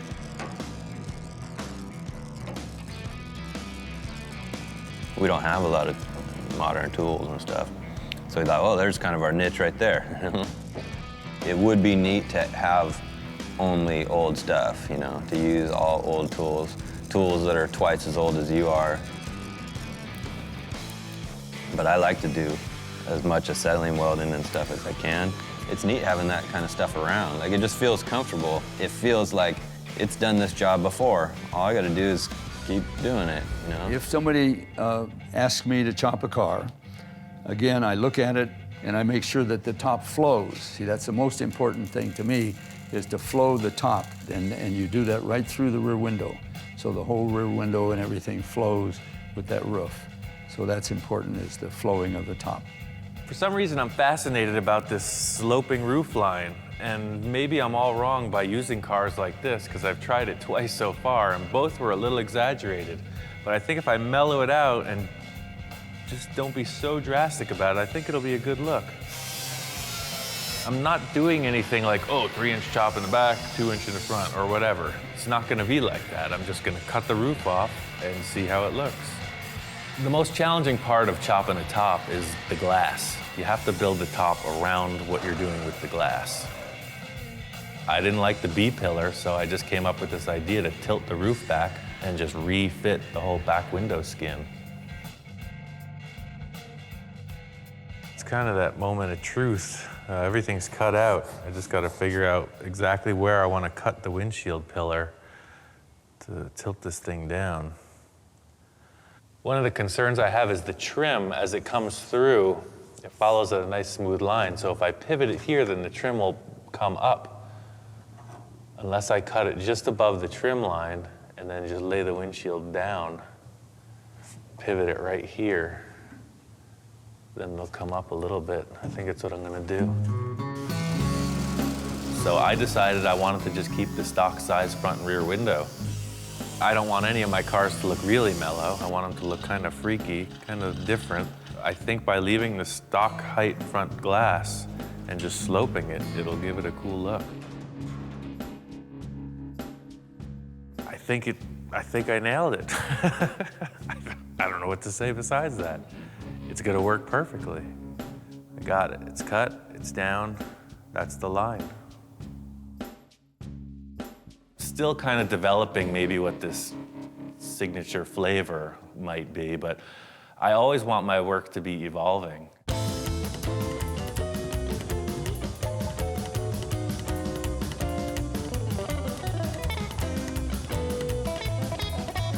It's like Picasso, where you put a torch and a cutting wheel in Ian's hand, and this is what you get. You find a Picasso in the garage, I got a Ian Roussel in my garage. I'd say Victor's been my greatest supporter out of anyone since I've opened the shop. I couldn't find anybody that could bring my thoughts into reality till I met Ian.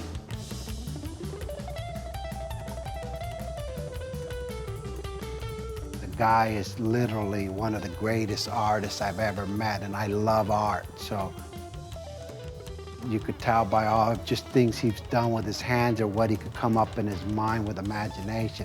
And more than anything else, the guy is an engineer.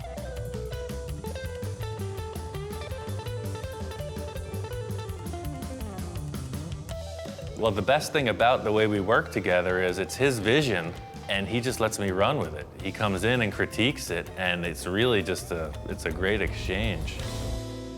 My main concern with this window is the way that the chrome strip is gonna fit. I'd love to reuse the stock chrome that comes around here, but because the windshield and the rear window are on different angles in relation to the body, the chrome just might not work out, I'm not sure. I keep using the word convincing in a lot of the stuff I've been building lately because that's what separates the guys who know what they're doing from the guys who don't. You see a little mismatch in the way the trim's gonna fit, and it's not convincing.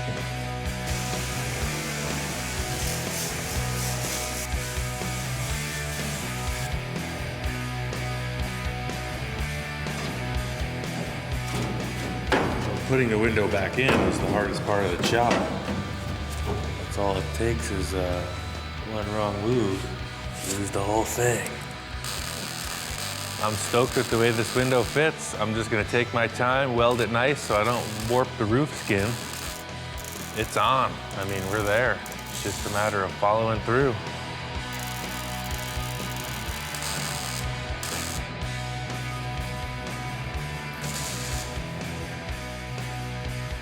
I wanna make sure that these guys fit before we get any further into this. Yeah, that's cool. Just trying to verify whether or not this roof skin distorted with the pillars, but it's cool, it's right on. We got about a month to get this car done for Vegas. I think we got it.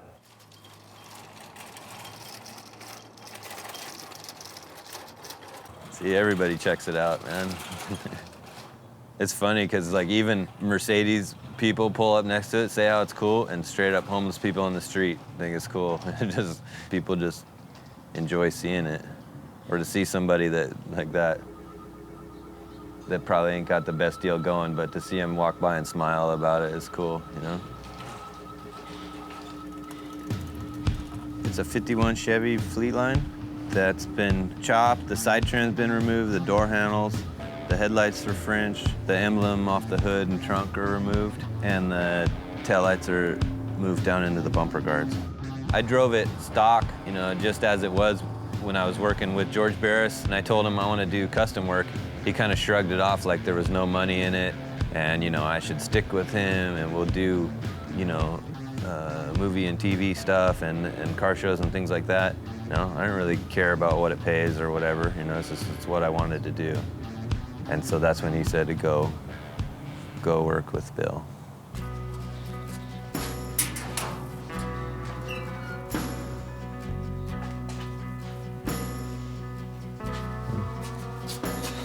I don't know where he is. I don't know what I want to say about him, really. I mean, he's just like, I don't know. It's hard to explain it, to explain his deal. He does what he likes to do. That's the coolest thing about it. He's got the experience that just is unmatched by anybody. I'm not a teacher. All I do is point out mistakes. Somebody makes a mistake, I know what to do with it. I had to figure out all my mistakes. Nobody helped me with mine.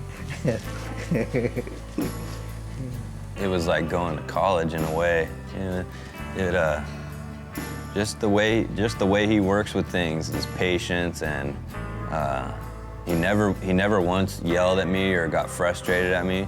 George would yell, you know, all the time. It was a totally different vibe. We did this car in the afternoons and maybe one day a week when I was working over there. Bill, he had it figured out. After I looked at it a little bit, I knew what to do. I just did it. With the experience and a lot of German pallets, it was easy to put together. I don't have a blueprint, I don't have a pencil mark. It all comes out of my head.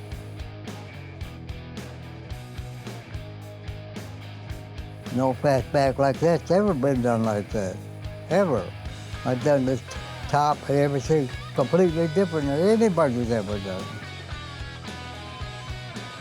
The first car we chopped in here, I brought Bill over to look at it, you know, and he looks at it and he studies it all over and he goes, it looks like I did it. He takes pride in his own stuff, and for him to say it looks like he did it, that's the best compliment you're gonna get out of him. I love work, 7 days a week. I guess that's why I'm 88 years old. I wasn't afraid of it.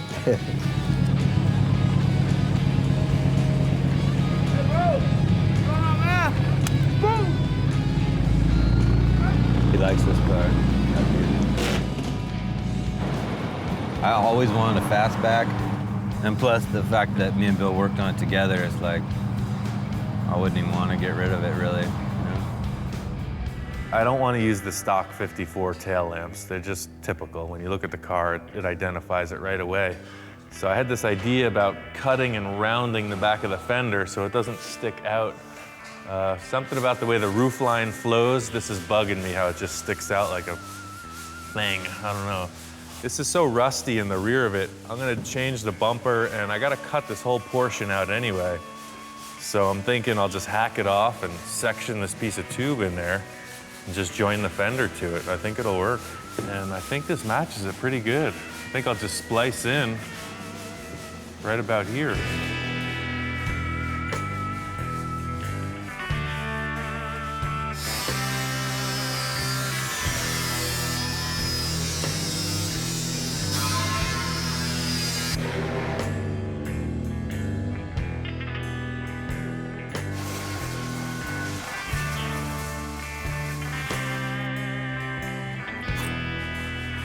I don't even see a reason to take the rest of the tube off. I was thinking about cutting it in half, but why? I'll just lap the sheet metal to it, and I mean, that's freaking strong.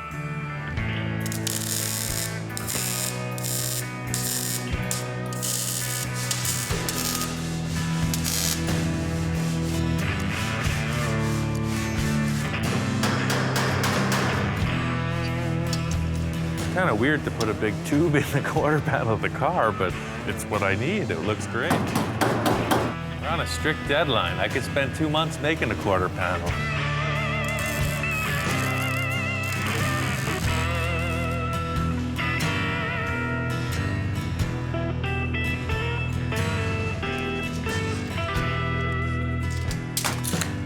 It's just going to be a piece of sheet metal. I'll form it to the contour of the body.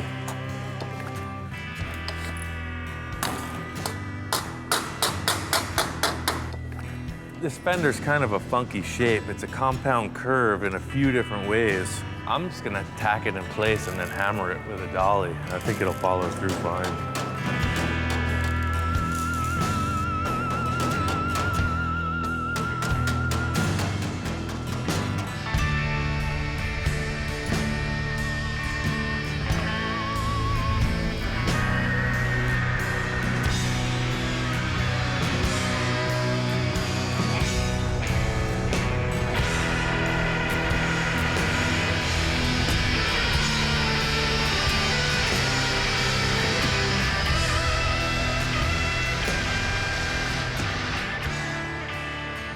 This is a really complex shape, and to form it freehand with the shrinker and hammering and all the other crap you got to get involved with, it would have been a lot of work, and by clamping it and welding it and hammering it as I went, it worked out good. Because this is more of a sculpture, it's just a shape that I have to look at the whole thing, so I want to just get this taillight fender area finished and then color the whole car gray so I can kind of get a concept of what it looks like. I mean, the whole idea is just to get what it looks like in one color. And I'll be damned if it doesn't look like a car. Yeah, it's cool. You could geek out on something till the end of time, but I think by doing those two simple things, raking the stock front glass back and lowering the taillights, it's a different car. It's really cool. I think the roof line is nailed. I think it's done. What are you doing, Roman? Just making this part pretty.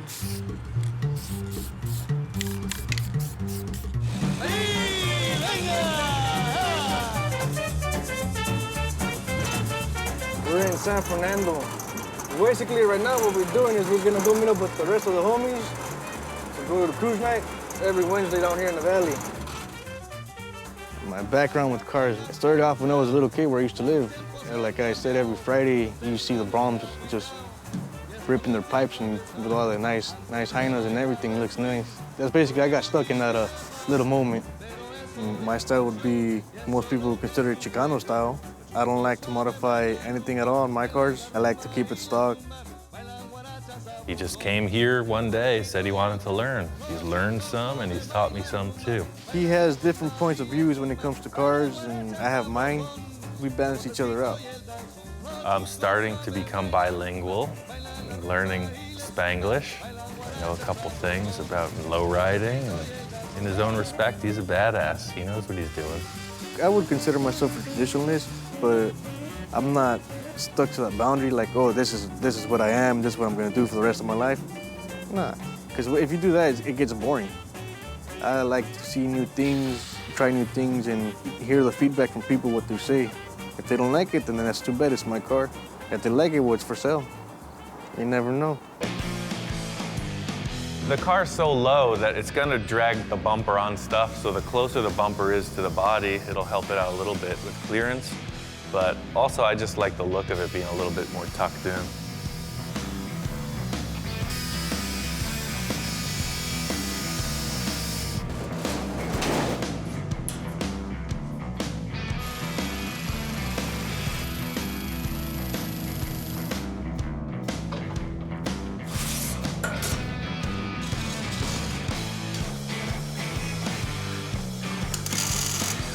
Welded on that rear pan, so I'm just trying to get a placement for the notches for the bumper bracket to come through.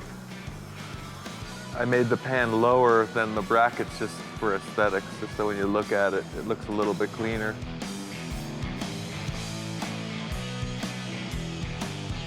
This looks perfect. I'll take it.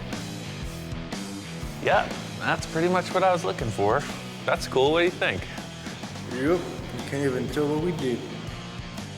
I keep reiterating, it's easy. Making a car like this is just, you know, I want to make something crazy. This is just time. It looks great. It's just not my greatest vision. I like conjoined twins, three-legged dogs.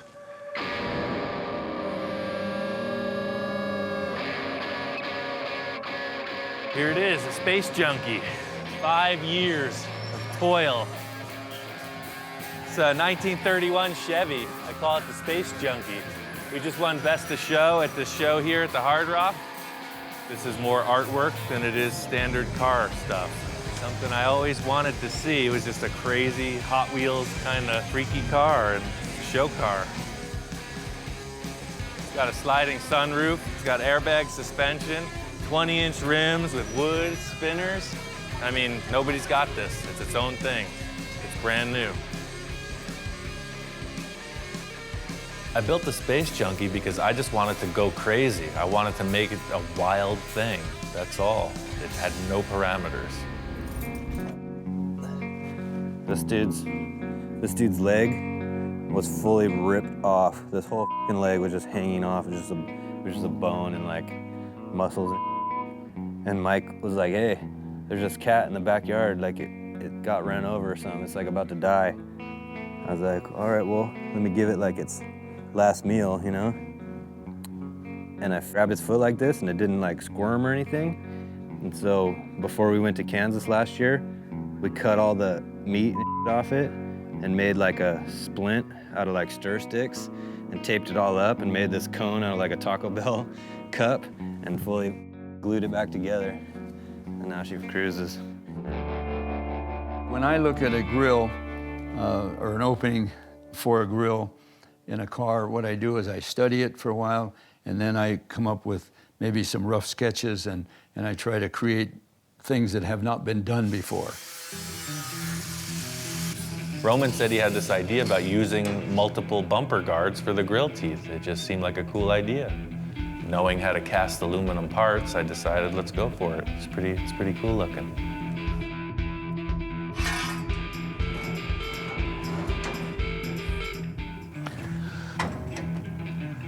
That's one more.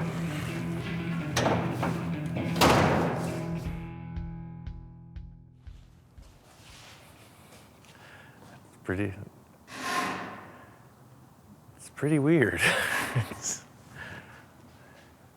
Hey, Roman.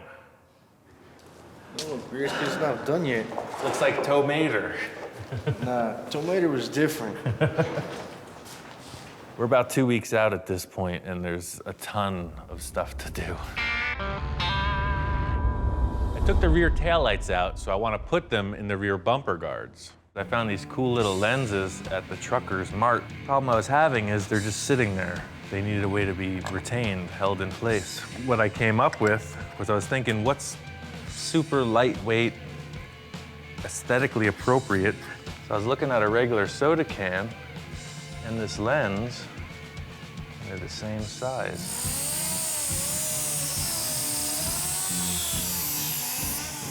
There's no catalog I found that has the part that I need for this. It's a very delicate aluminum stamped shape that would be very hard to recreate otherwise. It's just, why not? Some people have a real problem with it. As of late, in mainstream custom culture car building, those two things, using junk and building cars, are at complete opposite polarities. But none of those guys are gonna have a trim ring like this, I guarantee you. Most of the people who have responded to the work that I do really dig the fact that I just take stuff and manipulate it to achieve my goals. Come on, that's freaking golden.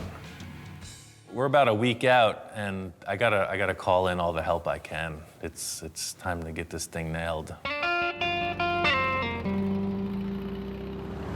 We're on our way to Burbank Airport to pick up Big Bob Gore, or as someone has put it, hardcore Bob Gore.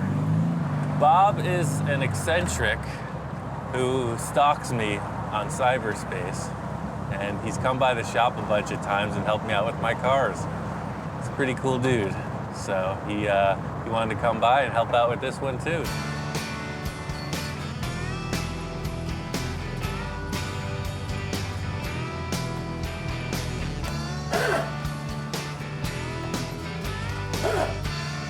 Hop on in. One thing's for sure is I'm gonna be like the happiest guy in the world for the next couple of weeks, and there's just nothing, no way around it. That's just a guaranteed fact. I consider him one of my best friends, man. This is an opportunity of a lifetime. What I do for a living is I restore cars, I fabricate metal. Also, I'm a body man and painter. Bob's my friend from out in Wisconsin. He saw the first DVD and it just thrilled him. So we just kind of got to know each other over the phone, and he's come out a couple times to help me work on my cars. It's a good thing. My claim of being Ian's biggest fan is the fact that I drive my family crazy because pretty much just about every day, you know, at the end of the evening, I throw in the video. Sometimes you need something to inspire you. I asked Bob to come over and paint the car, because that's what he does. He's just down for the cause. It's awesome. I think you could say it's a lowrider-inspired car, no question. And what I saw with those cars was a lot of simple paint work done, but people just went crazy on the roofs. And I kind of dig it. It's like wearing a fancy hat or something. The idea of having a finished roof on a car that was in primer doesn't work for me. I think it's the wrong choice because it's almost like wearing one shoe on one foot and going barefoot on the other. Michelangelo painted the Sistine Chapel. The Pope was telling him how to paint it, when in all actuality he knew that Michelangelo knew that it should be this way. So that's me, man. I'm in that position. Yep, you're the Pope and I'm Michelangelo. I didn't see what he was seeing. I felt it was the wrong way to go. I'm used to painting a whole car at once, not just one section of it. And we'll get used to it, man. This isn't a dealership. We had a disagreement about how the car should be painted. The bottom line is we need to get through this paint job so we can finish the rest. So I just let him go with it. It was the first time he and I ever butted heads. It's frustrating in this time frame. Was psycho. I mean, it's crazy, especially if you want perfection. I walk in on the car and the first impression makes it, and the car just imploded. It just sucked all the light out of the shop. It was not palatable. I didn't like it at all. After the events and everything, you know, obviously we're behind schedule, et cetera. I honestly don't see the car going to Vegas.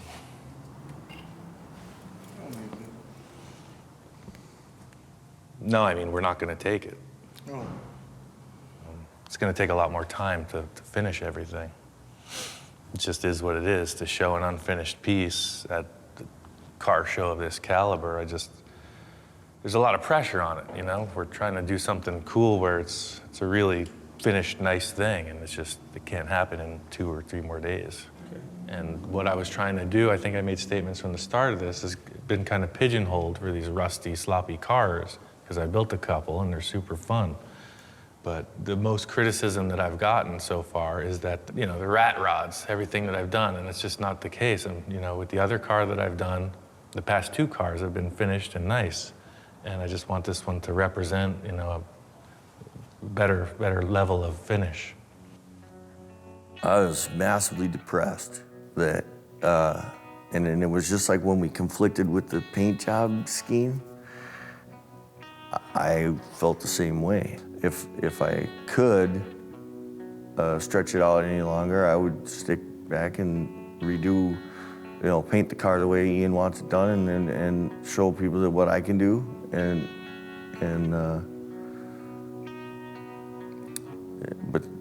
but we couldn't. I guess I'm just at a little loss for words. It's, you know, it's pretty much a bummer. I mean, it really freaking pains me to call it off. You know, everybody was hoping for it. Everybody was planning on it, you know. It's my call, and you know, I gotta kind of bust these guys' bubble. I don't know, man, that's the stark reality of things.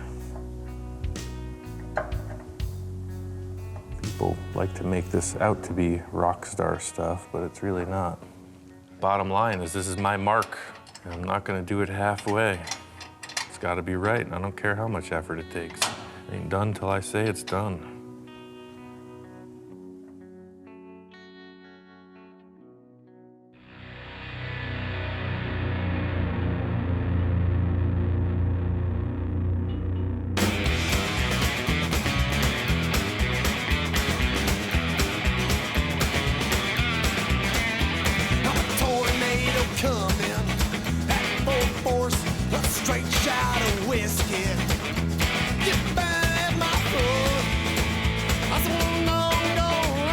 We got everything done on the car I wanted to. Paint looks good. We put the upholstery in and just took it up to this show in Ventura. It's finished.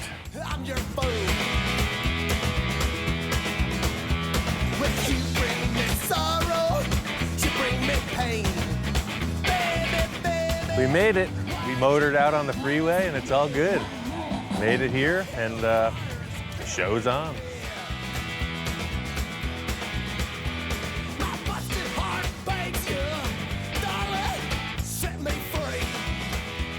Pretty cool. It's quite a nice ride, everything about it. It's pretty darn impressive and a lot of work. They just put so much thought into it and worked on it so hard. So each custom has a personality, which is your own. Your ideas, your thoughts, it all goes to your car. So that makes a custom right there.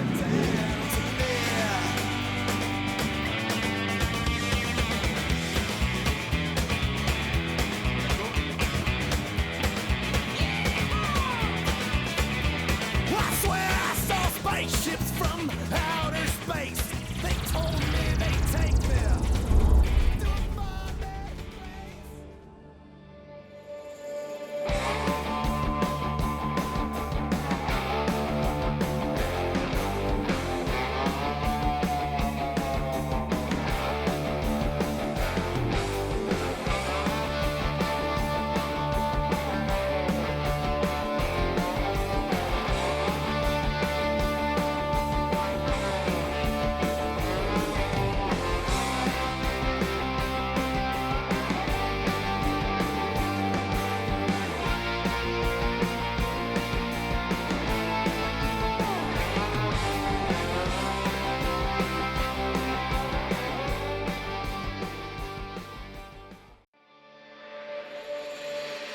Right now on this special episode of Full Custom Garage, Master Metalman Ian Roussel goes back in time. We're gonna go traditional on this, or at least as traditional as I can muster. Created in 2005, this film captures the rebirth of custom culture and features a classic build by Ian Roussel. My favorite thing is that you can take something that people will recognize and just warp it into something that they don't recognize. Also featuring a creative cast of characters. I can just keep learning. That's why I hang out with Ian, because he's just a maniac when it comes to this metal work. Plus the Burbank Choppers Car Club and many more. It's like a time machine in a lot of ways. Full Custom Garage presents Back from the Dead.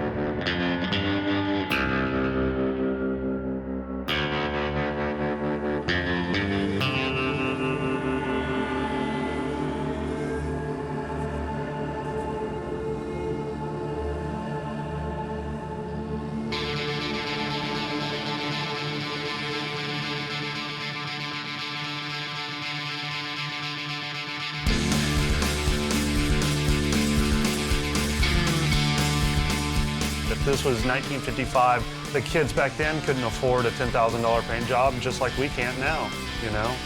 We just primer it, and we want to drive it, man. We just want to go out there and burn up the streets and hang out with our friends and pick up some girls or whatever, you know? It's hot rodding.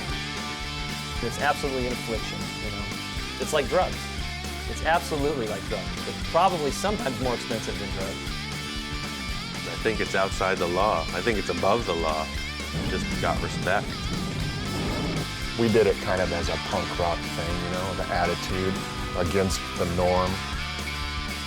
All this stuff is hand-built by the owner, and that's what kind of makes these cars stand out. I mean, they don't look like the $150,000 car. They're not supposed to. They're raw, they're weird, they're crazy, they're scary. The thing that I like most about these cars are that you don't have all the parts together. They're all around, they're leftover pieces from other projects. It's super low budget. It's more of a treasure hunt than anything. You have to scavenge around and just make something that's badass. The next project I want to do is a Model A.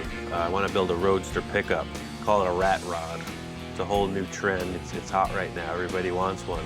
So my intent is to dip into my own private parts stash, source out a few other pieces around town. I know a bunch of hideouts. People have stashes of parts, and we're gonna build this thing. I want to bring it to Las Vegas to sell. There's a show coming up at the end of March, which is dedicated mostly to this kind of custom culture, this new era of car customizers and people who live this lifestyle.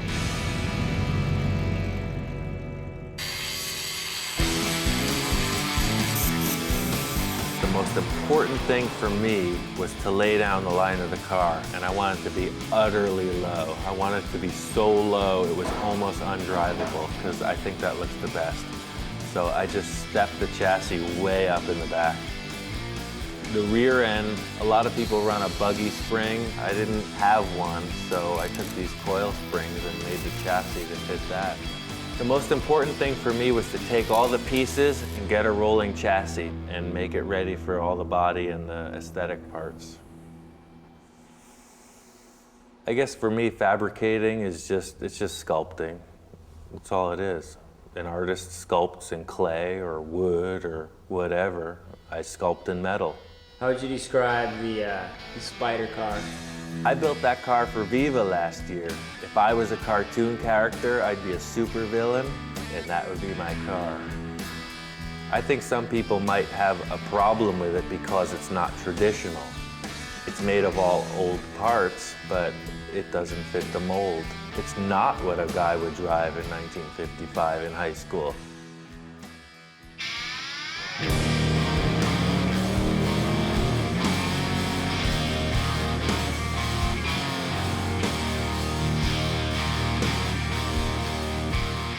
My name is Bill Wishart. I'm an auto tech teacher here at Fremont High School in Sunnyvale, California. So take a look, guys. 2 weeks for the dually deadline, all right? That thing's got to tow a trailer to Vegas in 2 weeks.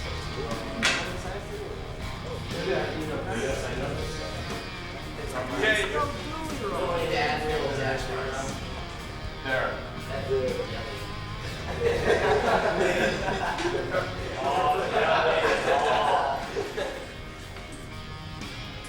There, happy? The thing about Bill Wishart is he's a no-nonsense guy. I mean, he has very high standards about how you will behave, how you will act as a student in his class, and also what you're expected to do. And Brian, you ready? Ready? Yeah, he gives his own category here.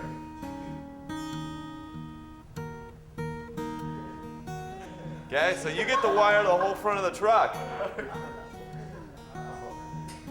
You guys ready? Yeah. All right, let's do it. Got in an accident over the summer and the work truck got smashed, so I've been out of a truck. So the kids, you know, have been able to put this whole truck back together, and it's going to Las Vegas in a couple weeks. We're having a big car show and band event called Viva Las Vegas. You know, they have enough pride that, you know, if I give them a project like this Chevy truck that we're building, you know, they'll be stoked if it made it clear to Las Vegas and back, you know, because they made it happen. That's probably what started it, just this class. If I didn't have this class, I wouldn't be into cars. I wouldn't be this far. I wouldn't have this car. This is a 1954 Chevy, 210 sedan. And when I bought it off my friend for $800, brought it here and basically tore the whole thing apart. Put the engine in, new rear axle, new tires, just basically the whole thing. I was sitting in some guy's backyard for like 20 years. I'm hoping to take it to Vegas. I don't know if we can make it.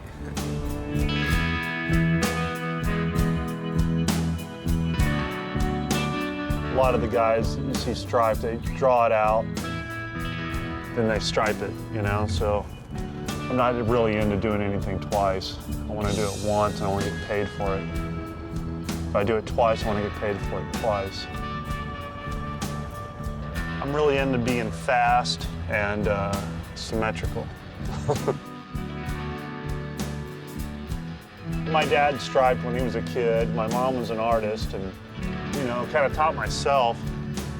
And I finally met a guy that did it for a living, and he pointed me the way, showed me how to load my brush properly and stuff like that. And it was like overnight, everything changed. I think I'm done.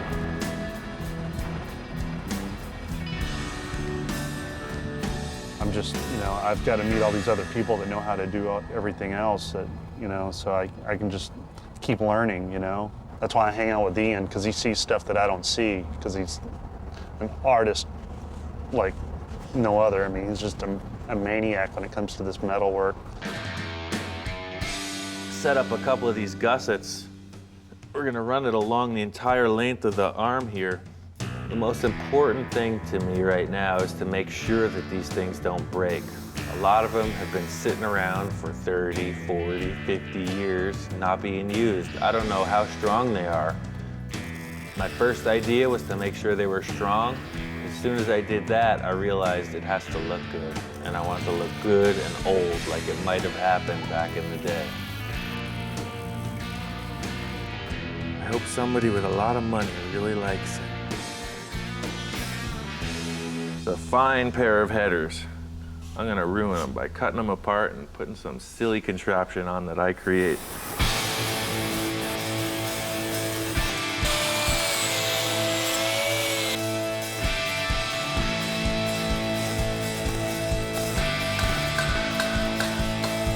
I'm gonna keep these till I'm dead. I'm gonna keep these till I'm all done. So maybe I'll put a little bit of me into this and hopefully it'll stay there. Whoever wants the car can just unbolt them, but I don't think anyone that's traditional would really love what's going on here right now. I think they'd be a little bit upset. Friend Scratch came over and painted my bus. I want to check out what he did.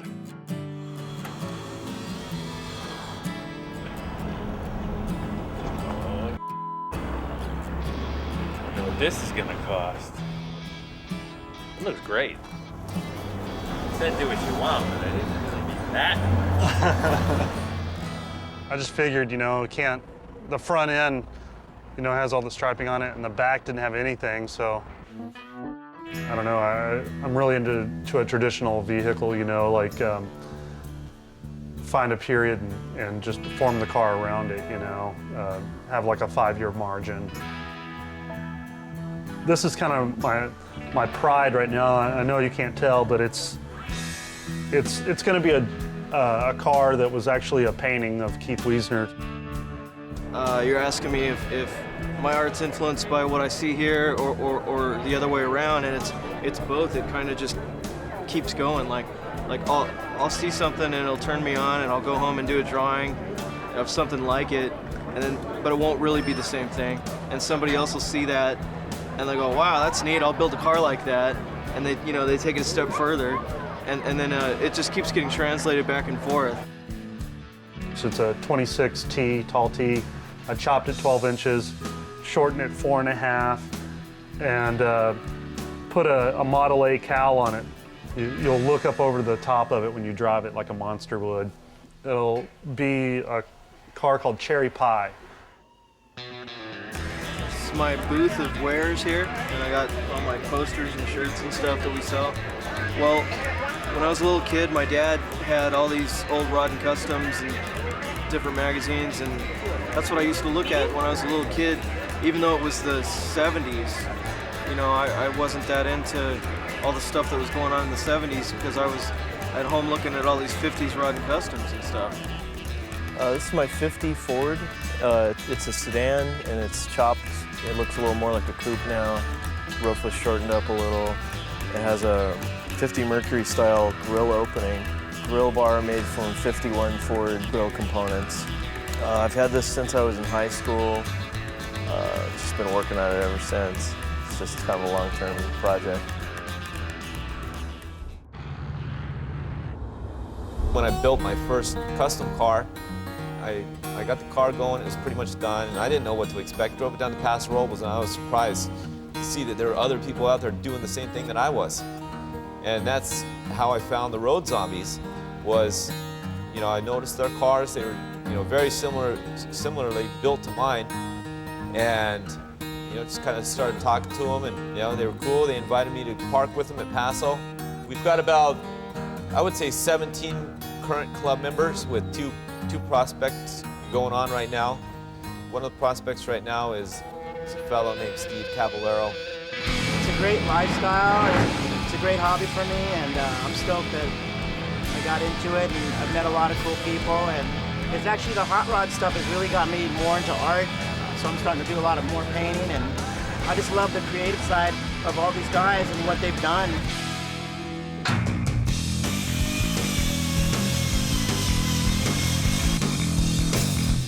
I really love this idea of just spot welding, make it look more like rivets, so I'm going to do all the arms like that, just about an inch apart, just big, nasty welds that look like rivets. Big rivets makes me think of tanks, planes, military stuff, super industrial, so I'm going to make it look that way.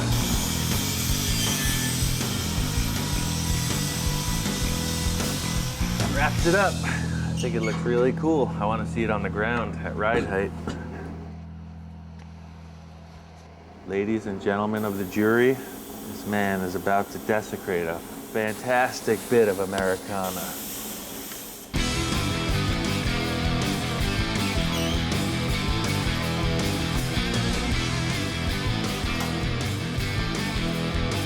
I tend to get carried away cartoony. That's a little bit out there, but I think it's okay.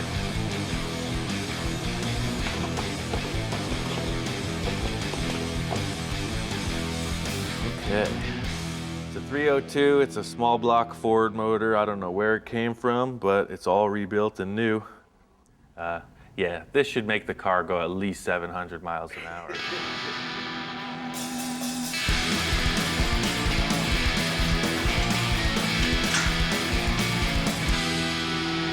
All I want to do is make this car and go to Vegas. My whole life right now revolves around this deadline. It has to be done. Our whole goal as a car club is all of our cars, you know, we just want them to be dead nuts on, you know, as far as they want to be, it wants to be a time machine.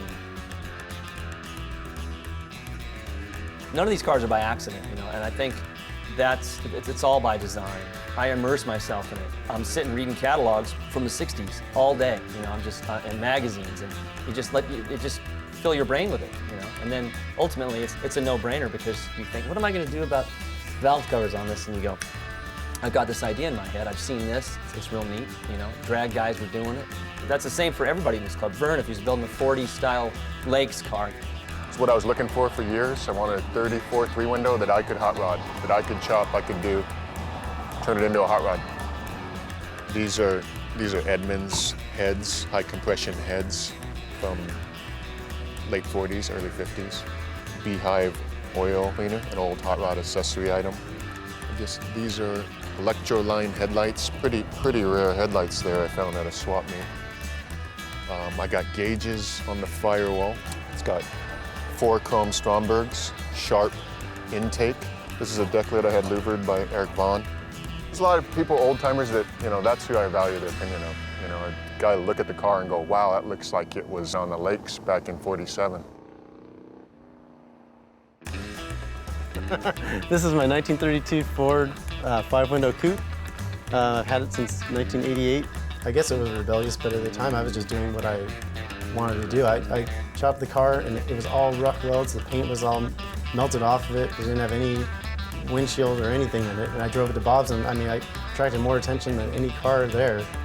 But most of it was like, wow, you really wrecked this car. And a lot of people probably had never seen a car in the process of being chopped. And that, it was, sure, I did take a, really pristine 32 Ford and chopped it, but when I got the car, there was no question that's what I was going to do to it. It has a 54 Buick nailhead motor with a 37 Buick trans and a 39 Columbia rear end, a 2-speed rear end. It has a narrowed 44 dash, a 16-inch Ford wheels.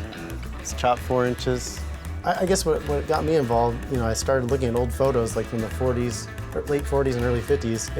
Even though it probably wasn't back then, it just seemed so mysterious and romantic and, so cool. Look at these boots, man. These are some working ass toes. And I think they're about ready to retire. So we're gonna do the ritual toe extraction.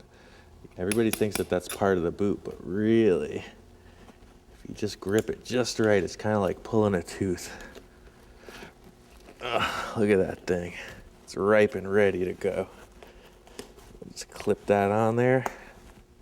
There it is. Look at that thing, man. We can use that in the car somewhere. It's a good piece of metal.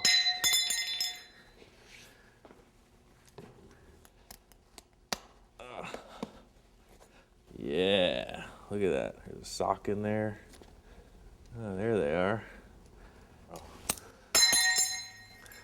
Now I'm gonna put myself in harm's way for the rest of the day. I'm gonna have to be very careful. The easiest way to put sheet metal in is just in flat plates, but obviously the floor isn't flat.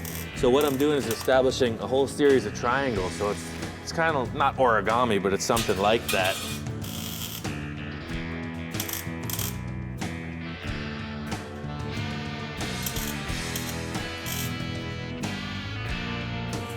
Thought I was gonna do this setup with the jagged, burned out stuff, but I don't like it.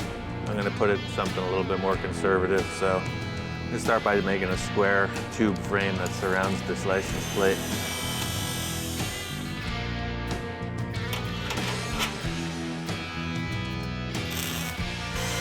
Weld it on and spot weld like you have the arms, and it's done. Clean, and it looks good. Yeah, this is sweet. It's clean. It's right. It's not my greatest vision, but it's right for this. How would you describe the dune buggy chick car?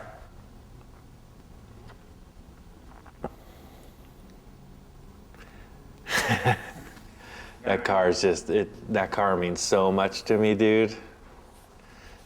It's, that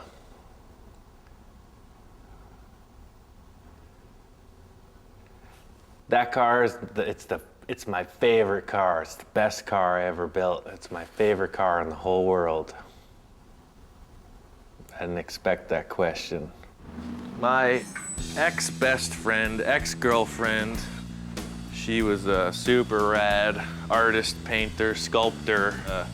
She said, well, why don't we make a flying dune buggy? I said, what? Yeah, like if Amelia Earhart met Tank Girl, and they got together and made a dune buggy, this is what it would be. A lot of workmanship, a lot of skill, but it ain't cool. It just isn't. My father was working in this building doing construction. He got friendly with the janitor, and the janitor would give him cases of toilet paper and tampons, because that's, all he could hook him up with. He was a janitor. So we always had all these boxes of tampons around, and I had to make these huge fiberglass shapes, and I didn't have enough material. So I mocked it up with some paper mache on the outside, and I took the tampons and threw them in the fiberglass, and they sucked full of this stuff, and I just laid them on. So it's kind of funny that it's a chick car, and it's made out of tampons, the whole rear end. Now this is a really big pizza box. Always order the extra large if you have to make any templates for a pickup truck bed.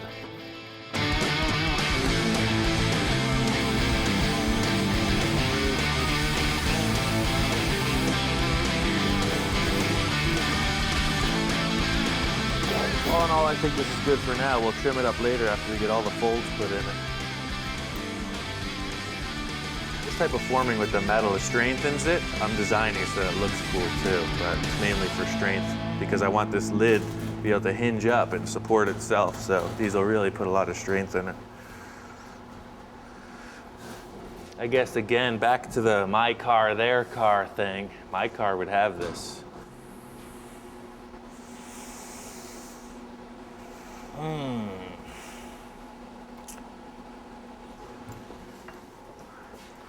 How do you know when it's right?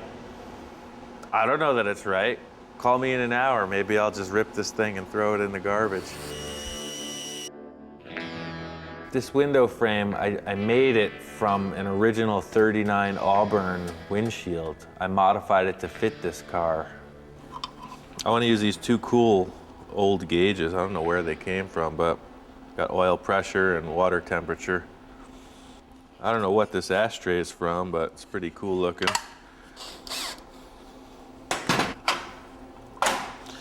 All right, that'll help you with your nicotine fix.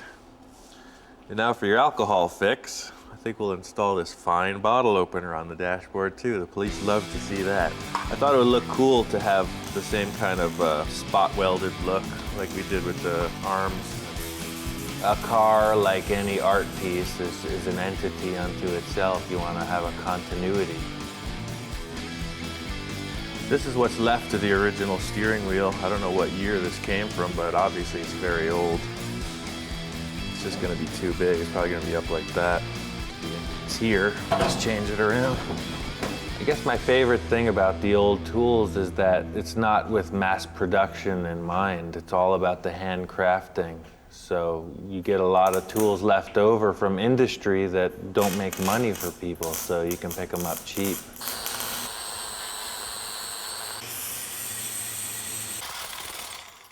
At first, I set up the steering column. I hooked up the original steering wheel, and it was too big. It didn't fit, so I just made a new hoop and made a smaller wheel.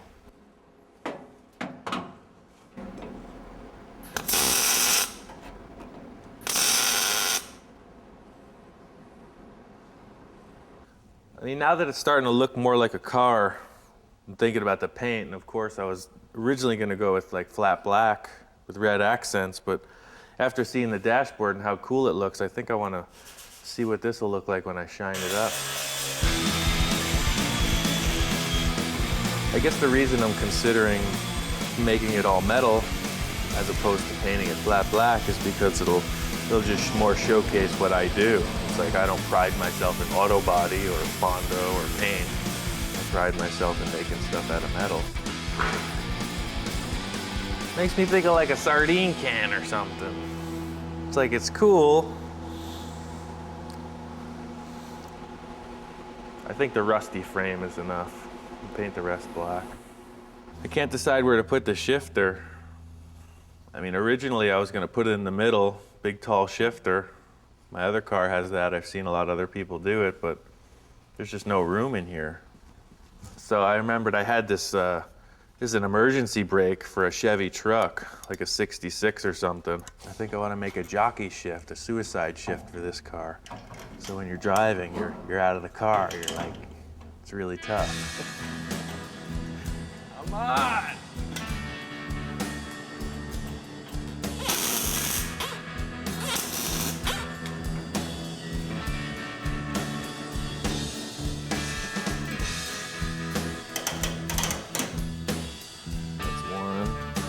Two, drive, neutral, reverse, park. Cool.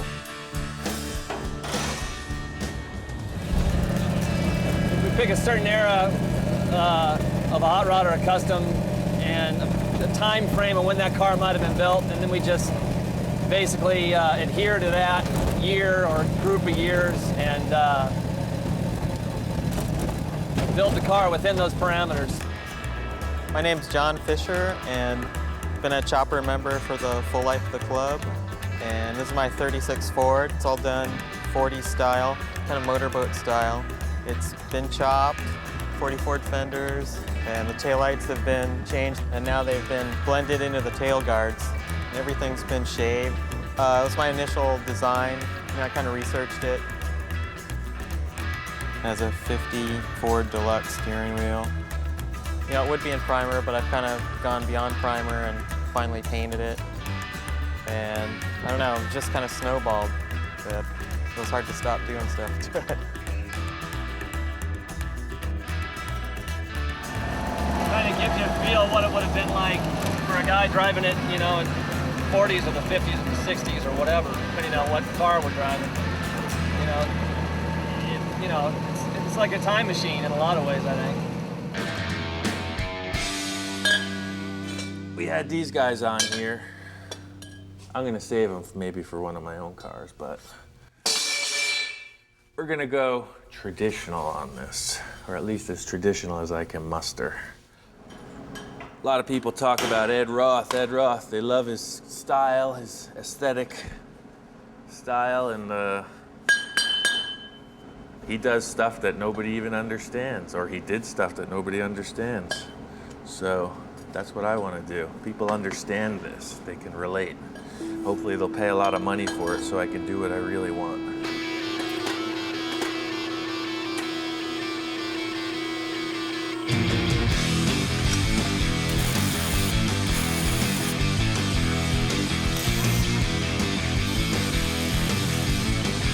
I've seen this car before somewhere. That's all I can say. I'm trying to create something that everyone likes, except me.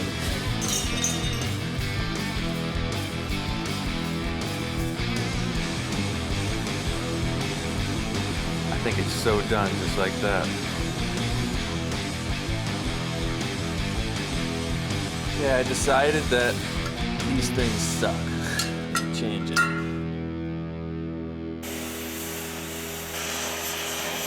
Follow me.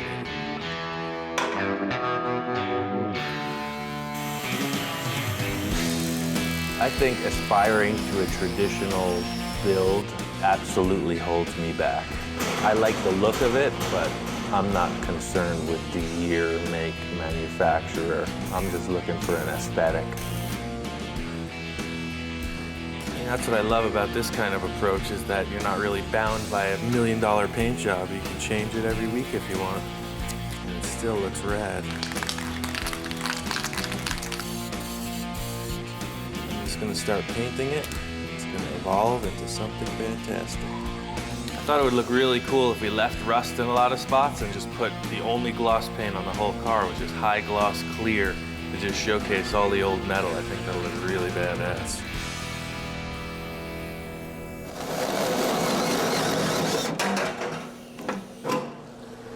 The body was just too nice. I just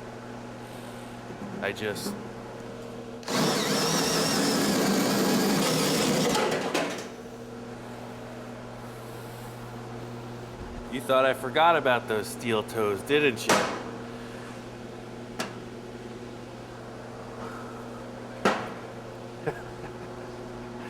I didn't have a vent for it, you know? You need a little ventilation in there.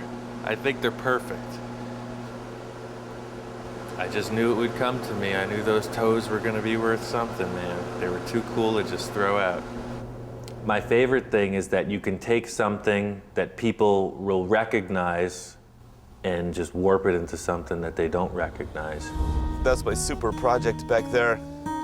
Probably like in a year or so, I'm gonna start on that. It's a 50 olds. It's my 55. I had that up and running about probably 8 years ago now.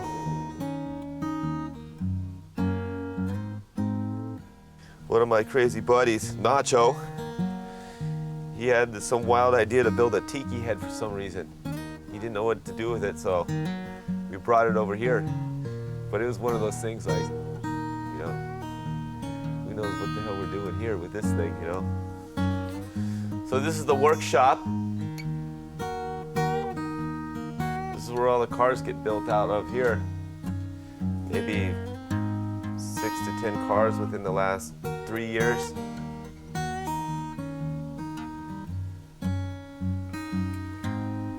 This is where you built this car? Yeah, this is where I built this car.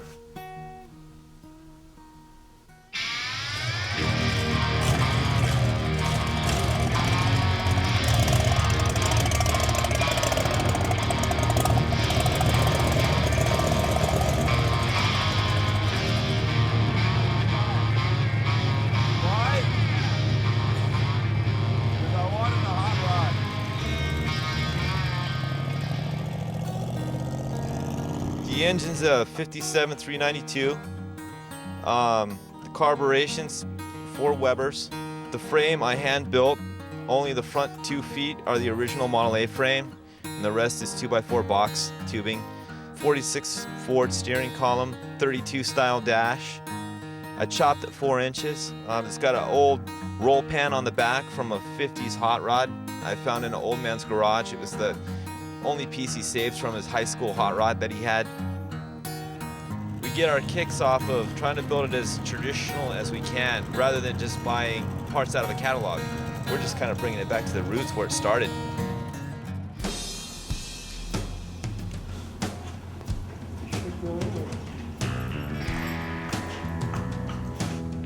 Like an expectant father.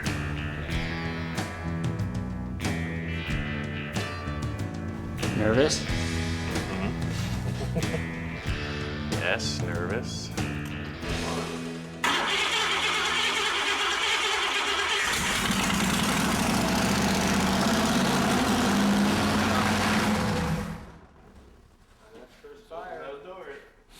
Somebody squirted oil down the cylinder wall. Oh yeah, I filled it with oil.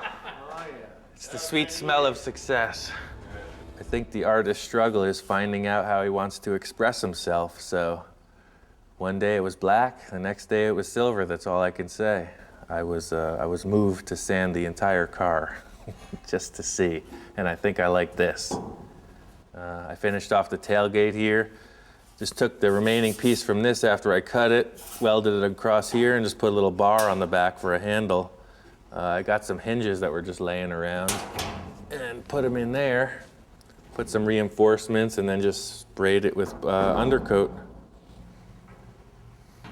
I'm gonna spray a clear with a little gold flake in it, so it's just a little more dramatic when the sun's on it.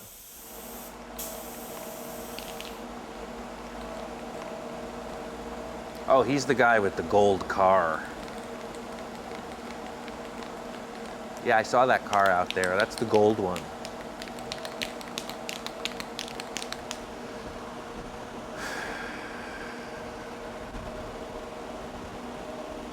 We gotta go. It's almost time. We gotta go.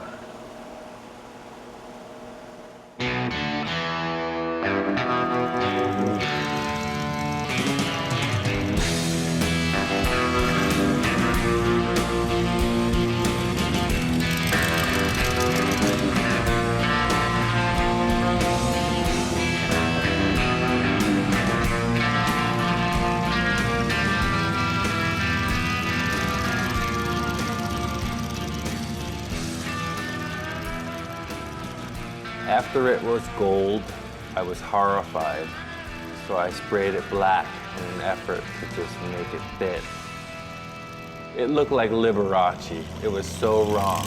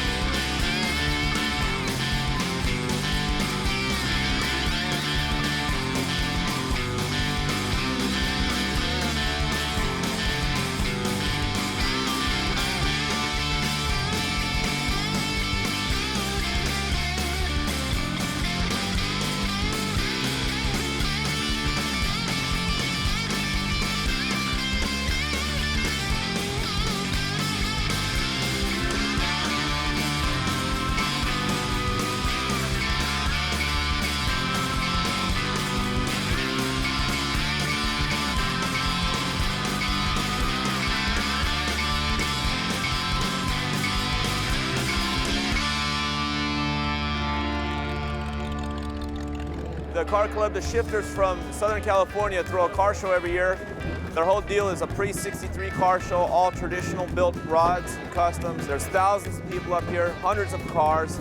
They turned away 200 cars at the gate this morning that didn't fit the criteria. It's all about the traditionally built custom and hot rod.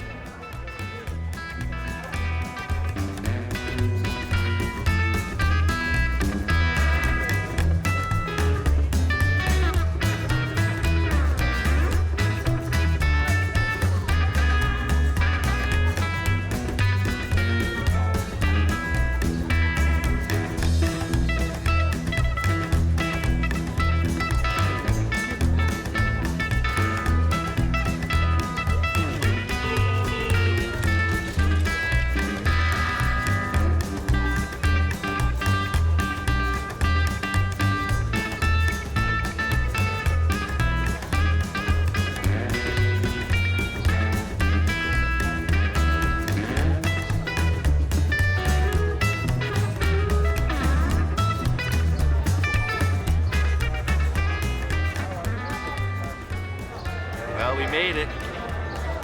We pulled in last night. This place was already packed. I couldn't believe it.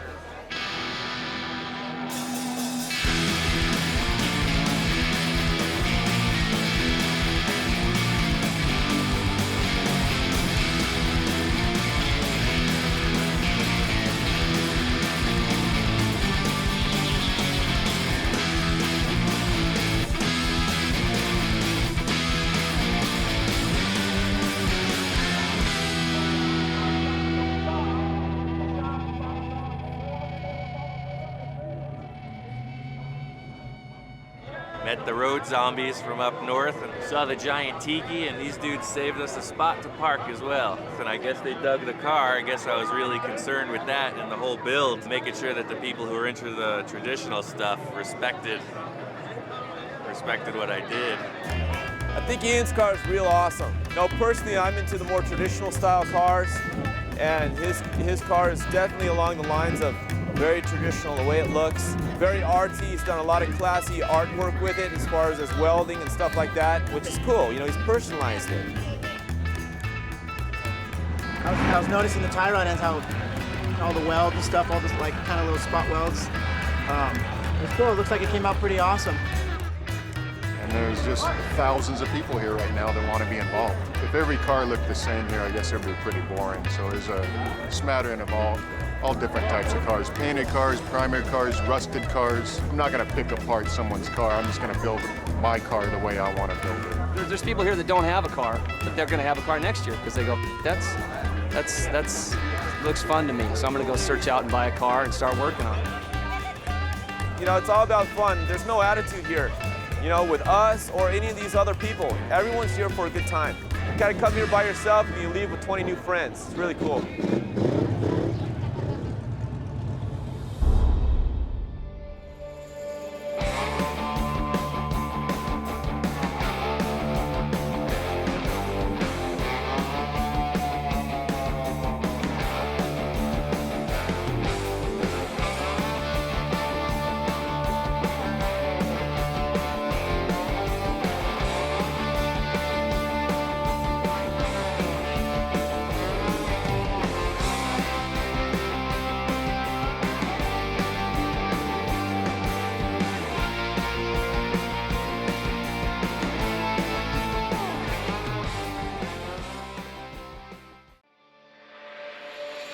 Right now on Full Custom Garage, Master Metalman Ian Roussel looks back on the best builds of Season 2. The second season was all about pushing the builds further.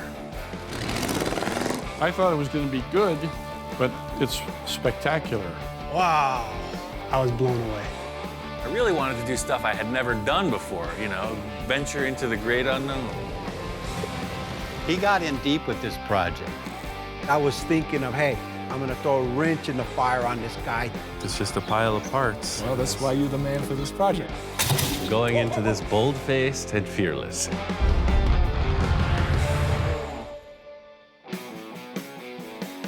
First project I wanted to do was a 1948 Packard. It was just sitting around at my friend Don's shop. I wanted to turn it into a custom lead sled for my friend Tom. The biggest challenge in the chop on this Packard was the big bulge in the back of the roof. I took care of that. I wanted to show it to Tom. Uh-oh, there goes the neighborhood. What's up, man? Wow. Got a car. This is the Packard, huh? Yeah. So being excited about seeing this Packard underway, I gave Ian a call and I said, hey, I gotta come down. I gotta take a look at this thing. And just putting it on the ground and chopping the top, he loves it. Now that I see it here in person, I like it as a four-door. I stopped on these roof panels. My next step is to throw them on the English wheel and get these guys tacked in. I got a way of doing things by myself, but hey, there's another body in the room. Get to work. To be able to work with Ian today is a real special treat. This is a really complex thing, creating a big roof for a chop-top car. The whole thing is establishing this nice roof line. I want to minimize the amount of body filler in the end. So it's really just like push it, hold it into position, and tack weld it so it stays.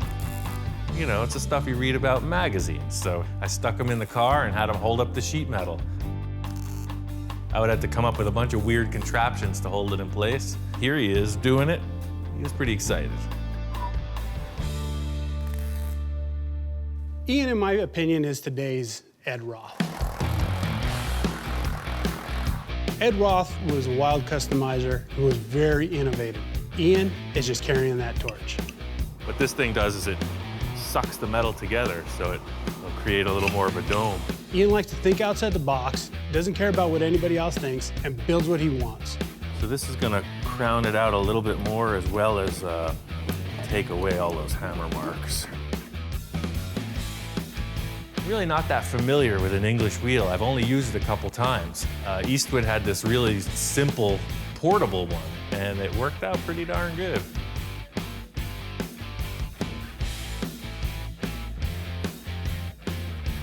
Pretty good. Yeah.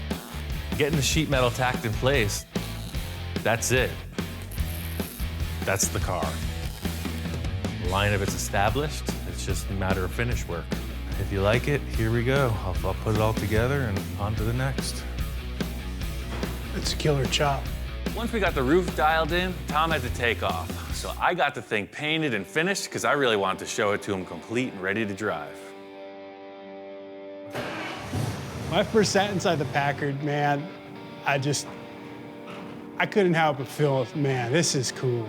I'm ready to cruise, man. And I am one cool dude because I'm cruising this thing. This was a very emotional experience. We took that car out of the carport and I was angry. I was just thinking we were going in a bad direction. I pulled through. It's really undescribable. I can't talk about how grateful I am because there's no words to express it. I mean, other than getting in there and cruising down the boulevard with a big grin on my face, there's no real way to express how just excited I am. It's a cool car and I cannot wait to show it off. Tom has helped me out with a lot of stuff in the past.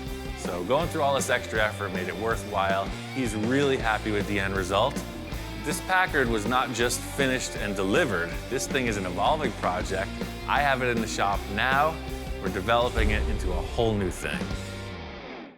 The next project was for my friend Victor, and who knows what's coming through the door. He's always got a lot of wild ideas. So Victor comes in with a set of blueprints, and he's talking 100 miles an hour. The other night I was thinking of a project that I need. I got a retail plant rental company. I need for my nursery to have like a little car spectacle, something like people would see like, what the heck is this thing? If Victor wants a spectacle, he came to the right place.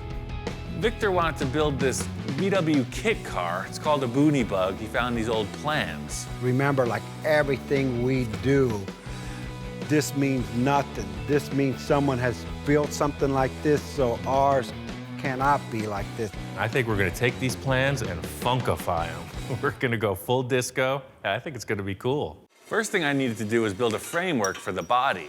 It rides on an existing shortened bus chassis, but there's no structure for the whole kit part of it. The whole thing with this vehicle is like a triple threat, right? It's driving around, it's looking so cool. When it's parked, it's doing the same thing. And then the sides fold up, and it still drives around. So it's a quadruple threat. It does 4 things really good.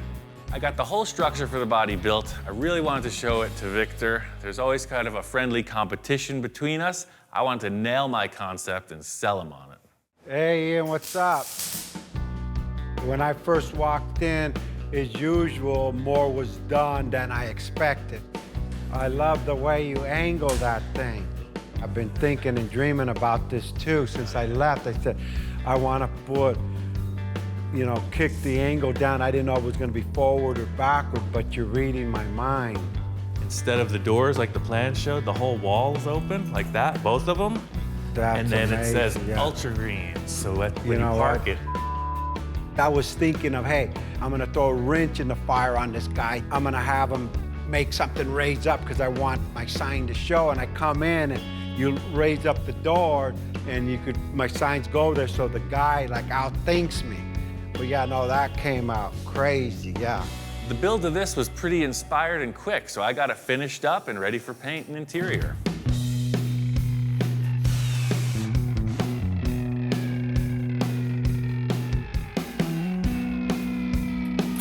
We had no idea what this thing was gonna come out to be.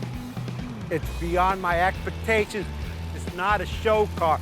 The little nursery car took it to the next level. This thing gonna be all dirty and in the mud. We lucked out with this engine. This thing rips. Everything has held together great. It runs great. I almost wish I didn't have to give it up. I was really getting attached to this thing. Being able to drive it on its inaugural run was really cool. Performed perfect. I think Victor's gonna take this thing more places than the nursery. So in addition to the paint, Victor went all out on the interior. He's got custom vinyl interior, 2-tone, special seat, gold and green. He's got a custom steering wheel. They put AstroTurf inside instead of carpeting. I mean, this thing's looking good. The reason why me and Ian hit it off so good is he's creative. The thing I like most about this was that it is a stand-alone concept. You're not going to take it to a car show and judge it against anything, so there's a certain freedom in that. My friend Jack has had this custom Econoline pickup for years. He's got some really wild ideas. He wants to push it even further. So we're going to have to take about this much out of the middle. I want the top to be about this high. Jack threw a total curveball at this project. I was thinking of wild paint schemes, you know, and he's talking about cutting this thing apart. So you want to section the entire body? Yeah. It's a pretty good looking truck like it is, man. I know. Sure you don't want to just start on another one? This is, No. This has to be the one. Jack showed me these drawings he had, and we went right to work. We had to modify almost every panel.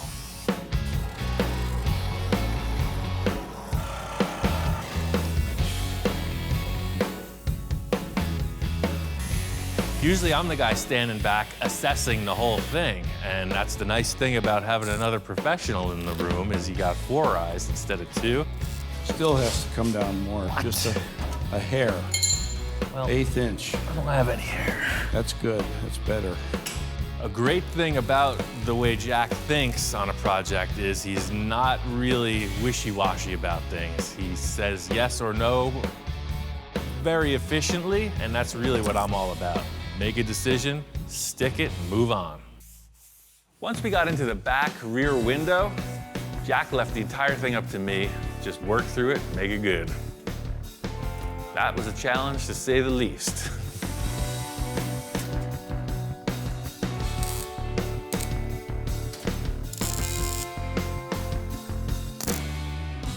I like what you did with the window. It's beautiful. I'm feeling pretty good with the rear of the roof, and then Jack shows me these taillights he wants to use. These are freaking massive taillights. What the heck are they out of? I've never seen anything like it. It's 70 Chrysler. I found them at the junkyard. He looked at me, what the hell is this? And I said, well, we're gonna try this. We're gonna put these two together and see if they fit on the truck. You know, these taillights are quite a bit different than what you had. I thought we were just gonna like hole saw and put the other ones back in. No, you gotta. So you're switching up the whole bill on the back of the truck too, I see. Yeah, well, that's kind of like how I am. This kind of changes everything. I don't know where he's going with this, but we're gonna have to figure it out. To make these huge taillights work, I had to French them into the back of the truck. It wasn't something Jack and I talked about, so I kind of took a leap. I was hoping he liked it. Whoa. Hey. Whoa. What do you think? Is that gonna work? Wow. So I take off for a day or two and look what happens. This is beautiful. Wow. There's only one thing wrong. What's that? It's upside down. No, I'm just kidding. Okay, Yeah, I put it in the other I'm way, just and it was like, fooling. wait a second, No, it looks like a smiley mouth. No, this is perfect, man. But when I walked in and looked at them, I was shocked. I thought it was going to be good, but it's spectacular. I'm elated. I can't believe that in 3 weeks we've gotten this far. Beautiful, Jesus. The camera doesn't come out until Jack's happy with it. Once that digital camera's on the scene, you know we're on the right path. We are both on the same page with all the fabrication elements of this project, but the critical thing is the paint detail. We're doing something really far out, and we both have a difference of opinions on what color it should be. This color here, that's sunset orange. I've got this idea for this color. Looks like a sunset. I went and bought a gallon of that, and that's the color we're going to use. This got a lot of metallic in it, a lot of fine metallic. I think you're gonna have to add something. It's like almost a production car color. Need something to make it pop. Our difference in opinion on the paint scheme actually turned out to be a really good thing in the end because we had two separate elements that came together in a great result.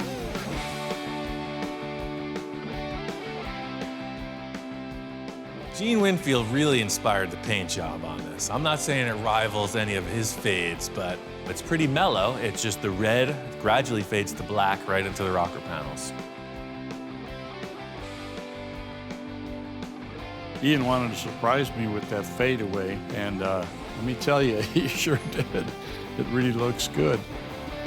Jack was digging it.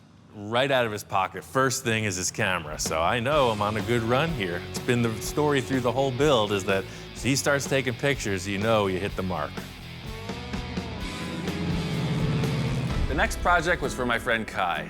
He's got a bunch of motorcycles. He wanted to get his 1958 Harley-Davidson Sportster back on the road. Once we got into it, we were over at his house, and he asked me what I wanted to get in exchange for the labor. I want that. You want that? Yeah. That. You want that? Yeah. Okay. Naturally, I'm entranced by this early Harley, but just over my shoulder, there's a police motorcycle. KZ1000, that's a hot rod. I've never really ridden it. I've had it for a little while. Apparently Kai got this in a trade or something. I guess his buddy picked up a few of them at the auction. It's a typical scenario. These police bikes get decommissioned after a certain mileage, and somehow Kai ended up with one. This is a KZ1000. Did you ever see Road Warrior or Mad Max? Yeah. Well, that's what's going on underneath here. Right. I'm just not a big Kawasaki guy, you know?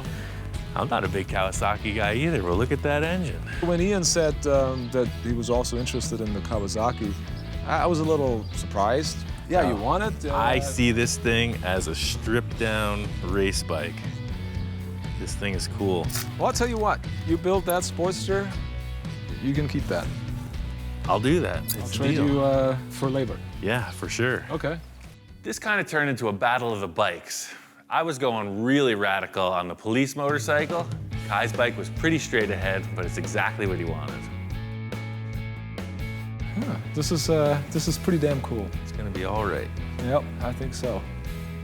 You know, I'd say it's a close runner-up to the motorcycle that I'm building. It's a good-looking machine. You're definitely gonna take second place. You think so? Well, things got heated a little earlier in the day, you know, so I don't hold grudges, but I like to stab it back a little once in a while. So Kai's sitting there admiring the machine, and I'm thinking, you ain't seen nothing yet. Just look at that thing over there. You got your fiberglass drooling off the rear fender. I mean, that's got a look. It's kind of Sigmund and the Sea Monsters right now. It's pretty groovy. Well, the way it looks right now, I don't think it's going to compete anywhere. I have seen nicer bikes, though, in my life. I can't say I've seen uglier ones. Thanks. You're welcome. After Kai kind of jabbed me, I wanted to play a joke on him with his bike. It was a whole parts stash I got from my friend Gary, and there was just so much potential on Gary's shelves, I wanted to see it on this bike. I put him on the bike, and it's on. This is a 70s style deal.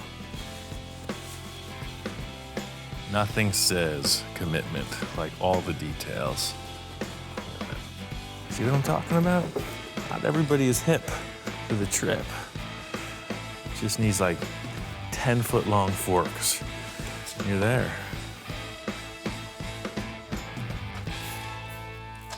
Hey, Ian. How's it going? Good, man. Got your bike just about ready to start. Oh, man, check it out. Did a little restyling. Holy moly. Look at this thing. Fishtails and everything. This is terrific, man. I love this. This is great. When I walked in, I was really surprised at how the bike had changed. Yeah, he may have meant it as a joke, but I was digging it. I was loving it.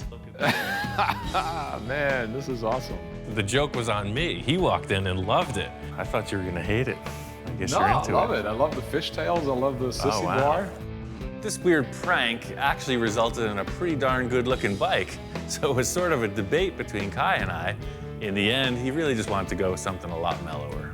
So I put the exhaust I built on Kai's bike, but I was really itching to show him the progress on mine. So you remember my Sigmund the Sea Monster rear fender? That changed a little bit. Looks nice, man. Yeah.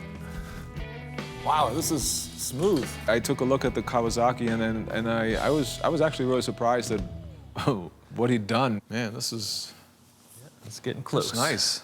In the end, I got my bike wrapped up. It's exactly what I was hoping for. It's just a good, reliable, powerful, fun-to-ride machine.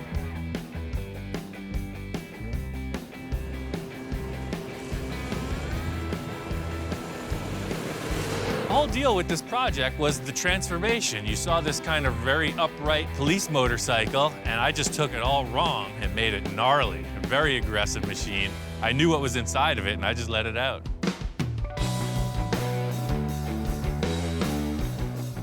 Kai's bike turned out really cool. We got both bikes out here. They're running good. We're just testing them. I love the way it looks. I just love the way it looks. It's old school. The general ride itself was exactly what I hoped for. You know, just smooth and has a lot of power.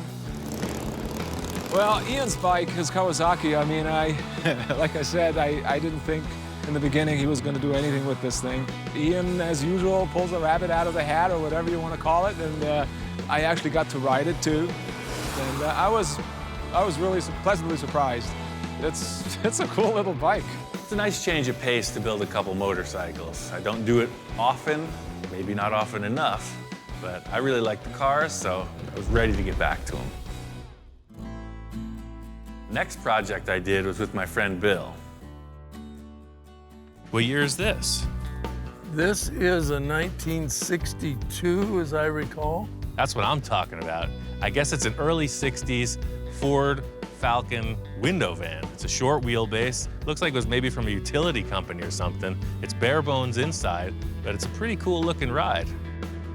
I talked Bill into working on the van as a concept to sell to fund another of his projects, and it just turned out to be way more work than either of us considered. I got a couple good ideas on how to get this thing back in action. The question is, how bad is it? All right, so I'm gonna start off on the front, because to me, it looks like it's hiding some secrets. Pull off the front bumper, turn signals, you know, trim stuff. Start sanding it. And that's where the story begins. There's a ton of filler in this thing. I'm doing the excavation here, you know, this is down and dirty. I thought I could sand it off, but it just got thicker and thicker. I ended up just cracking it off as brutally as I could. Yeah, it's all pushed in right there.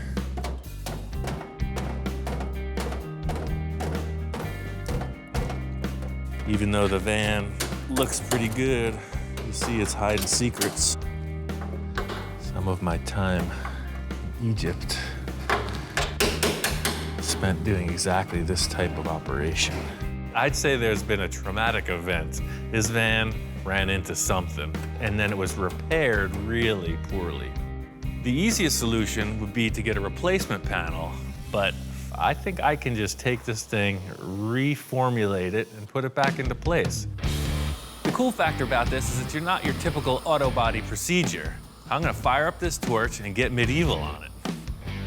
This metal piece was created in a certain shape. The only thing that changed was the collision made it into a different shape. I want to bring it back to the way it was, and that's just done by a series of heating and hammering.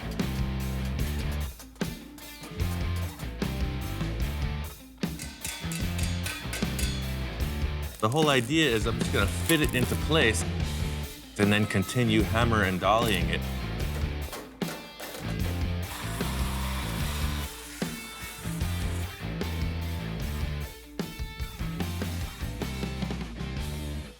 The van came out really cool. We got it all finished up, and it was ready to show to a potential client. Bill had somebody interested in buying.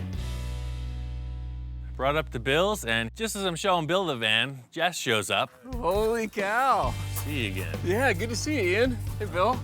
When I first walked up and saw the van, I was just kind of blown away. It looked perfect. It looks like a plain white van on the outside, but the interior is all fitted out. It's deluxe. We put curtain rods in there. Holy cow. Yeah. So this is the Pendleton yeah, the flannel? authentic flannel. So I'm really impressed. I can't wait to take it to the beach. Let's drive it. Good, let's do it. Let's close the doors up and jump in there and fire it up. Oh, and we're off. So looking at the van from the outside and the inside and kind of being a spectator is great. The aesthetic is totally there. It's everything that I want. But it's not the feel of driving it. And so once you drive it, I was sold. When we first started this project, I didn't know how it was going to end up. It got in pretty deep, but in the end, it turned out to be a really nice van. This next build came about in a completely different way. My friend Tom's putting on a charity car show, and I wanted to build something to support the effort. I went up to my friend Bill's house. He's always got a bunch of cool projects, and I knew he had some old trucks. In Bill's endless pile of parts, he's got a fire truck. Holy moly. You know, I love the old fire truck because it's a roadster, and it's one of those keeps getting moved back project. I'm never gonna get around to it. I really need to check this thing out. Pulled it out of the weeds, and it's in very good shape. I know the chassis got the look. And then seeing this body and the bedsides, I'm thinking giant hot rod truck. I'm always excited to watch Ian and see his gears turning in his head and what he does. These are the basic building blocks for my inspired project. I told Tom what I found, and he was up for the adventure. He wanted to give me a hand. So I was thinking, man, it'd be really cool if Ian showed up to my car show, but now he's talking about building something. The whole look of this project is how the body sits on the chassis. It's the look of the whole ride. So getting it in place, I could tell right away, and Tom agreed, this thing is way too tall. Look how freaking massive this body is. Yeah, it looks kind of goofy up tall like that. It is, it's way too tall. My initial thought was this was gonna be kind of a highboy style, real old school look on top of the frame rails. As soon as it was in place, I could tell it was not gonna be okay. That's why I wanted to put this body on. It's just way too big. When the whole truck is up in the air, the body looks kind of small, but now it looks massive. That close to the ground, it changes everything. The firewall looks like a freaking tombstone. It's gigantic. I think we gotta channel it. Yeah, there's no question about that. It'll look so much cooler too. Right, I'm talking about a hot rod, and you know the formula, man. Low, big and little tires, then lean.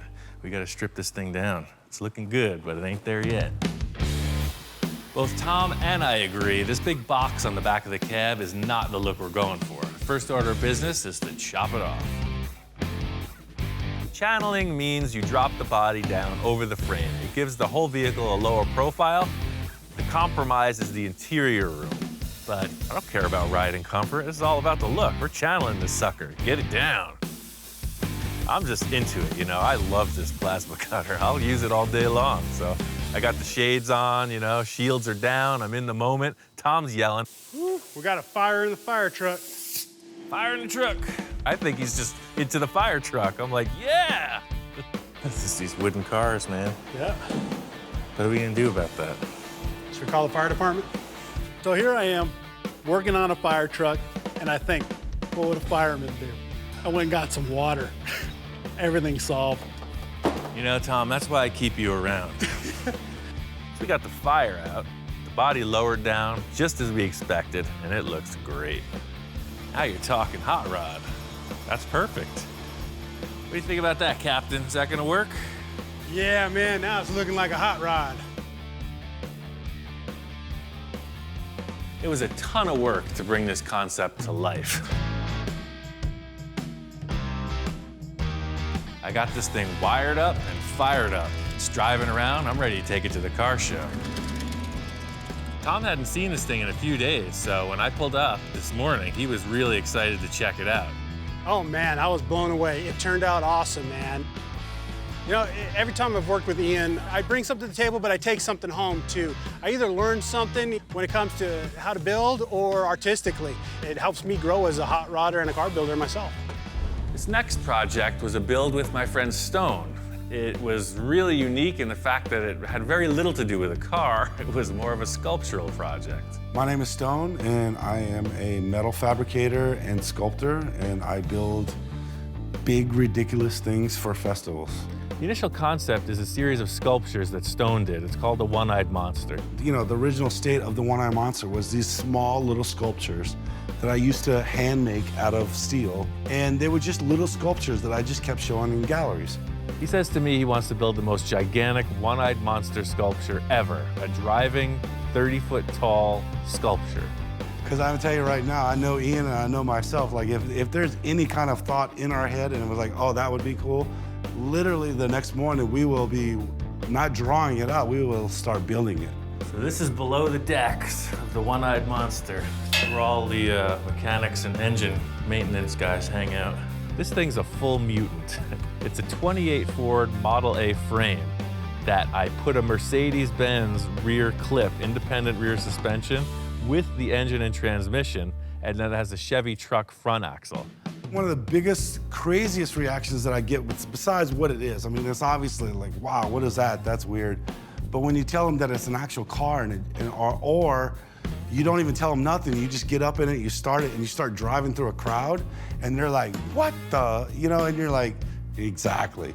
All the Stone sculptures are like a spherical body, and to make it proportional to what he wanted to do, we had to build like a 16 or 18 foot diameter sphere. It's all aluminum flat bar rolled on edge to create a series of like pie pieces that form this huge sphere. Ian's part, like one of his big parts, is like more of the stuff that you don't really, I mean, you see it, but it's inside the car. And that's transferring all of the controls from, you know, a 4-foot range up to 14 feet in the air and actually make it functional. You drive it kind of pirate ship style. It's this huge A-frame, you're 15 feet off the ground, so all the controls and the steering are upstairs. So we made 2 lenses for the eyeball. In the same way I was doing the bubble tops and taillights on the other projects. For these, I just made a round oven. We used the same barbecue style thing and just blew these circular ones as to Stone's specs. You know, he knew what the diameter of the eyeball was gonna be, and we just made a ring and a backing plate and inflated them. It is actually kind of complicated because it's colored, but it's translucent. You know, you don't want to paint something because during the day it might look great, right? But at night, that will not look that great 35 feet in the air. You need to light it from behind. So even though this looks like it's all painted, it's actually totally translucent, so any light will penetrate any of this paint. We created our eye socket out of like stuff that we just made here in the shop. Putting this thing together is a lot of effort. It's a full day setup, but the real reward is the sun sets, you get up in the cab and you're cruising around. I mean, just that, it's a really cool vehicle. It's totally fun. It's worked out perfect. It's exactly what it needs to be, and that's a spectacle of this crazy thing that no one else has ever seen. Working with stone was a good change of pace because this was pure art. Most of the clients I work with are more car guys. This was a full mechanized sculpture, and that's cool. The next project was for my friend Don. He had an old 22 Ford C-Cab and a pile of old parts. As old as it is, it's in pretty darn good shape. I've got the frame for it, got some of the fenders. Oh, wow. Yes, this is what started this whole idea. This whole thing started with Don finding this manual hand crank. It's a tow truck winch. It's dated like 1930 or something. Well, that winch has been sitting in storage for 33, 34 years now. I always thought it'd be really cool to have a vintage tow truck, basically to move stuff around here on the compound. Every project has some sort of impetus to things that get you interested in building. This hand crank did it for me. I think if we build the whole truck to reflect this era, I think we come up with something really cool.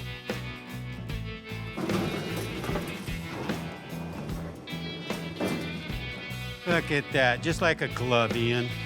We've got parts from like 4 different decades, and there's a lot of space to fill. There's so many different parts here, it could go in a million different directions. Ultimately, this is going to be a functioning tow truck, so I started working on the rear. I was building the boom, and then Don shows me this gas tank he wants to use. The tank Don showed me is just kind of generic. It looks like something that should be under the bed. This truck's got one lacking area between the bed and the cab, and I think building a custom gas tank is going to set it off. Ian has his own ideas on how this is going to look, and I have my own ideas too, so I'm a little concerned about it.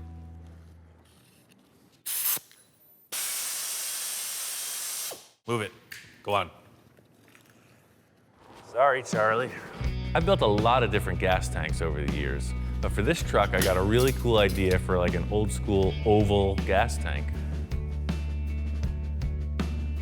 Let's see what happens. From the start of my interest in metalworking, I was really trying to build stuff from scratch, you know, by myself.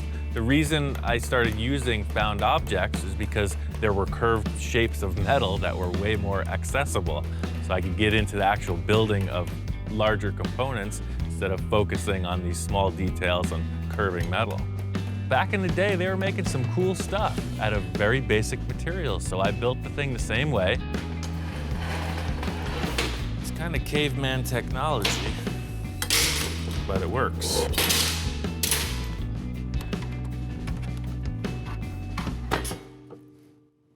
It's a stamped steel cap.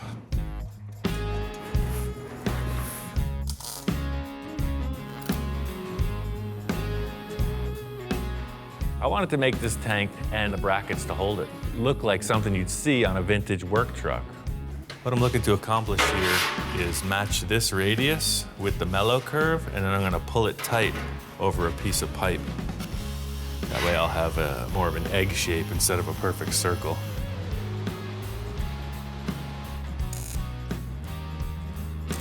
It just depends what you have to work with, but it was just easier to start from scratch because we had it custom built in proportion to this vehicle.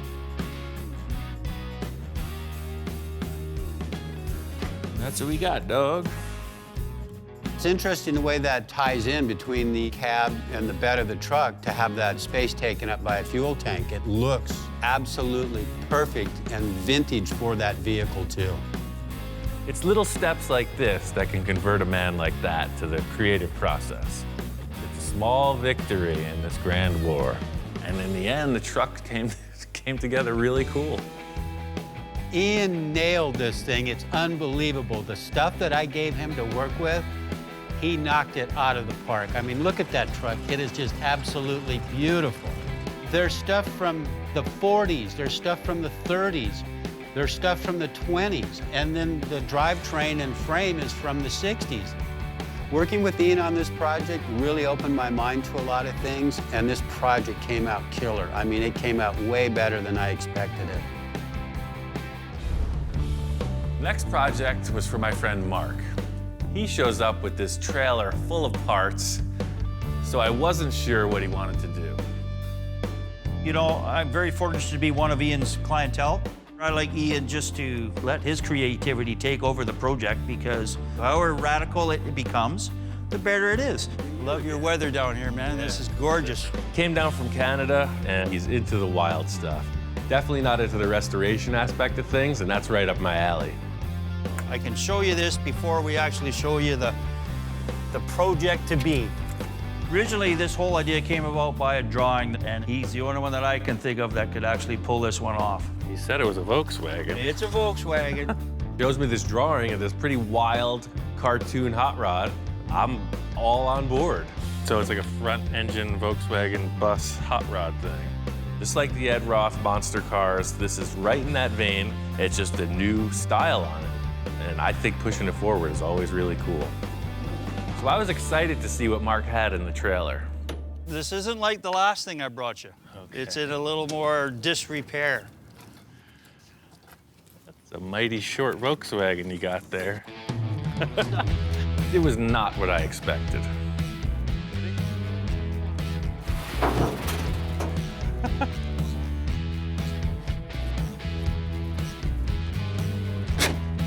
Here come the clowns. Must have been a rare factory option. Mark pulls out this shortened VW bus and just a ton of other random parts from the trailer. So I thought, well, let's throw AMC running gear in a Plymouth frame, and then now we're gonna put a Volkswagen body on it. You know, let's mix up all of it. I like having clients that are all on board. You know, they think I can accomplish anything. Unfortunately for me, the anything gets wilder and wilder. The big challenge is to make it look like the drawing. The stuff Mark's pulled out of the truck looks nothing like what we're going for. Oh, yeah. Oh, it's gonna be awesome. It's gonna be a one-of. I have my own ideas of the way this thing is kind of gonna look. To me, it's kind of rat rodish. I said, Ian, let's make this rat bus. Mark's talking about rat rod. He wants something kind of easy to build. You know, I'm looking at this drawing and I'm seeing full custom show car, like all the way. My time frame's kind of short. I'm kind of rushed down here to drop this off. This is just a quick pit stop for Mark. He's heading back up north, so I got free reign to make this thing happen. That's the excitement. Didn't Forrest Gump say you get a box of chocolates, you never know what you're gonna get? Well, that's kind of the way it is with me and Ian. Mark headed back to Canada and just let me go on this project. My whole concept was to make it look as much like the drawing as possible, make it drivable, and as wild and far out show car as I could muster. I got the whole front windshield established. The next big challenge is the rear portion of the cab. The drawing doesn't really show what's going on back here, so I'm leaving that open to my interpretation. I got a cool idea where I'm going to utilize the rear tailgate of the van and split it in half and make two. The portion with the rear window will be back here, and then the lower portion with this detail of the body sheet metal will stay here. Being that the cab is so much narrower, the whole rear window frame and the rear hatch have to be reconfigured. It'd be nice to just cut it in half and put it in place, but all the proportions are changed. Taking all the leftover pieces of the car and just refitting them in a way that the hinge mechanism will work and the rear hatch will open and close smoothly. It's just way smaller. So, you want to ride this thing, don't you? I know I do. That opens, you got your breeze. There's room to cruise, man. It's gonna totally work.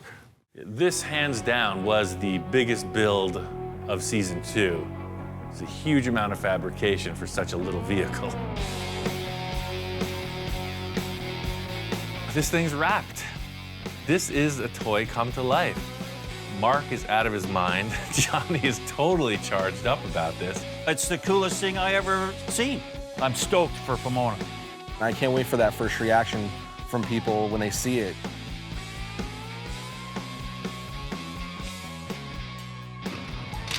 Up to this point, it's been a static piece. Johnny drew it, it's been sitting in the shop, but it's an actual car, it drives around. It's time to take it to the car show. We're out here at Pomona, it's a swap meet car show, biggest one in the world. Shaka, good job. Pomona, man, beautiful swap meet. I've been cruising around there this morning. Reaction on the car is all thumbs up. Probably the coolest car at the swap meet today. It's cool. It's way different. You know, I love it. I had never seen it outside the shop until today. So the windows absolutely glow in the sunlight, and it was like a beacon. People were hypnotized, they were drawn to it, and everybody was digging it. Well, I would think that's probably one of the most unique hot rods I've seen out here in the 30 years I've come out here. There's lots of different things out here, but that one's truly unique.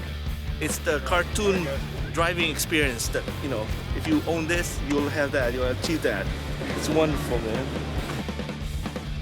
This is kind of a step in a new direction for me because it's the wildest design I've ever worked on, and it was dictated by an artist. So it really makes me want to do more. Season 2 really expanded the role of my shop inspector.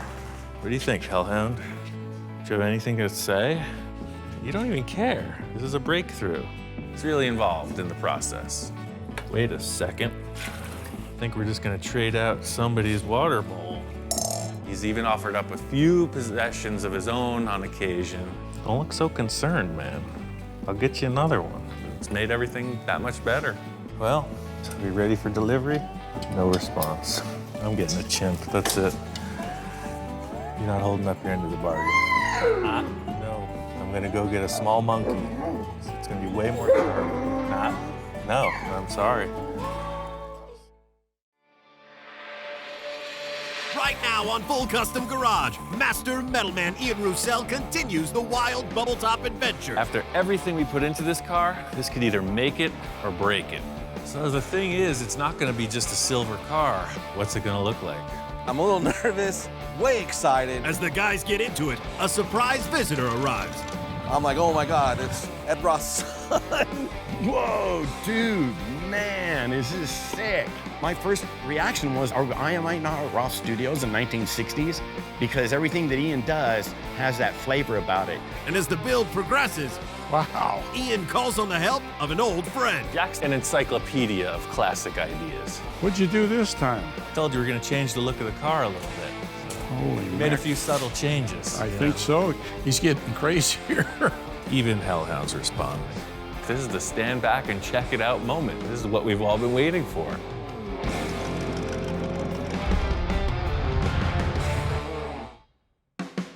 This thing all started when I decided to redesign my first show car, Space Junkie.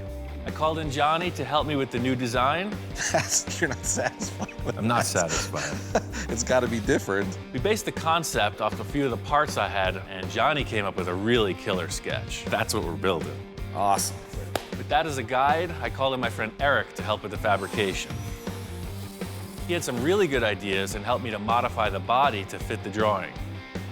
When my friend Eric was here, he kind of threw this concept out as a challenge. You're sitting here driving with this miniature steering wheel like a dragster, and your hand is up here like a monster cartoon car guy, but your throttle is on this lever, and when you push it, it is the brake. So your master cylinder will be on top front row center, and you're pushing it with your hand to stop and twisting it to go. This idea is pretty far out there. Working with a client, there are parameters. I don't have any of those with this project. The sky's the limit.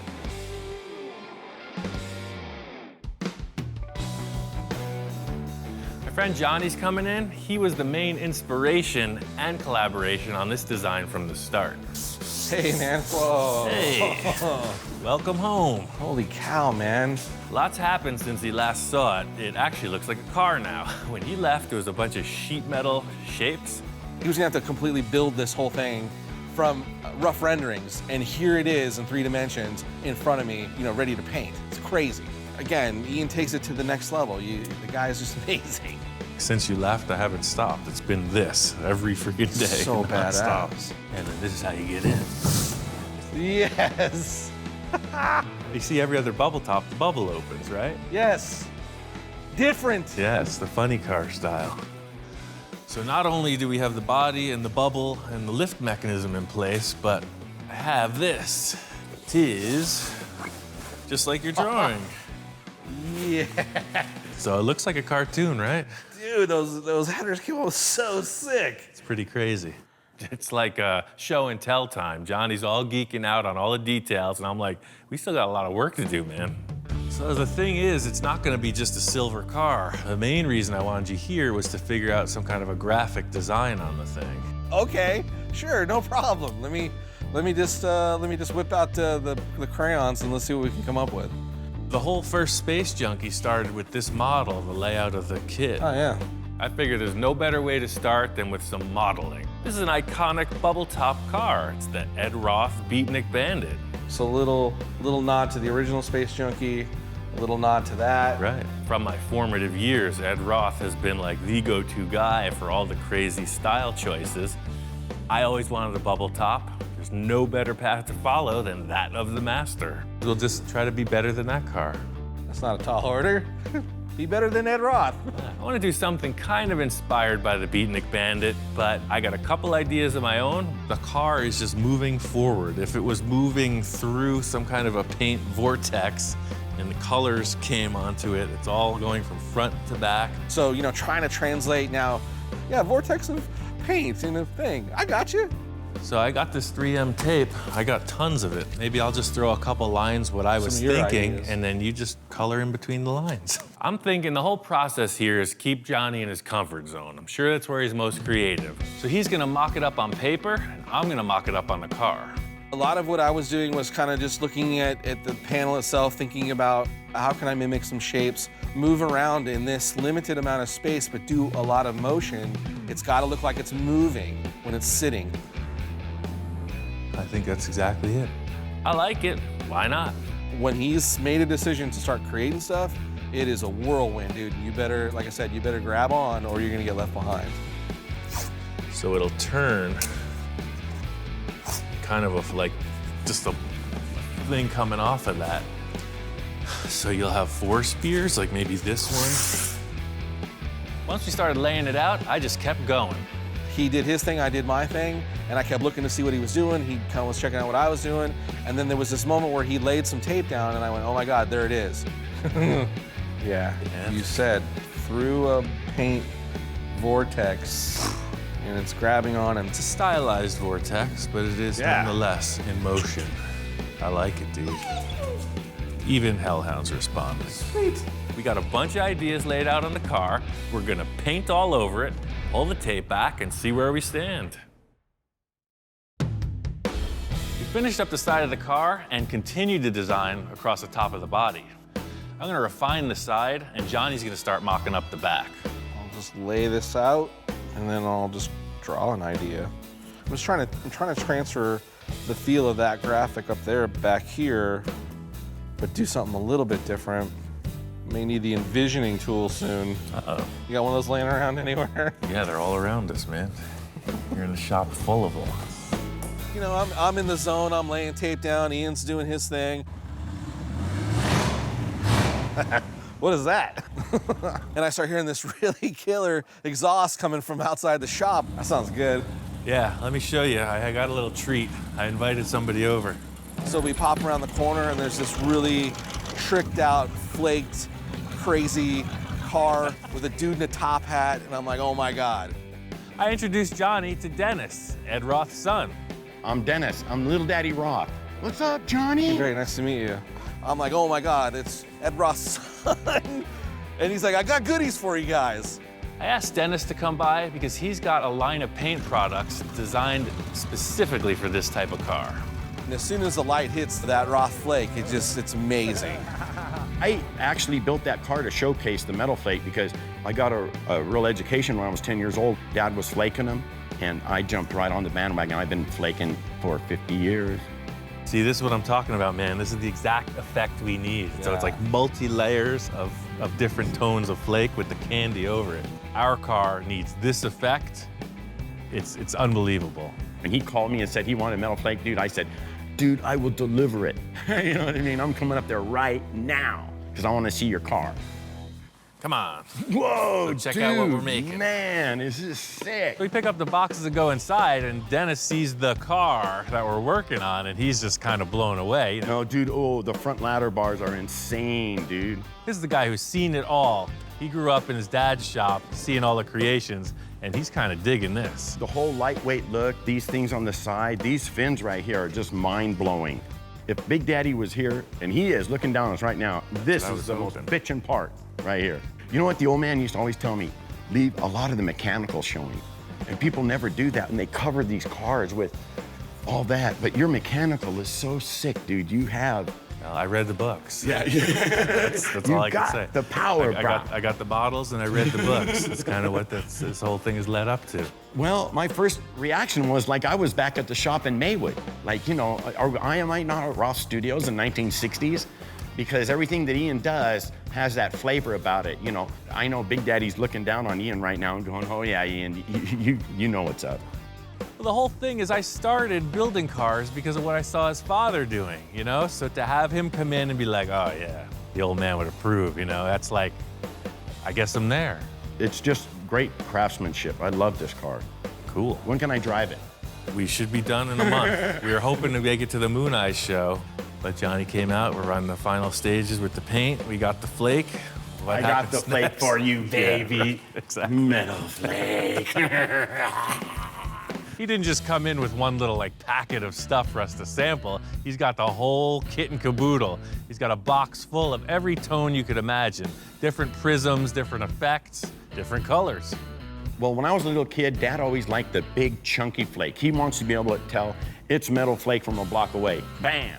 And that's what I like. I like the big chunky grind. So in froth flake, I can control the color and I can control the grind and I can control the prismatics in it. And I think I got a flair for the banging. So all Roth flake is banging, baby. I think we got to go with the beaver brown. Okay, that's what you got, beaver brown. Do we need a special gun for this? Or You got it right here, baby. Aha. The Little Daddy Roth flake bomber. Well, he's got a lot of energy, and I'm just trying to hold on. I'm trying to keep up. He's a salesman, and I got the stuff. He's giving us the song and dance. Giddy up, baby. I think he sold us.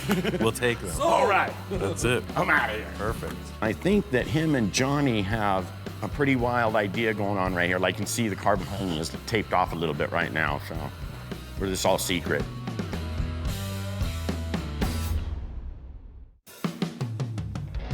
We got the first layer of paint on. The first color is going to be this brown candy. It's a very thick application of paint because it's a candy coat and it's got a cure. That's the whole thing with the complexity of this tape job. I'm a little nervous, way excited, because you know we're peeling pack just to see if the graphic worked. And the more that got peeled back, the more excited I got. You know, like this, it's gonna work. Once I got the brown paint on, we pulled off the tape. It's looking good, but it's still kind of unknown until we get the second color in place. The whole design gets taped over yet again for another color. This part becomes super critical that we really are meticulous in making sure that the turns are good and the lines are crisp because this is gonna be the graphic. The next color was this cream tone, and that has the silver flake in it. We put that on, and you can really see the effect of the metal flake. As much labor as it is, the reward is at this point when we're untaping it. Pulling off the last set of tape, you really see the contrast, and that's it. It's sparkly. It's like Las Vegas. So we laid graphics down, we've got this cool chassis, and now it's the excitement of knowing that Ian always takes it to the next level. And what is that next level gonna be? It's the worst part is I have to leave and not see it finish. Johnny has to take off, but before he leaves, I want to take him to the Moon Eyes car show for a little more inspiration.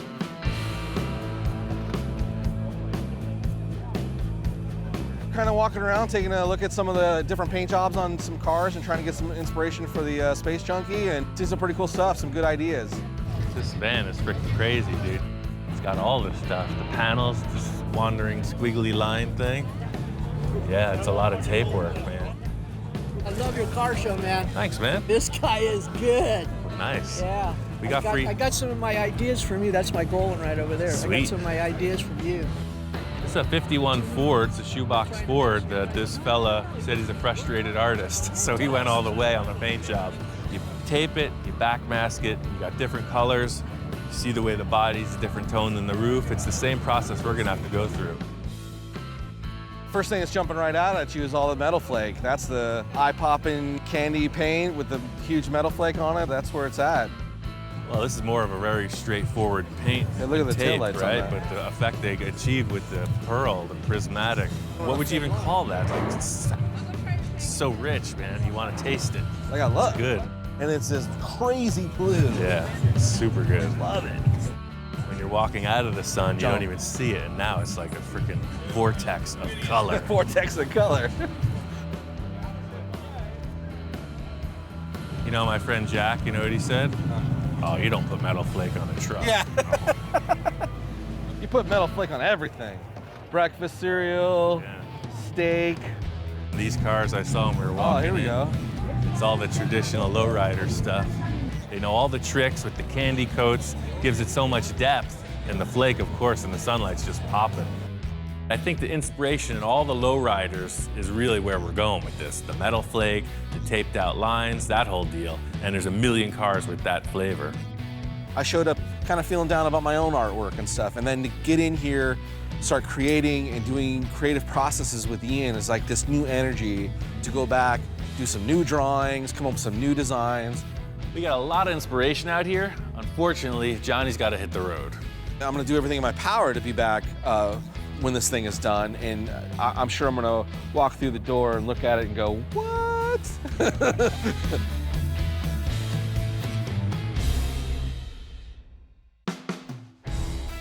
Dennis dropped off that Roth flake, and he told me once you start with this, there's no going back. It's true. I used the blue, the silver, the brown, the gold, the whole palette. The color combo is exactly what I achieved in the first car, but only using blue now instead of pink. You have two pretty mellow tones with a really contrasting kind of a neon line through them. The whole angle here was not to make your ultimate hot rod, you know, nothing conservative. It's a total cartoon, and I think we've accomplished that. I'm pretty happy with it, but as always, I have to have the shop inspector check it out. So, what do you think? I know you weren't allowed in here for a few days. It was a toxic environment. It's over here. Hey, it's this, right? Remember before it was primer? Look, think. It was primer. Now it's painted. I know the engine is good to go. We started it, but the transmission's questionable. I got a brand new unit from Monster Transmission. They always work perfect. It's a simple bolt-on replacement.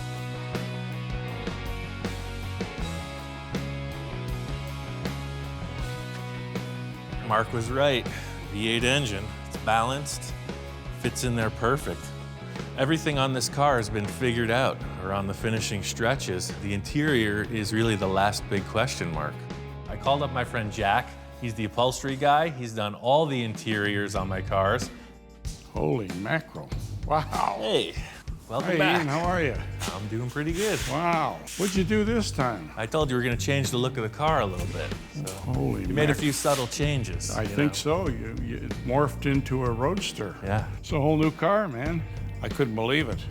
I'm used to looking at the old car, and then I see this thing, and it's completely different. It's actually a bubble top. You know those acrylic domes I was making? Yeah, well, yeah. it's not a roadster. Like you did on the T-Bird? Yep, exactly. It's Wow, this is something. It's like one of those I Roth like this show better. cars. Right away, I thought, he's getting crazier as he gets older. He just knocks this stuff out. I don't know if he ever sleeps. I pretty much got the whole deal figured out. The only thing left is the interior. Should we mess with the original panels first? Take a put some in here and look at it. Yeah, and I'll see. lift the body up. It's see got how- a prop rod. You know, the whole body pivots on the hinge. Get it up here. Well, this reminds me the old days when we were running a funny car.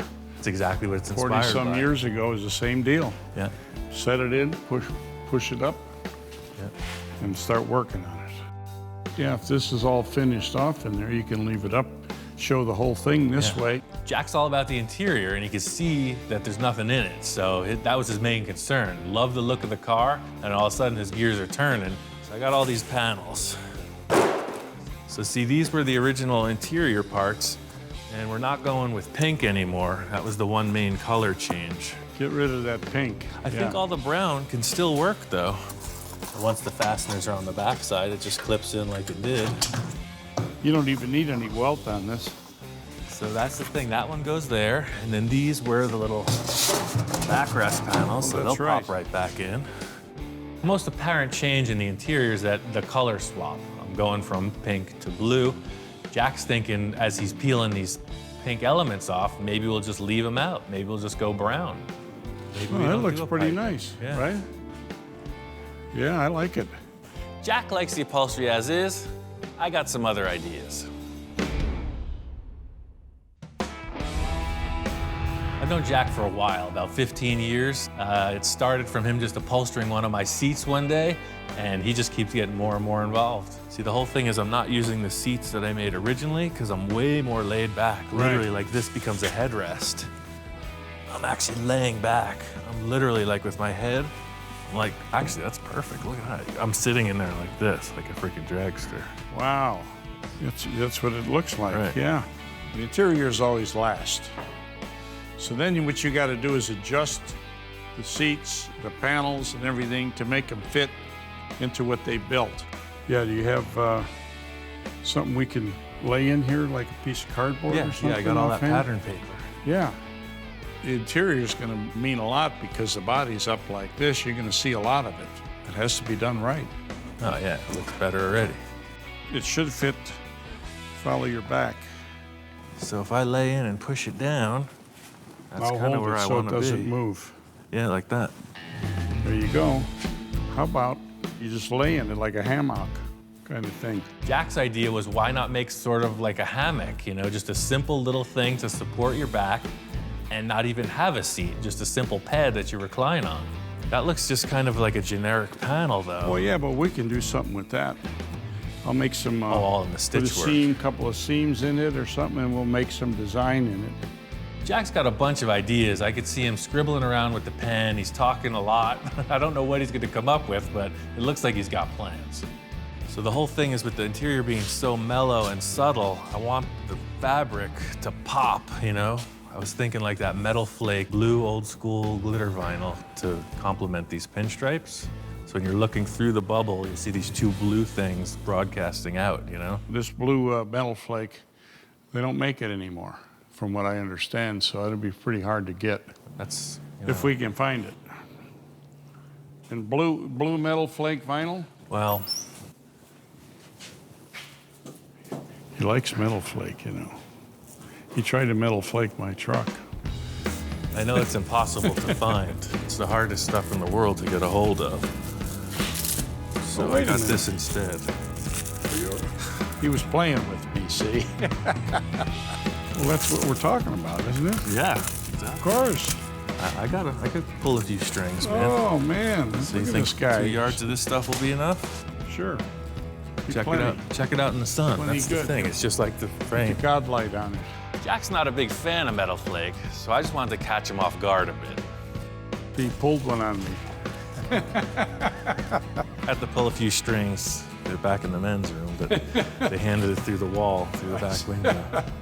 Well, it is a bold choice, and it's a lot of people are afraid to take chances because they think they're going to ruin their reputation or something like that. It's his personality. That's what he does. He likes to zap you with things. This is perfect. I was hoping that it would work with the blue pinstripes, but that's exactly it. So you see, when you're walking up on the car, you're like, why is there blue in it? And then when you look inside, it makes sense. Then you know why. It totally adds to it. That's kind of it. I'll roll up this material. You could take it with you. And, Okay. We're good to go. I've got some ideas, but I'm not going to say anything until the seat's finished. And I'll bring the seat in and then see how he likes it. The great thing about this interior design is that most of it's already fabricated. All I have to do is make a couple simple seat pans and some side panels, and Jack will upholster them. What? Oh, were you looking for this?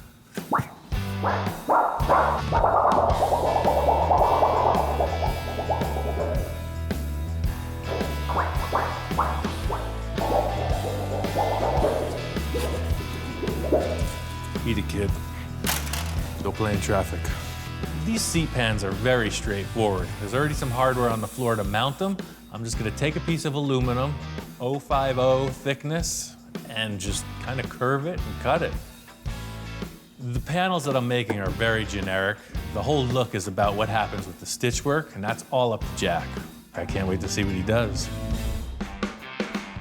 Jack says he's bringing by one of the seats today, so I'm really looking forward to seeing what he came up with. Hi, Ian. How you doing? Aha! I brought you a little present. Oh, right some on. foam for the side panels, and I did the groovy. seat for you. Oh, that's totally cool. It's a little better than that sheet metal panel you left with. Yeah. That's cool. I stayed up all night. I'm glad you did, because I was resting easy. Jack brought in the seat, and it looks awesome. The material I picked out is perfect, and he added some cool stitching and these really nice grommets, and Jack nailed it. At first, I was skeptical because I don't like metal flake, but it looked pretty good. I was surprised. Next thing I wanted to deal with were these side panels. Looks pretty rough in there. We gotta freshen it up. I feel like it just needs some other blue element inside. That's the thing, to just have those two seats might be kind of lost. So I do want to keep it simple. What if we put a little blue in the middle? That's what it's about, is figuring out how to do it. That's the fun part. He liked the seat the way it was, and so I suggested we make a panel like a spearhead and do the same design as the seats, so it all works together. How's that looking from that side? That looks good. I think that's it. I saw you brought the material. If you got your glue gun and whatever, I guess you could do that, and I'll make the aluminum panels, and we'll be sure of what this thing's gonna be, right? Yeah, yeah. Once we figured out the design, it was time to get to work. Just gonna streamline this process. Jack's doing his thing, I'm gonna do my thing, build the panels, and he's gonna cover them. Him and I work together pretty good. I think it's because of experience. You know, I have experience in what I do, and he has experience in what he does, and you bring it together, and it all seems to gel. He understands how to build a car, and that's a gift. Jack's the senior man in the shop. He's seen it all, so relying on his past creative efforts. Well, the whole thing is like an encyclopedia of classic ideas. He's done a million different designs. He looks at the vehicle, thinks of which one is appropriate, and puts it together. That's the whole thing with any collaborative effort, is that hashing out of different ideas. Jack wants to keep it mellow with the brown. I got some crazy blue stuff. It's not a real perfect match, but I think we can make it happen. Well, I'm going to take it back and work on it, make the other seat and the two panels, and we'll see how it works out. I don't know how it's going to look when it's all together, but we'll see. This is going to insert right here. Oh, perfect. Yeah, I get it now. You put the blue in there. That way it's all flush. Right. Totally Drops cool. down. See, it'll be nice and even. Wow. Are you concerned? You're not totally sold on this yet, huh? Okay. Well. I'm just doing busy work, getting the steering put together, this weird brake throttle assembly, mechanical stuff, and Jack walks in. How you doing, Ian? I got some new pieces for you. Oh, nice. Look at that. Cool, you even put the grommets to match the seat. Yeah. Those are awesome. I could see the glow coming through the doorway. Those blue panels are awesome. They complement the seats perfectly. Stitch work and the grommets look like a perfect match. What surprises do you have for me over here? I can see some extra standard mechanical little work. arms sticking up here. What is Yeah, this is a motorcycle throttle, so there's no room for a gas pedal in there, so we're gonna have a hand throttle. Ah, so what do? Push that? That's the master I cylinder. see. You push just like your brake pedal. Oh, I see. That's your brakes. Ah. That's your gas. What's this little deal? You don't move that except in emergency. I didn't put the sign on yet. Oh, It's for what the is that? ejection seat. all hell you mean breaks it loose. puts you through the right bubble? through. Well, you've seen all the fighter planes, right? The canopy goes. Oh yeah, and then you go. Exactly. Jack was just checking out everything I was putting together. You know, the shifter throttle thing was one thing, but then the steering components were totally different from the original car also. Yeah, what's the deal here now? You got a little wheel in here? Oh yeah, typical dragster stuff, right? Stock steering box that I had. Yeah, right. I just hooked it right up. I like the steering wheel because it looks like an old dragster wheel. In fact, on a dragster, the brake was always a handbrake. And he's doing the same thing, except you push it. That's the thing, all this mechanical stuff is boring me. It's all about the interior. Okay. So these guys just index right in there like we set up. Perfect, right in the hollow. That's the thing, it's not too crazy, but it gives the seats a reason to be blue. Sure, You know, right. The pinstripe on the paint's one thing, but now at least there's 2 blue elements inside. Jack wasn't sure how I wanted to attach these pieces. He was thinking we would just glue them and clamp them, but I had a different idea. It would be a lot faster. I was thinking that we would put screws right through the center of the grommets and we wouldn't need any glue. That's good. It makes it look Gives a even little better. dip in it. That looks good. As we're doing this, it creates a really three-dimensional pattern that neither of us expected. It just looks way more plush, and it's going to be a great complement to the whole design. And it looked good before, but now with all those push downs, it just looks way more. Now we have to do it with the seat. I might even do that because it looks so good, right? Working like Ian works is like you're doing it on the fly. You know what I mean? You plan it as you go. It's enjoyable. Welcome to upholstery, full custom style. That's right. The proof is in the pudding. We got to put it in the car. So this one comes in. You set the panel in, ran a couple screws in on both sides, and we looked at it. It even looked better. I was really surprised because I didn't think it would look that good. One thing I wasn't expecting is after putting in the second panel, as we dropped the body down, there was no more looseness. It fit like a perfect thing. Hear that? It's like you're putting cushions on your sofa, man. Right. I love it. But that's kind of the layout, man. The seats and the blue door panels sell it. Now what's happening back here? I walked around the back of the car, and all these holes are in the back. One thing I didn't explain to Jack was that the car doesn't have a radiator in the front like you typically see. Instead, it's got this weird contraption that hangs off the back. So that's the thing, this crazy swizzle stick is actually the radiator. This actually works then, right? It's functioning? Oh, heck no. Come on, what do you think this is? Well, you put a fan on it, you'll be. So there's a fan, that's what that hole is. See, yeah, the electric I see. fan? Yeah. This electric fan boy, goes right up you behind got it all I think figured everything, out. man. Jack was really curious about this thing, so I wanted to show him how I actually made it work. So that's the thing, these big flex hoses, it's just like any other radiator. You gotta feed and you gotta return. We're gonna go in to the here. line. So I'm gonna make like a big S like this, just to take all that, so when it shuts, it just whoosh. So then the fan goes here. And yeah, your typical electric fan goes right here, bolts to the satellite dish, and then the water flows around that. That's a satellite dish? Yeah, see? My TV provider wasn't really in agreement with me, so I took it down off the roof. I thought that was a hell of an idea. Different, it's really different. That looks good though, I like it. Almost everything he builds like that is functional. It works. I can't wait to see how it's finished off. When it's done, it's really gonna look good. Yeah, it makes no sense at all, but somehow it works. Doesn't have to. Story of my life. Jack's gonna take the last panels and finish them off. Johnny's on his way back, so I wanna get this car finished up and ready to drive. Johnny's been involved with the design of this car from the start, so he's pretty well invested in having this come out well. He hasn't seen it completed yet, and today's the day. Ian! Aha! Oh, hey, man. Back again. Welcome back.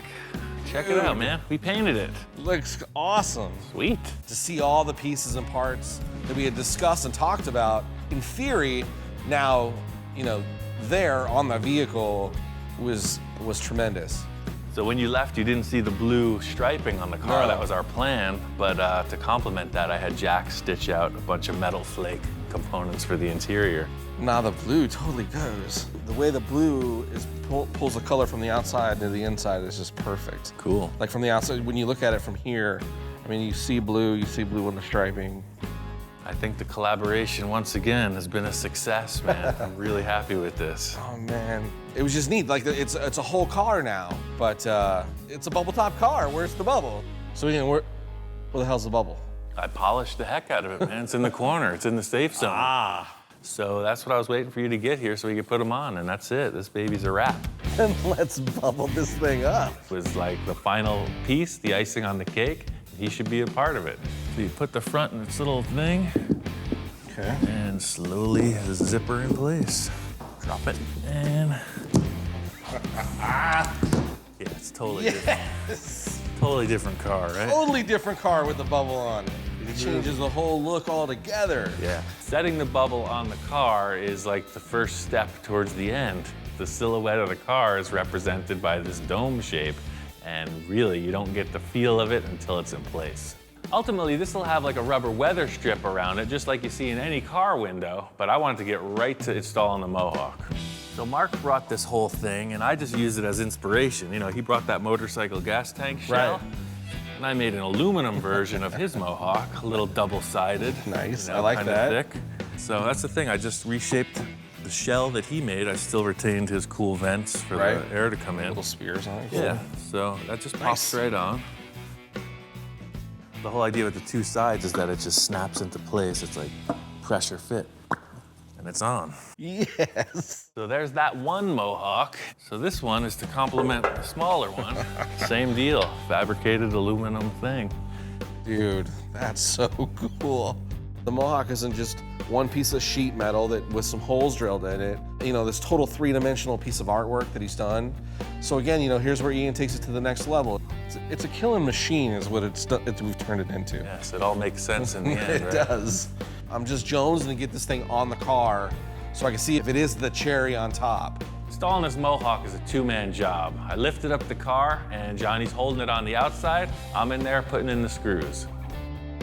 This is the full look. This is the stand back and check it out moment. This is what we've all been waiting for. Man, are you kidding me? Dude, this came out too cool. To me, the side profile, the way it's like, there's a lot of slashes. There's a lot of stuff going on. It's good, really good. The Mohawk just brings it all together. It was like, without the Mohawk, I think it's like a superhero car, but now it's like a villain car. A super villain. Yeah. From the jump, the initial inspiration for the car was this wild Mohawk. I've never seen anything like it. It was in this cartoon, and now there's an actual vehicle. I think we got something pretty special here. Well, it's kind of like when the UFO crashed in Area 51, right? Everybody's like, huh? Yeah, exactly. Now what do we do with it? I can't wait to see it in motion. I think it's time to clean up the mess and drive it. Johnny was just all about driving this thing. Put on the trailer, took it over to the proving grounds. It's the perfect environment to test drive. I'm gonna get in, you drop the lid, and let's try it. What could possibly go wrong? If anything happens, just bury me in it. The whole unit, just drop it in the ground. It's the right shape. Should be perfect. Getting in this thing, you're in there like a space pilot, and you're committing to the ride. Drop her down. All right. Yeah, lower the top. You can hear it almost like seal, like a coffin. I feel like a friggin' fish in a tank.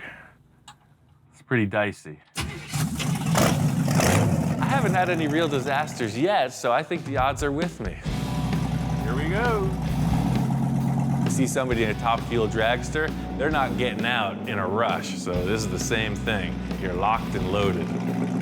That's awesome. All I could say is it's fun to drive. It's using all of your senses, you know?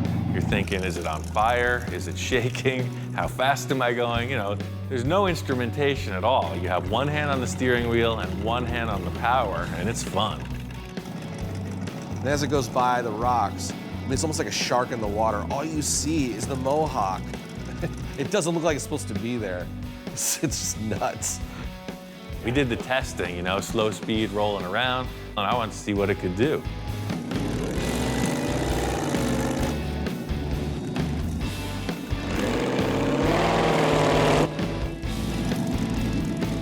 And then, you know, he makes the turn and starts heading back towards me. And then that's when you really see, you know, all the eye candy. It was just so much to look at as it's moving toward you. And it just looks so sinister. That wasn't so bad. That was awesome. In motion looks freaking even better. Feels like you're in outer space, man. This is the first time it's been in motion. I've never seen it driving. I'm just pulling up, seeing Johnny's reaction. I got to get him behind the wheel. Totally drivable, dude. It feels confident. You want to try it? Yeah, let's do this. Imagine how the astronauts. T-5. Right, that's what I'm saying. Imagine how an 4. astronaut feels, dude. Yeah, that's why there's no fat astronauts. But I was damn determined I was going to fit inside. If I had to lay over the other side, I'm getting in that car. That feels crazy. Wait till the top's Dude, down. it's just a... Are you claustrophobic? I don't think so. I guess we'll find out. I wasn't claustrophobic until I shut that thing. It's like, it sounds funny in there. I was a little concerned about the way it was controlled just because I was, you know, it's brand new. And I didn't want to be the guy that wrecked it. There's no foot pedals, right? So this is your brake. You just push right on there. See, it actuates the master cylinder. Gotcha. Motorcycle, throttle. And then that's your shifter. It's an automatic. And that's the kill switch and the starter. Exactly. If you're gonna start it, that's on. Okay. Start. Anything happens, just hit that and the car's dead. No power. It's a learning experience. You know, you don't really drive a car like this. You drive a motorcycle like that, so it's kind of like a really low-slung chopper on 4 wheels. So that's all up to you, man. Pull the button and push the pin. You can't drive it for somebody, right? I just told them how to do it, and that's it. See ya. I was looking at the car in motion, just really responding to it, and I realized Johnny's hands aren't where they're supposed to be. Well, he first kind of went over the controls with me and how to do it, which I didn't really pay attention. I was just wanting to drive it. So I let go, and I just started grabbing the steering wheel. He's just rolling away, and hopefully he'll figure it out. I'm looking through the bubble now, out into the front of the car, it's just this sick look. You're so low to the ground. Johnny got around the corner, so it looks like he's under control. For me, it was just really good to see this thing finally in motion. It's been a crazy experience. It was one of the coolest things that I've ever done. Yeah. It's kind of hairy. Crazy. It's predictable, but it's really weird. That's nuts. This whole project kind of blew the lid off it for me. I don't really consider any of my cars finished, so maybe someday I just take this thing apart again and improve on it once more.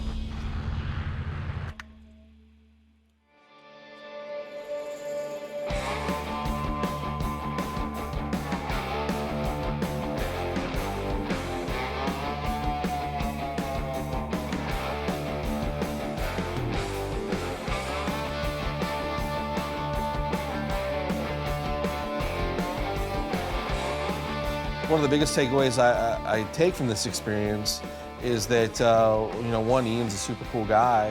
As much as he challenges you to create something, he kind of gives you a little bit of full reign to do what you think. And then it almost like it challenges him to go, yeah, I could probably do that. This project was a total crapshoot, complete roll of the dice. It could have gone all wrong. All of Johnny's ideas were dynamite. It's a really great collaboration. I can only hope there's a third car in the future. Having accomplished this, it was one of my all-time dreams to own a bubble top, right? So I consider this just the beginning of the next chapter.